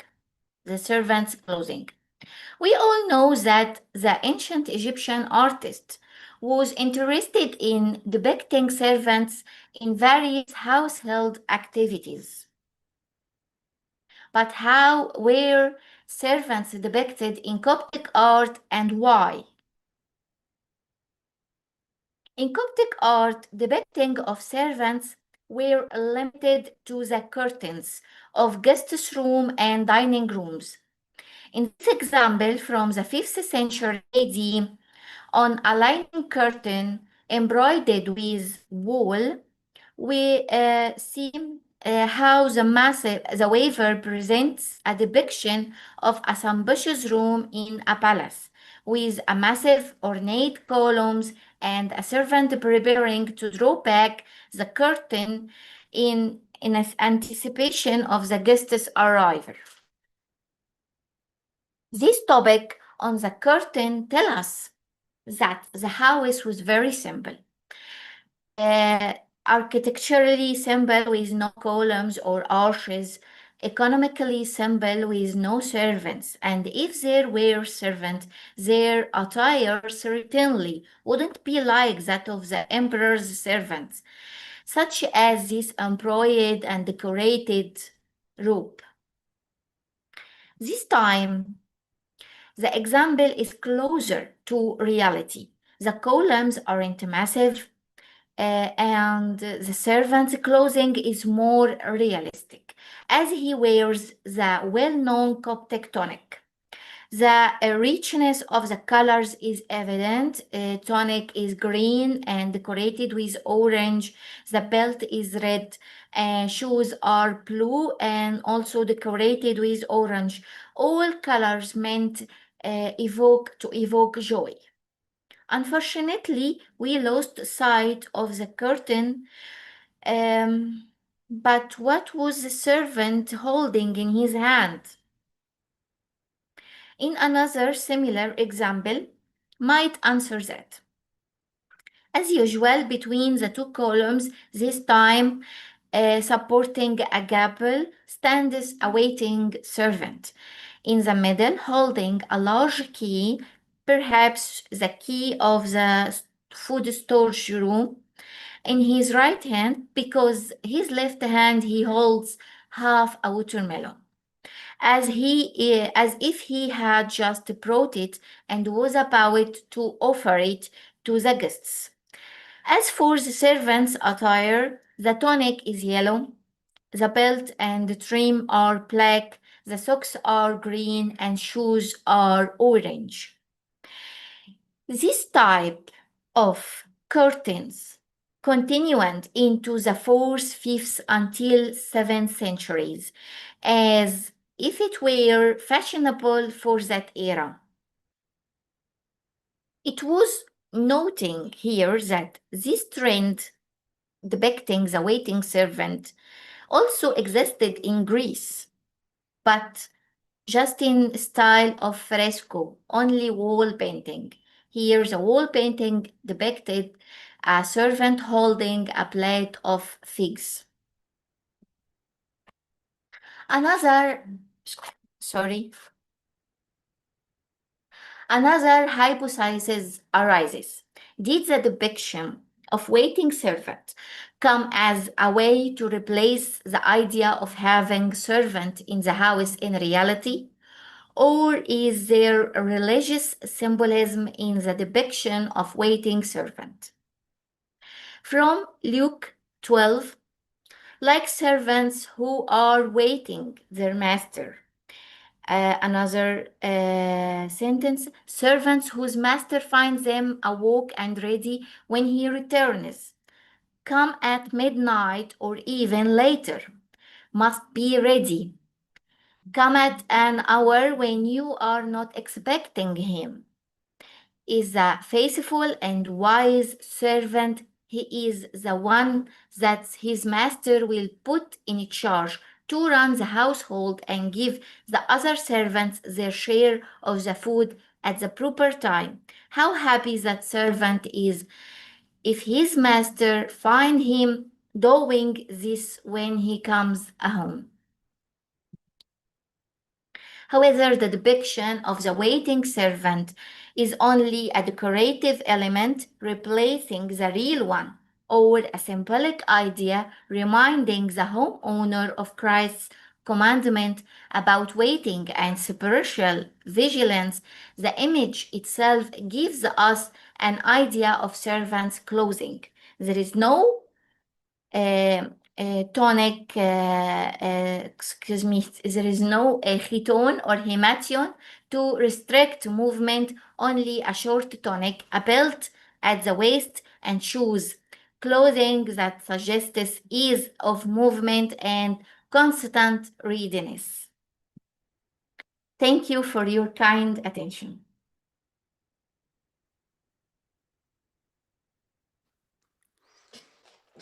Okay. All right. So thank you for that. That was very entertaining, very educational, actually. I was really interested in the reasons for depicting servants, because I was actually thinking of that question, like, why do we have so many depictions of servants? And then you went and gave somewhat of an answer for it. So, but do we think those depictions, I mean, if they were saying, hey, if I have a picture of a servant in my house, but I can't actually afford one, maybe this is somewhat of a status. How much do we trust how those servants were depicted? You know what I mean? Like, it could have been very stylized up, I guess, from what normal servants are. I don't know. Is there any thoughts on that? I am with the opinion of symbolic idea. Just, Coptic art depends on a symbol more than how to act the reality. He preferred to depict the symbol. So I am with the opinion of it's just only a symbolism idea. Okay. And we had another question from the chat as well, referring really just in general to some of the dyes that were used for some of these. Do you have any idea on what kind of dyes were used, where they may have sourced these? Because the colors were so vibrant on some of the depictions that you had in there. So do you have any information on that? We actually find the tonic a lot of colorful. It's already best colorful, a very colorful tonics. It's we found it especially in Upper Egypt. So it's already existed to be green with orange, white with black, brown with yellow. So it's already exists. Yes. Okay. Awesome. All right. Well, thank you for that. We appreciate it. And again, thank you very much. You can end your presentation. It looks like you've ended your presentation. That's good. All right. Thank you. Appreciate it. We're going to bring on our next speaker a little bit early. And let me get myself prepared here.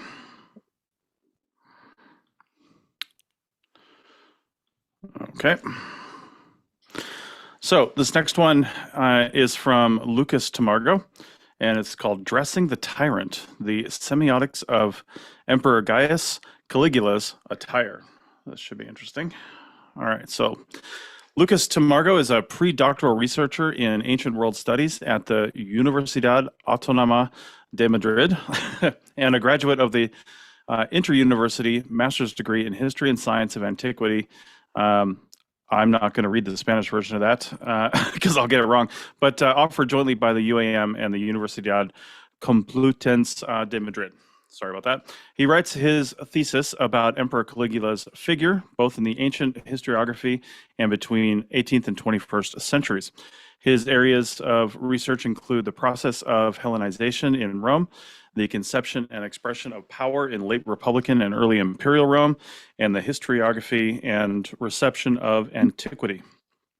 And while I'm getting sorted here, and we're bringing Lucas up, I will remind you, if you want to join in the social hour, go to Save Ancient Studies website and RSVP for that, because you do need a special Zoom link for that. So just going to keep reminding people of that as we're nearing the end of our presentations. We've got a few more to go. Okay, Lucas, how's it going? Hi, one moment. I will try to discover how to put my presentation on. Okay, perfect.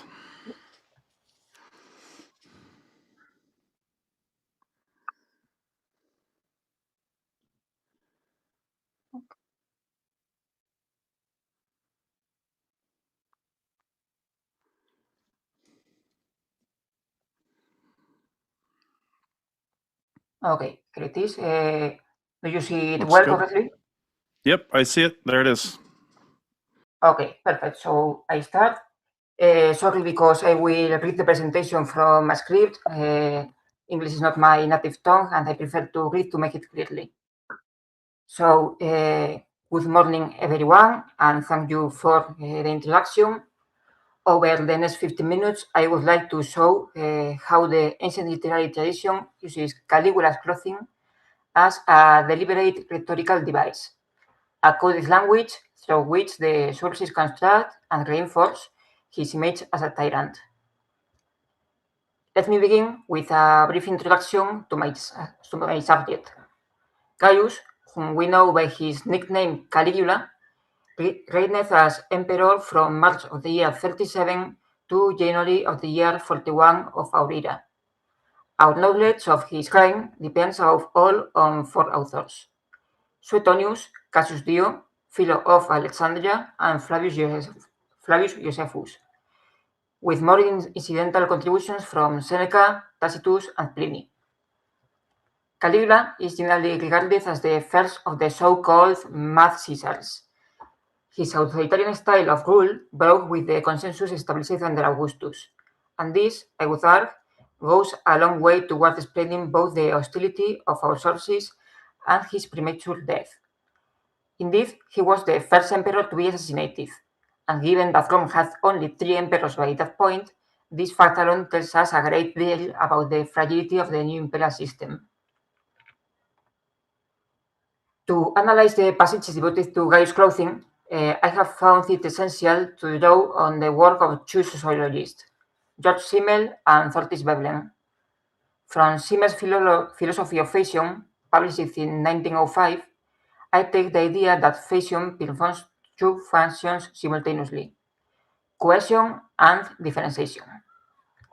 It unites a given social circle while distinguishing it from others. Within this framework, foreign products acquire particular prestige, since their unfamiliar origin provides both inaccessibility and a self-identity marker for the elite that consumes them. From Veblen's theory of the leisure class, published in 1899, I take the notion that certain garments symbolize the leisure class precisely because they are impractical for manual labor. This is especially visible in women's clothing, but Veblen also notes that in the pursuit of maximum ostentation, men could border on cross-dressing, and it is precisely this dynamic that will concern us today.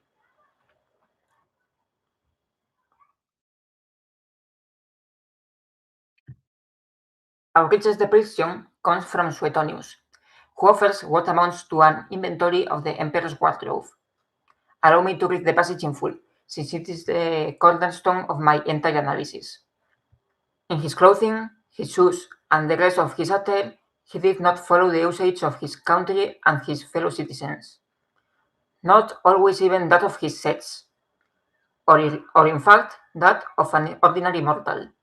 He often appeared in public in embroidered cloaks covered with precious stones, with a long-sleeved tunic and bracelets, sometimes in silk, and in a woman's robe, now in slippers or buskins, again in boots, such as the emperor's bodyguard wear, and at times in the low shoes which are used by females.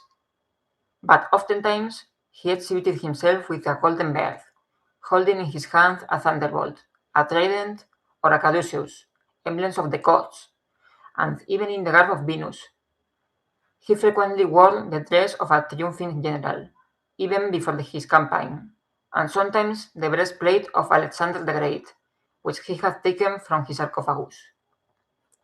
As you can see, In a single passage, Suetonius manages to weave together 4 distinct accusations: cross-dressing, effeminacy, ostentation, and what I will call divine cosplay, impersonating the gods themselves.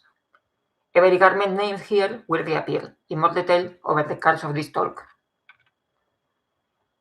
Cassius Dio corroborates this image, focusing above all on the motive of cross-dressing. Indeed, to match the change of name, he would assume all the rest of the attributes that belonged to the various gods, so that he might seem really to resemble them. Now, he would be seen as a woman holding a wine bowl and thyrsus, and again he would appear as a man equipped with a club and lion skin, like Hercules, or perhaps a helmet and shield. He would be seen at one time with a smooth chin and later with a full beard. Sometimes he wielded a trident, and again he brandished a thunderbolt, Poseidon or Zeus. Now he would impersonate a maiden equipped for hunting or for war, and a little later would play the married woman. Thus, by varying the style of his dress and by the use of accessories and wigs, he achieved accuracy in many diverse parts, and he was eager to appear to be anything greater than a human being or an emperor. Notice how Dio closes the passage. Caligula, he says, wishes to appear anything but a human being and an emperor. That closing line will matter a great deal when we reach my conclusions. These 2 testimonies, Suetonius and Dio, already give us the essential coordinates of the problem: a wardrobe that constantly slides between genders, between human and divine, and between Roman and foreign.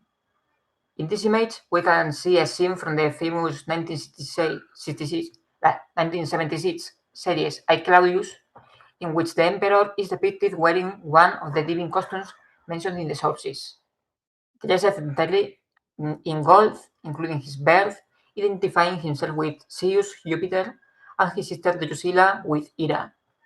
In addition to illustrating the descriptions found in the sources, this image helps us highlighting how these depictions were received in the collective imagination. Flavius Josephus, and as we will see shortly, Seneca as well, insist on this same charge of cross-dressing, and they do so with a very particular rhetorical purpose: to underline the irony of an emperor who mocked the effeminacy of Cassius Charea, the very officer who would later assassinate him. Now, although he had sometimes put on women's clothes, and had been wrapped in some embroidered garments belonging to them, and done a great many other things, in order to make the company mistake him for a woman, yet did he, by way of reproach, object the like womanish behavior to Charea. The accusation, in other words, rebounds on its author. Caligula condemns in Charea precisely the trait for which he himself was most notorious. Once again, I present a scene from my Claudius in which Caligula dresses as a woman and dances before the senators, depicting exactly what we have just read in Flavius Josephus, along with an anecdote from Suetonius, according to which one night he woke the senators and brought them to the palace to teach them a dance he had just invented. We can identify each of the garments named by Suetonius, together with its social connotations. The paenula was a sleeveless cloak worn by both sexes as a kind of raincoat. In Gaius' case, embroidered and studded with jewels, clear signs of ostentation. Manuleatus refers to long-sleeved tunics, a fashion associated far more with women than with men. Bracelets, armillatus, were for women and foreigners, exactly like silk, sericatus. The kyklax was a light, circular garment with decorated edges worn by women. The crepidae were sandals typical of the Greek world. The soki, Greek-style footwear worn by comic actors. And the coturni, high boots worn by tragic actors. The caligae, finally, were studded military sandals, associated with the speculatores, praetorians who served as special agents and executioners. Taken together, this inventory presents Gaius as a man who dresses as a woman, a Roman who dresses as a Greek, an emperor who dresses as an actor, and a man who dresses as a god.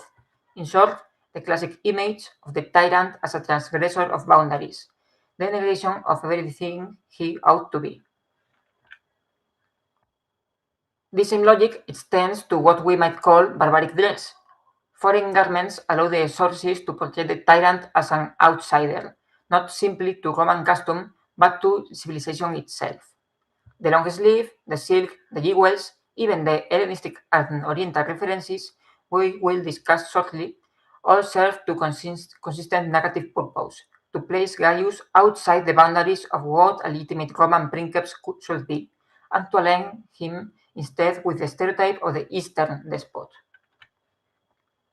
Let us look more closely at what is perhaps the least obvious of these effeminate markers for a modern reader, the long sleeve.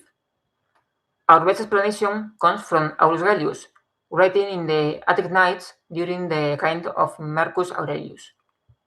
It was considered indecent in Rome and throughout Latium for a man to wear tunics that extended beyond the arms, down almost to the fingers. Our people called these tunics chiroditae, long-sleeved, and considered that such garments were proper only for women. Publius Africanus reproached Publius Sulpicius Gallus, an effeminate man, for wearing tunics that completely covered his hands. In Scipio's own words, will anyone doubt that he who, as a young boy, dressed in a long-sleeved tunic, reclines at banquets beside his lover, that he does what sodomites do? Applying Veblen's theory to the Roman case is, I think, particularly illuminating here. Roman men originally favored short sleeves precisely because long sleeves are impractical for manual labor. This mattered enormously in a culture that tied virtue directly to virility, and that places a great value of labor, cultivation, and combat, even among the elite. A garment that hindered the use of one's hands was not merely uncomfortable, it was a visible symbol of distance from the Roman civic ideal. It was through Greek and Eastern influence that the long sleeve slowly entered Rome, and since the passive partner in an homosexual relationship, the kinaeus, was defined by adopting traits of the opposite gender, it is natural that the long sleeve came to be associated with that figure as well.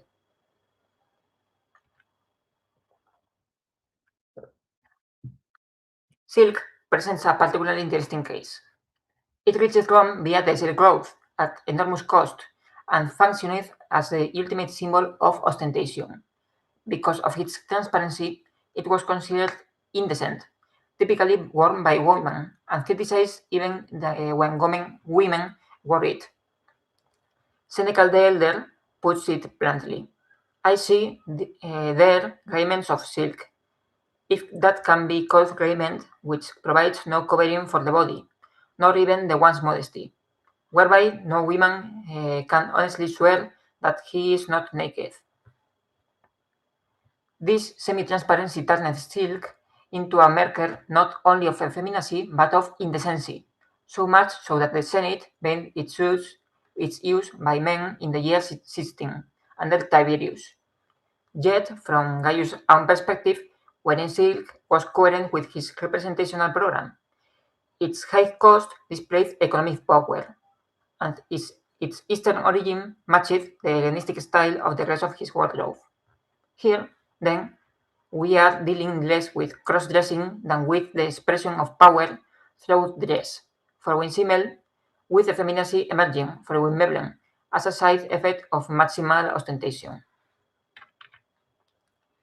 The triumphal garb takes us into a different register altogether, not effeminacy, but the usurpation of an honor reserved to very specific, exceptional occasions.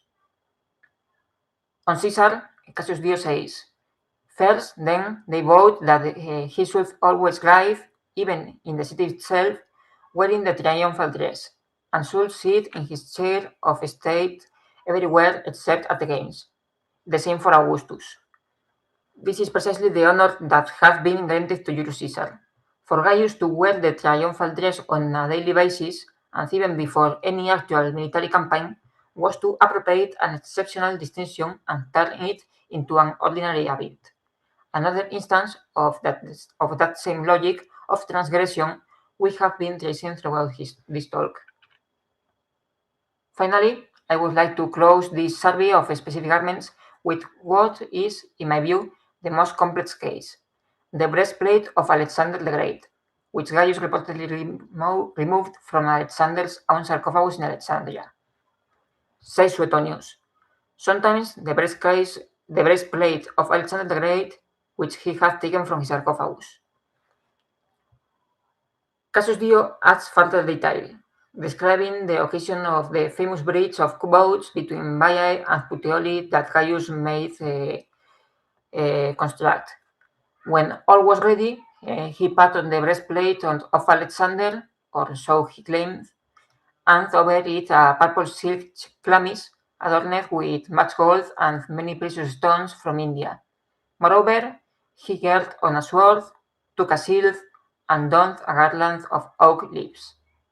This episode brings together everything we have discussed: Oriental luxury in the silk and the Indian gemstones, Hellenistic emulation in the breastplate itself, and monarchic pretension in the deliberate imitatio Alexandri.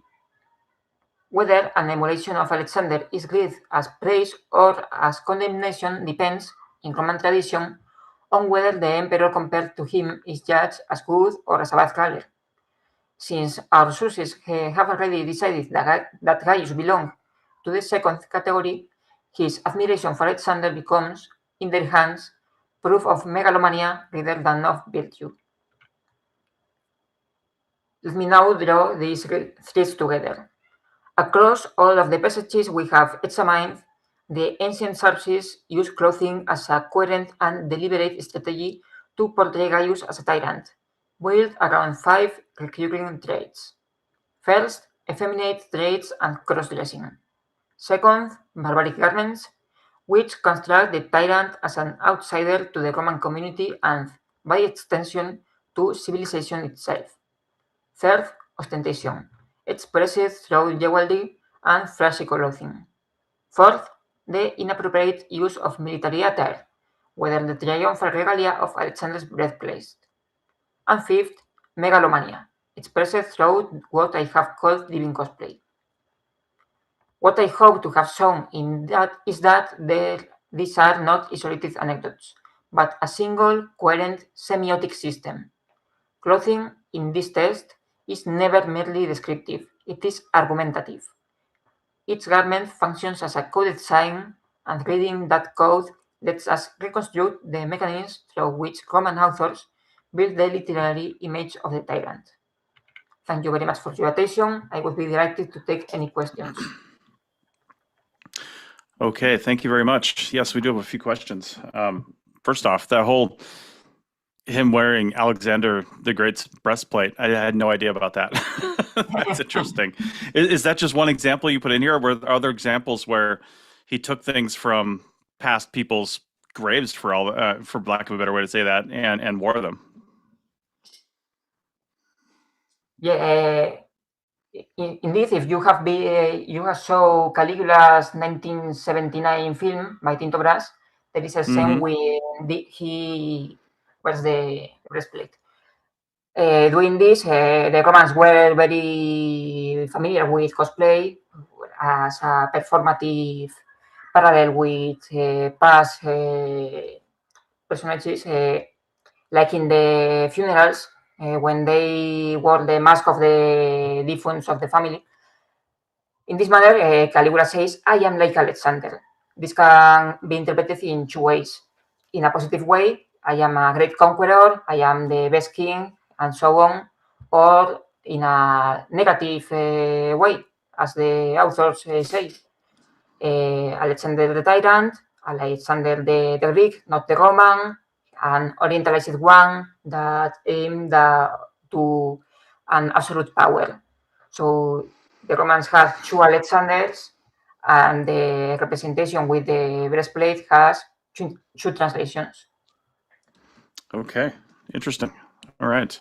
Another question from the chat. You mentioned, images of him and discussions of him wearing women's clothing.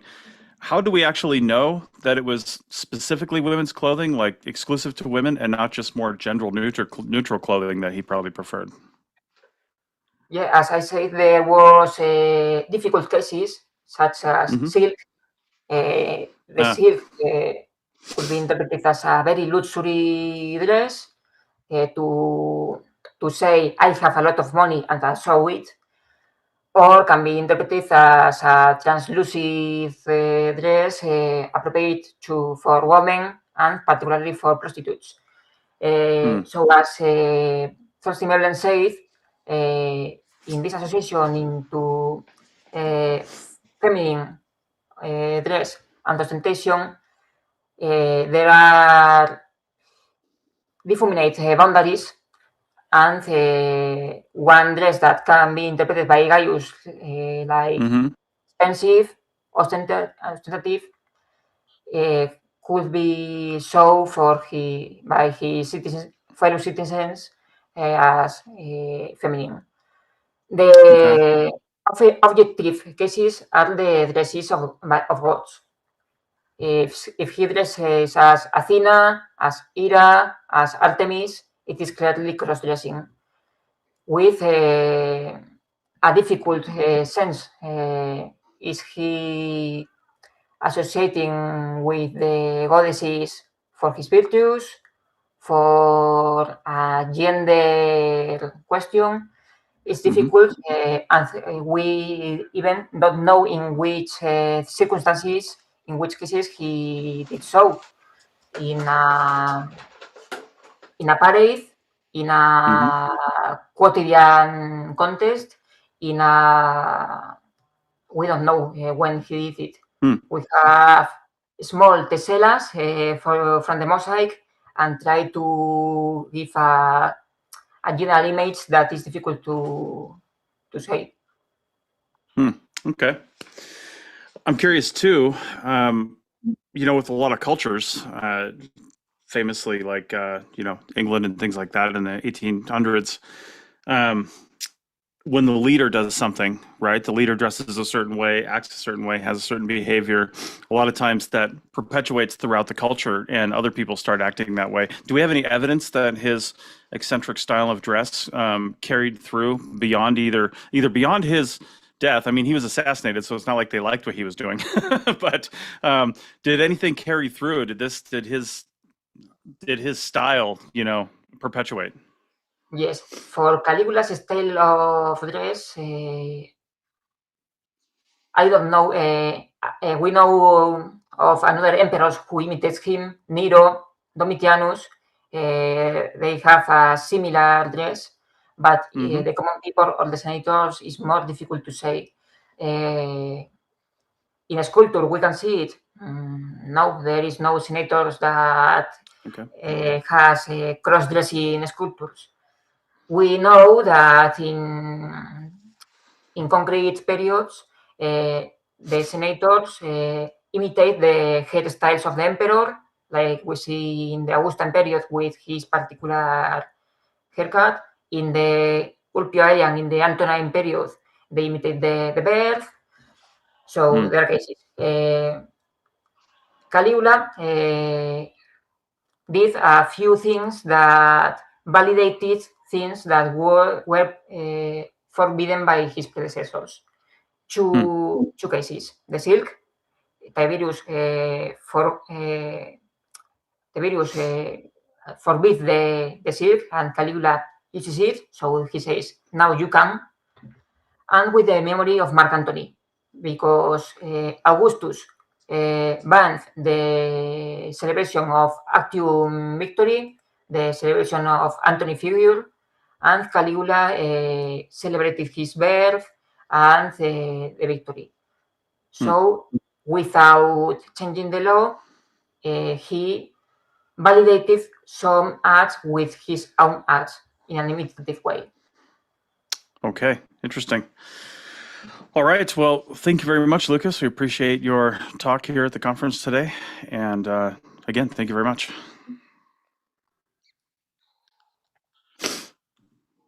All right. So we are a little bit ahead of schedule. We're going to move on to our next one. First, I'll remind you in the chat should be a link to take you to the SASA page where you can sign up for the social hour. That's going to be coming up here in a bit. You just have to sign up, and then you should get a link. Usually when you sign up for stuff like that, you'll get a link through the email. But you should get a link for the social hour. It's a Zoom link. So if you don't have Zoom, make sure you go download that, or you can probably just use it online. But that's what it's going to be. And we will have that as soon as the presentations are over. Okay. Just give me 1 second here. All right. So this next presentation in session 6 on power is called Dressing Power, Clothing, Embodiment, and Social Hierarchy in the Late Post-Classic Mexico Tenochtitlan. And this is by Rosa Mayra Avila Aldapa. I probably said that wrong, and I apologize. But let me say her bio real quick before we get on to the presentation. Rosa Mayra Avila Aldapa is a historian specializing in ancient Mexico and professor researcher at the Autonomous University of Mexico City. She holds a PhD in history from the National Autonomous University of Mexico, where she also completed her undergraduate and master's studies in history. Her academic work is situated at the intersection of history, archaeology, and cultural studies, with a particular focus on material culture, clothing, and the construction of social hierarchy in Mexica society during the late post-classic period. Her current research explores the production, circulation, and symbolic significance of luxury objects in Mexico Tenochtitlan, emphasizing the role of artisans and material practices in shaping sociopolitical structures. She is particularly interested in how dress functioned as an embodied and performative system that articulated identity, status, and power.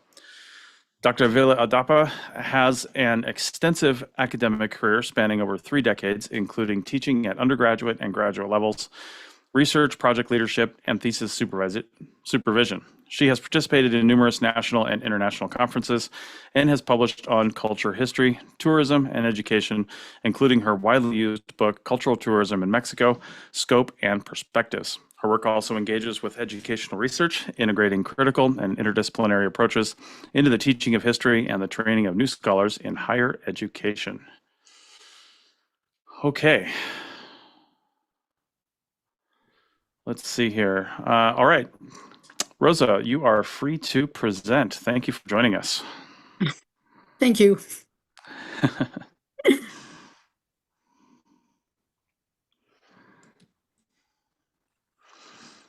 I'll just stay on and make sure we get that presentation going. Okay. I'm going to share. Okay.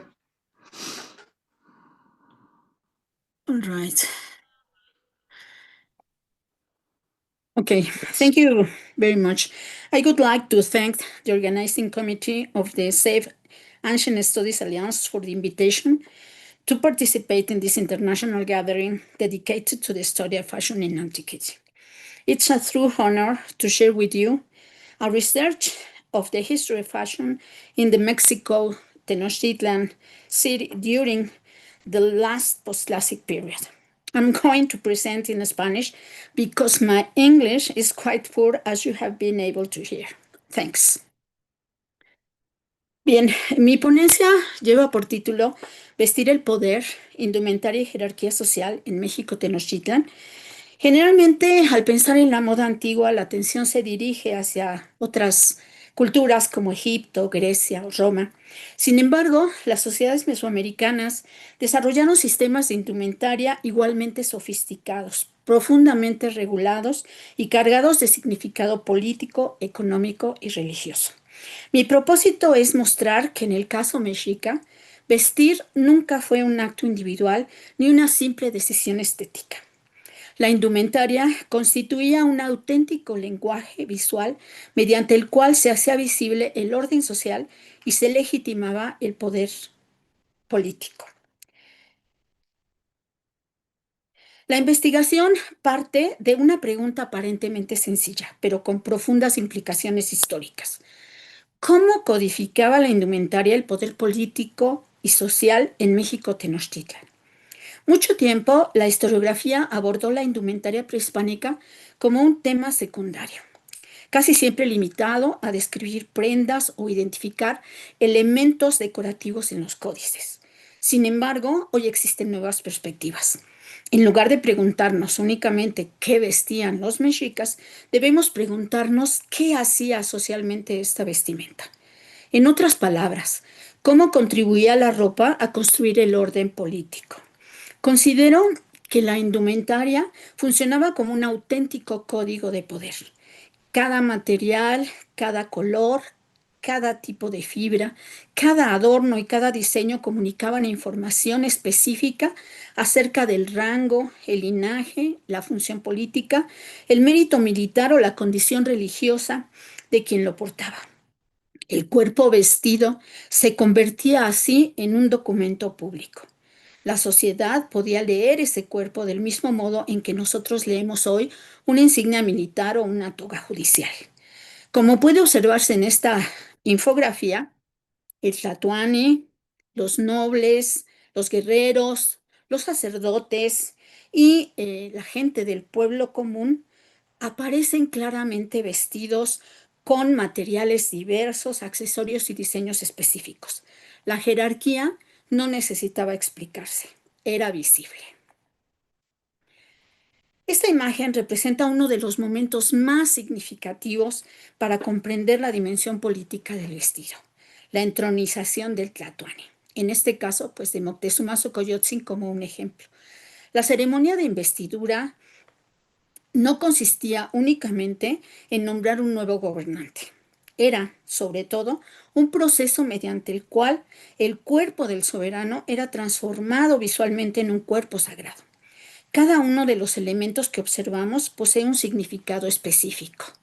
El penacho de plumas, que vinculaba al tlatoani con el poder divino y con el poder ritual, el pectoral que significaba riqueza, pero también la conexión con diferentes ámbitos rituales. El tilmatli o la manta era probablemente uno de los marcadores más visibles del poder político. Incluso las sandalias tenían un profundo significado social. Diversas fuentes nos indican que solamente determinados personajes podían utilizarlas dentro de la ciudad y dentro del palacio del tlatoani. De este modo, el cuerpo del gobernante se convertía en una síntesis material del universo político mexica. Vestir al tlatoani era, simbólicamente, investir el poder mismo. Para comprender este fenómeno es conveniente situarlo en un contexto histórico. La Ciudad de México Tenochtitlan se fundó aproximadamente en 1325 y en poco menos de 200 años se convirtió en la capital de uno de los sistemas políticos más complejos de Mesoamérica. La formación de la Triple Alianza en 1428 permitió consolidar un vasto sistema tributario. Durante el gobierno de Axayácatl comenzaron a documentarse con mayor claridad las leyes suntuarias que regulaban estrictamente quién podía usar determinados textiles y ornamentos. Bajo Moctezuma II, sin embargo, entre 1502 y 1520, estas normas alcanzaron probablemente su máxima expresión. En este momento de máximo desarrollo es el que constituye nuestro objeto de estudio. Finalmente, la conquista española de 1521 interrumpió este sistema político, aunque muchas de sus tradiciones textiles sobrevivieron durante el periodo colonial y siguen existiendo aún hoy en día. El análisis de la indumentaria exige pues un enfoque necesariamente interdisciplinario. La propuesta que nosotros presentamos articula tres perspectivas complementarias. La primera corresponde a la semiótica del vestir. Retomando las ideas de Roland Barthes, se considera que el vestido funciona como un sistema de signos. Las prendas comunican información social. Por otro lado, la segunda perspectiva procede de la economía política. Los textiles no eran únicamente bienes de consumo, ni los adornos, desde luego. Eran tributos, riqueza acumulable, mecanismos mediante los cuales el Estado organizaba la redistribución de la economía del imperio. Finalmente, a partir de la arqueología y las excavaciones y descubrimientos que se han hecho en el proyecto de Templo Mayor, sabemos que se han recuperado restos textiles, malacates, objetos de plumaria y numerosos ornamentos que confirman la información proporcionada por las fuentes etnohistóricas. Estos tres enfoques nos permitieron comprender que la indumentaria no es un fenómeno aislado, sino que formaba parte de un sistema mucho más amplio en el que convergían economía, religión, política, producción artesanal y representación visual del poder. En la siguiente parte vamos a adentrarnos un poco en las evidencias históricas y arqueológicas que tienen que ver con este tema. La idea central de nuestro estudio puede resumirse en una sola afirmación.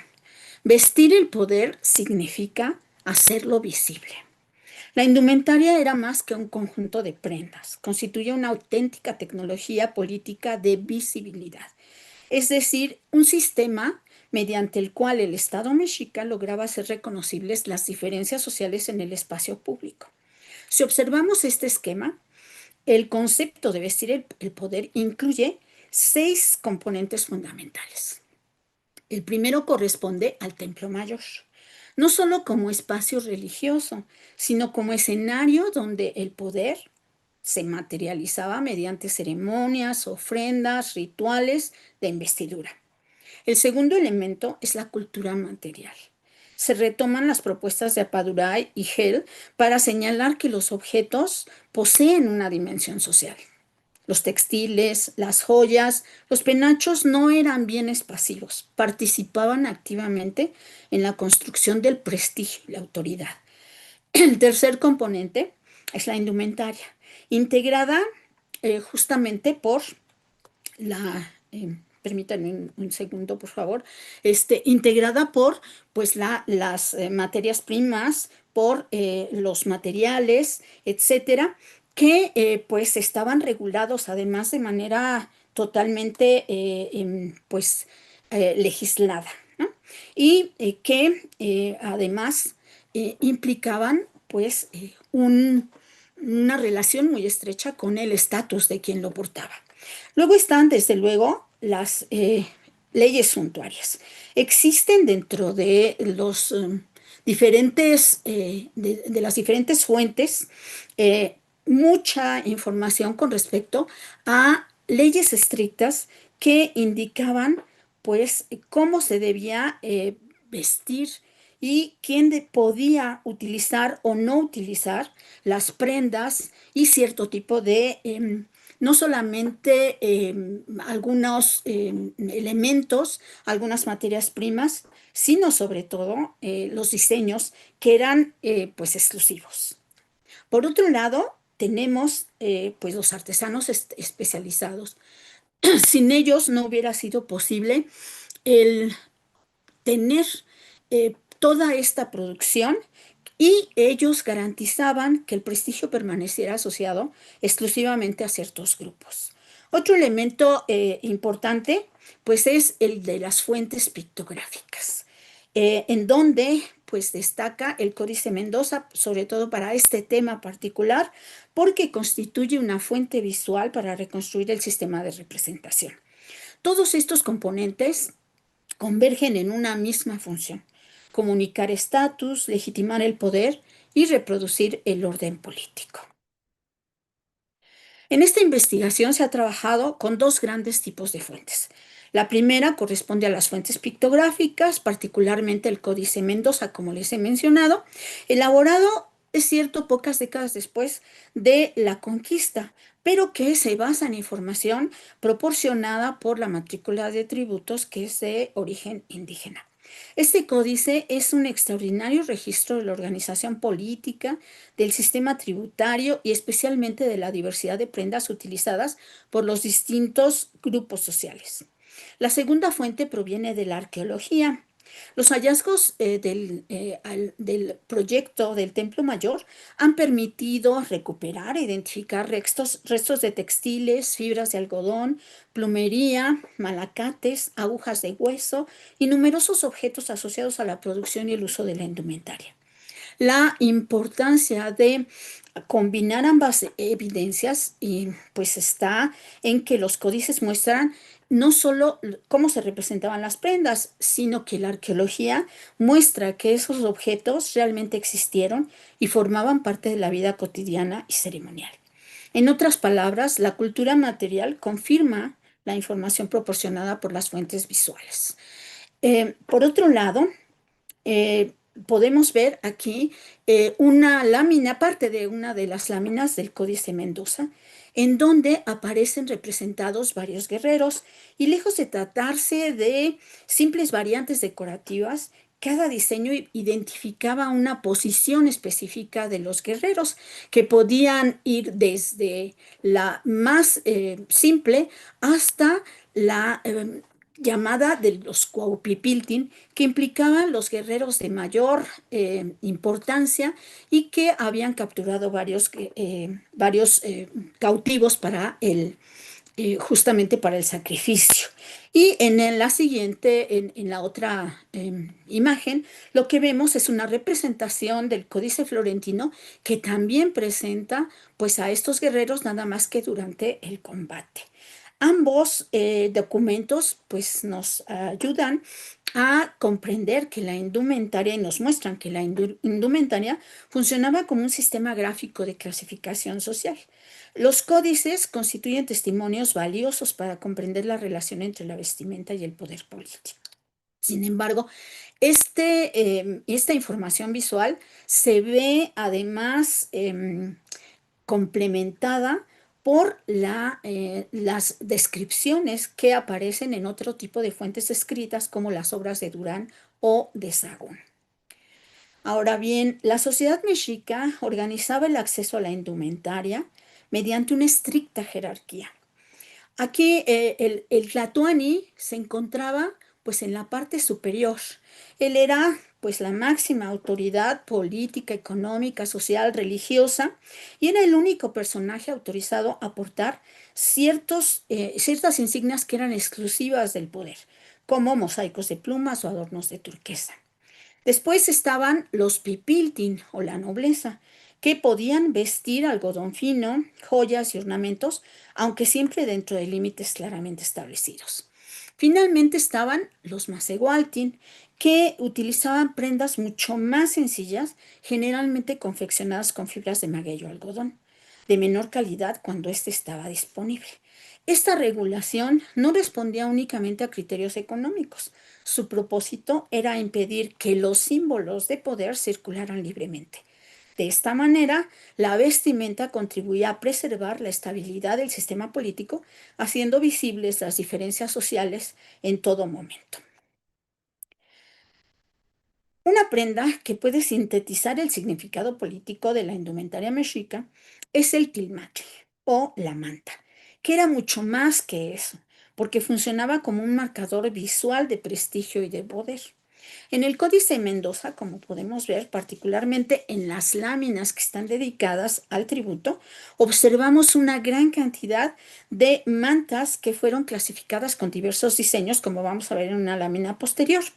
Cada patrón geométrico indicaba una combinación específica de rango, mérito militar, etc. Entonces, estas mantas formaban parte de esa tributación que sostenía la economía del imperio.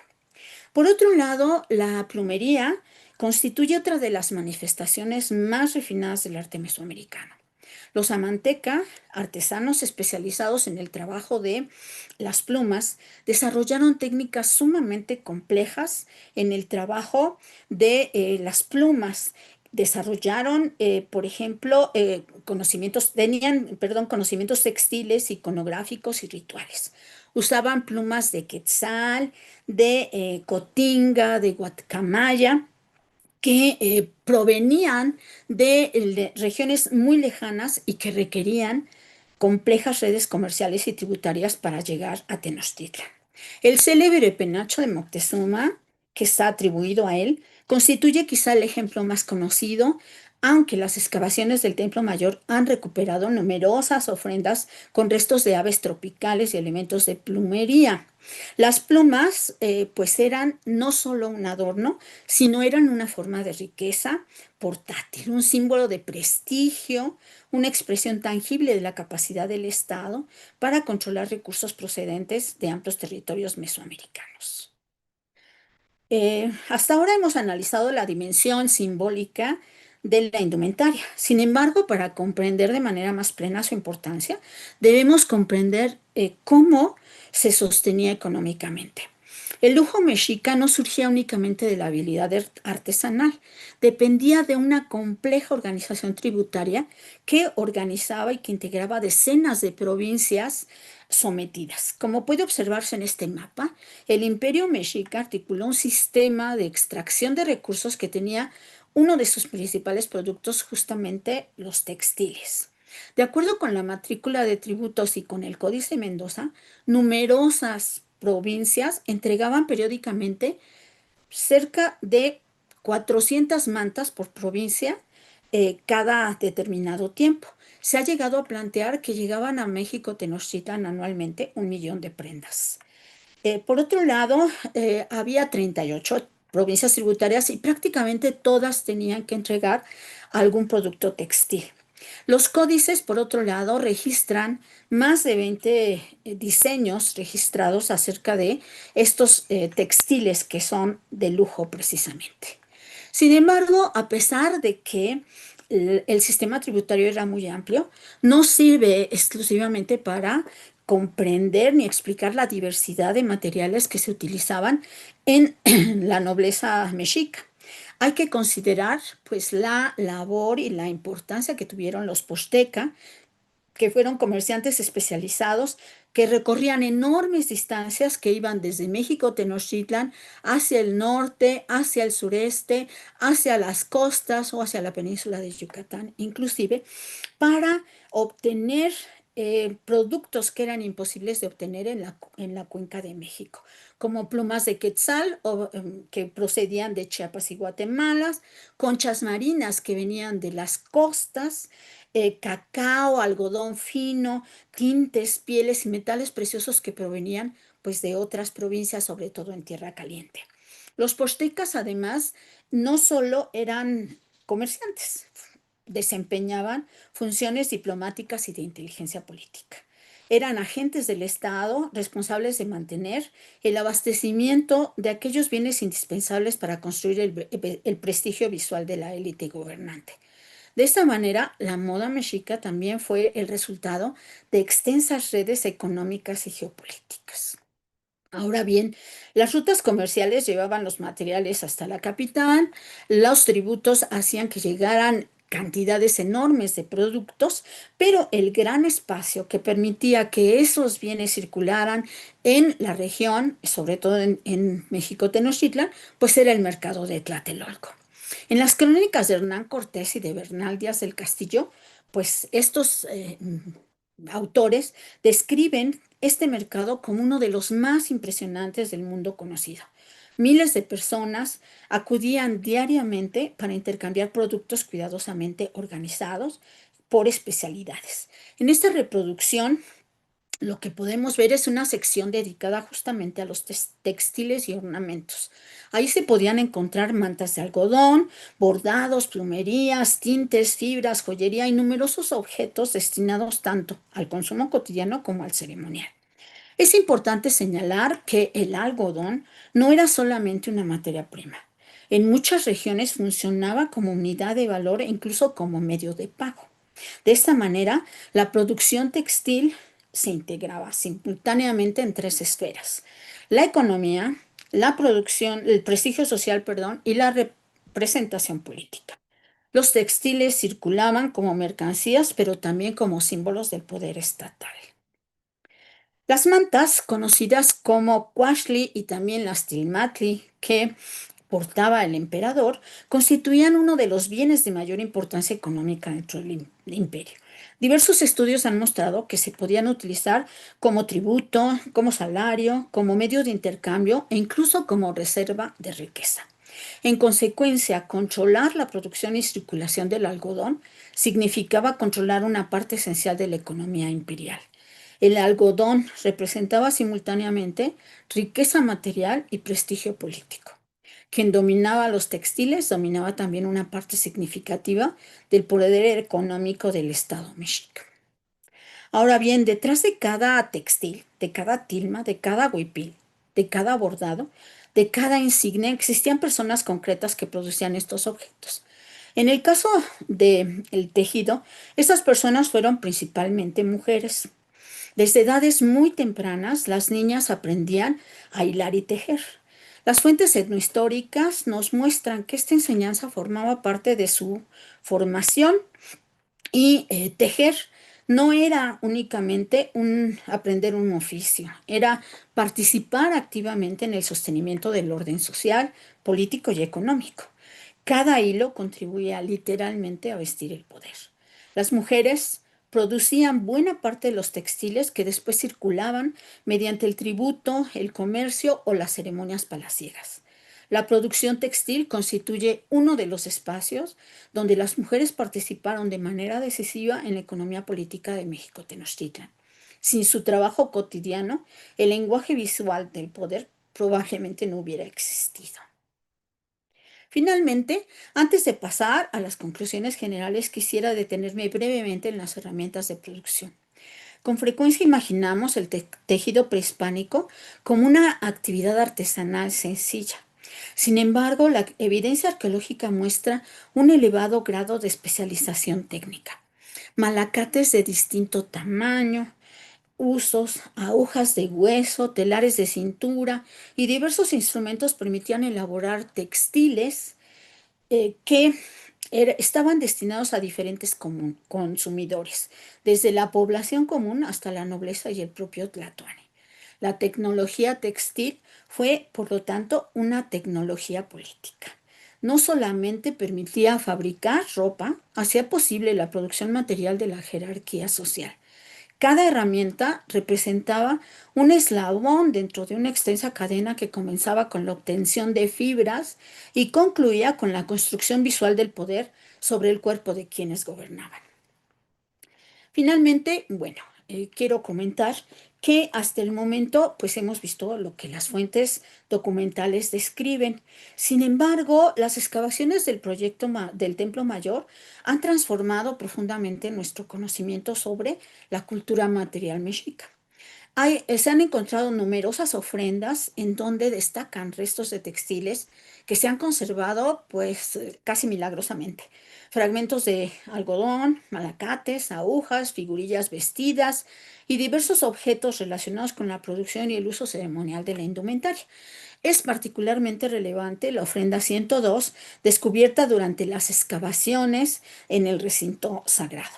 En ella se localizaron diversos textiles de algodón que se han conservado, asociados a un conjunto de unos 150 objetos depositados entre los años 1502 y 1519, que fue la última etapa de la ampliación del Templo Mayor.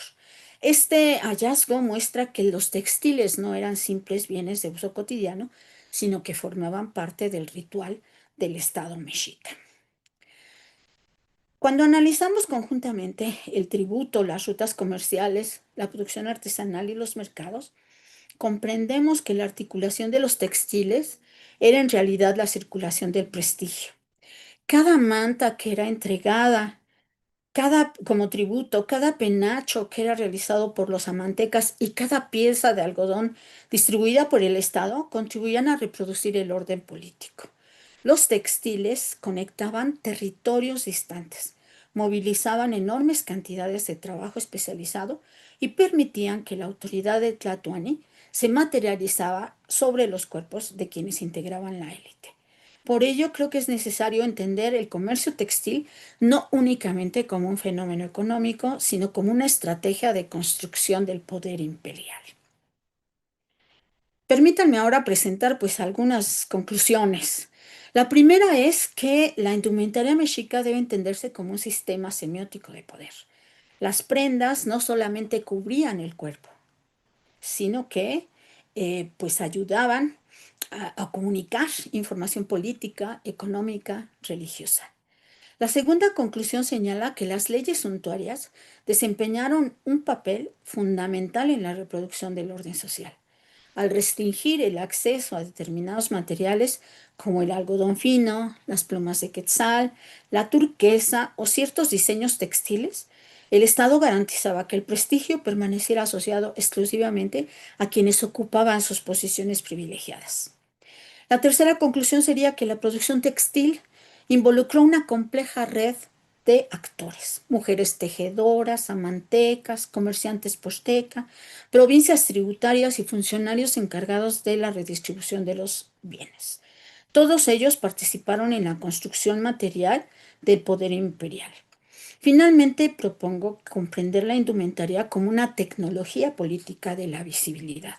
Un cuerpo vestido hacía inmediatamente reconocible la posición social de cada individuo.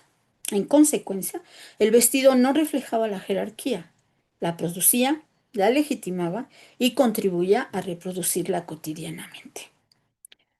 La investigación que he presentado pues es el resultado de la consulta y la búsqueda de información en una gran cantidad de fuentes de distintas disciplinas. Y bueno, pues por último, me gustaría concluir regresando a la pregunta que dio origen a esta investigación. ¿Cómo codificaba la indumentaria el poder político y social de México Tenochtitlan? La evidencia presentada espero que nos permite sostener que la respuesta va mucho más allá de la descripción de un conjunto de prendas. En la sociedad mexica, vestir significaba participar activamente en la construcción del orden político. Cada fibra de algodón, cada mosaico de plumas, cada piedra de turquesa y cada diseño tejido sobre un manto constituían signos visibles de una estructura jerárquica cuidadosamente organizada. Desde esta perspectiva, la moda no fue un fenómeno exclusivamente europeo ni exclusivamente moderno. Las sociedades mesoamericanas desarrollaron complejos sistemas de representación corporal en los que la indumentaria desempeñó funciones políticas, económicas y rituales comparables a las otras grandes civilizaciones de la antigüedad. Muchas gracias por su atención. Estaré encantada de responder sus preguntas. Okay, gracias. The translation for me didn't pick up until a little ways in, but we still have some questions. One from the chat. You mentioned and showed some garments and images with feathers on them. What do the different colored feathers symbolize, or was it just the presence of feathers, or do different colors have different meanings? Bueno, contesto en español. Las plumas, las más importantes o las que tenían mayor valor, pues eran las de las tres aves que mencioné, quetzales, cotingas y cotorras o loros.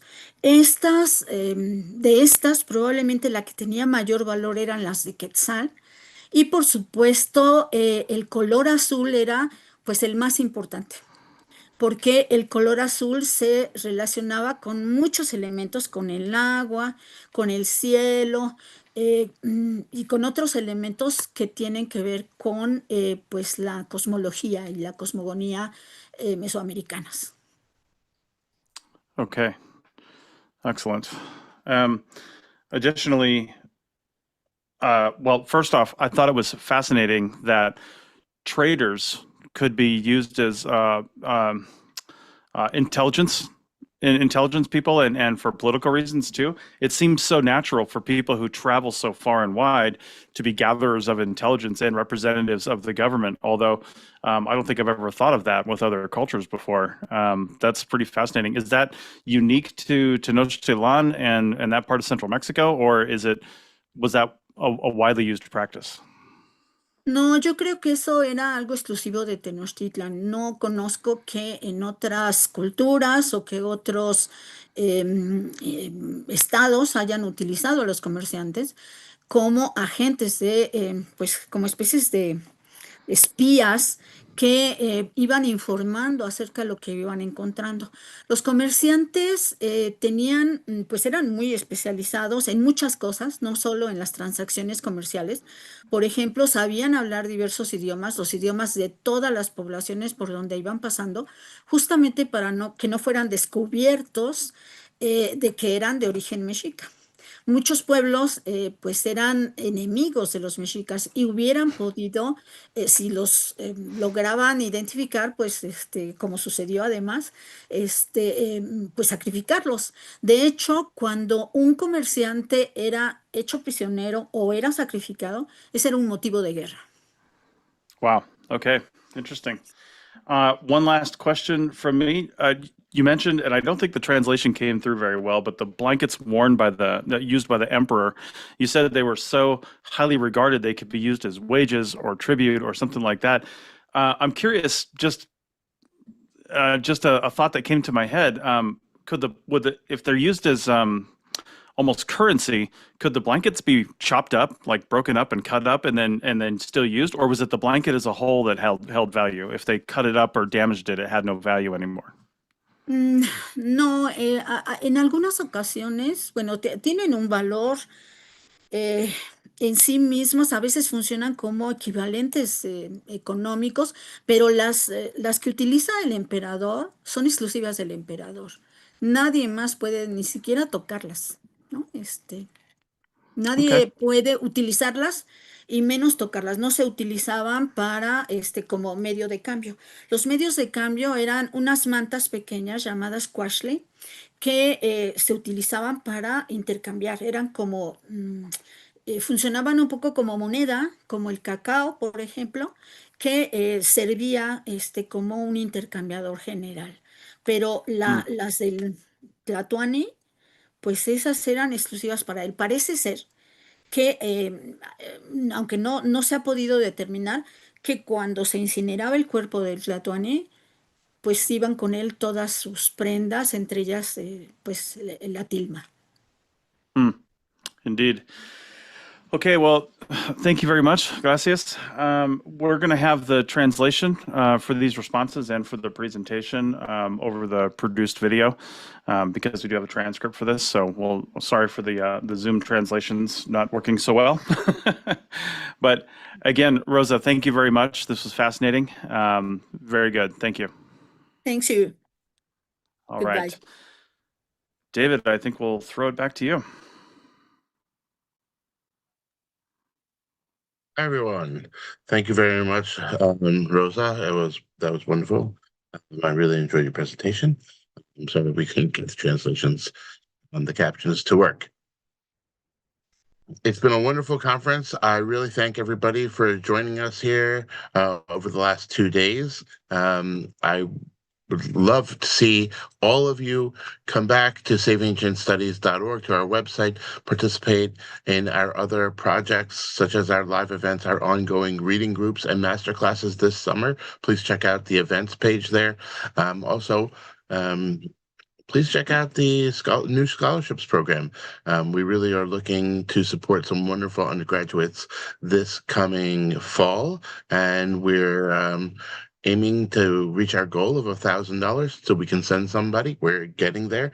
Please, everybody, send in your donations to support young, budding, potential scholars, undergraduate students who otherwise wouldn't necessarily have the funds to attend a conference in person, to enable them to do so.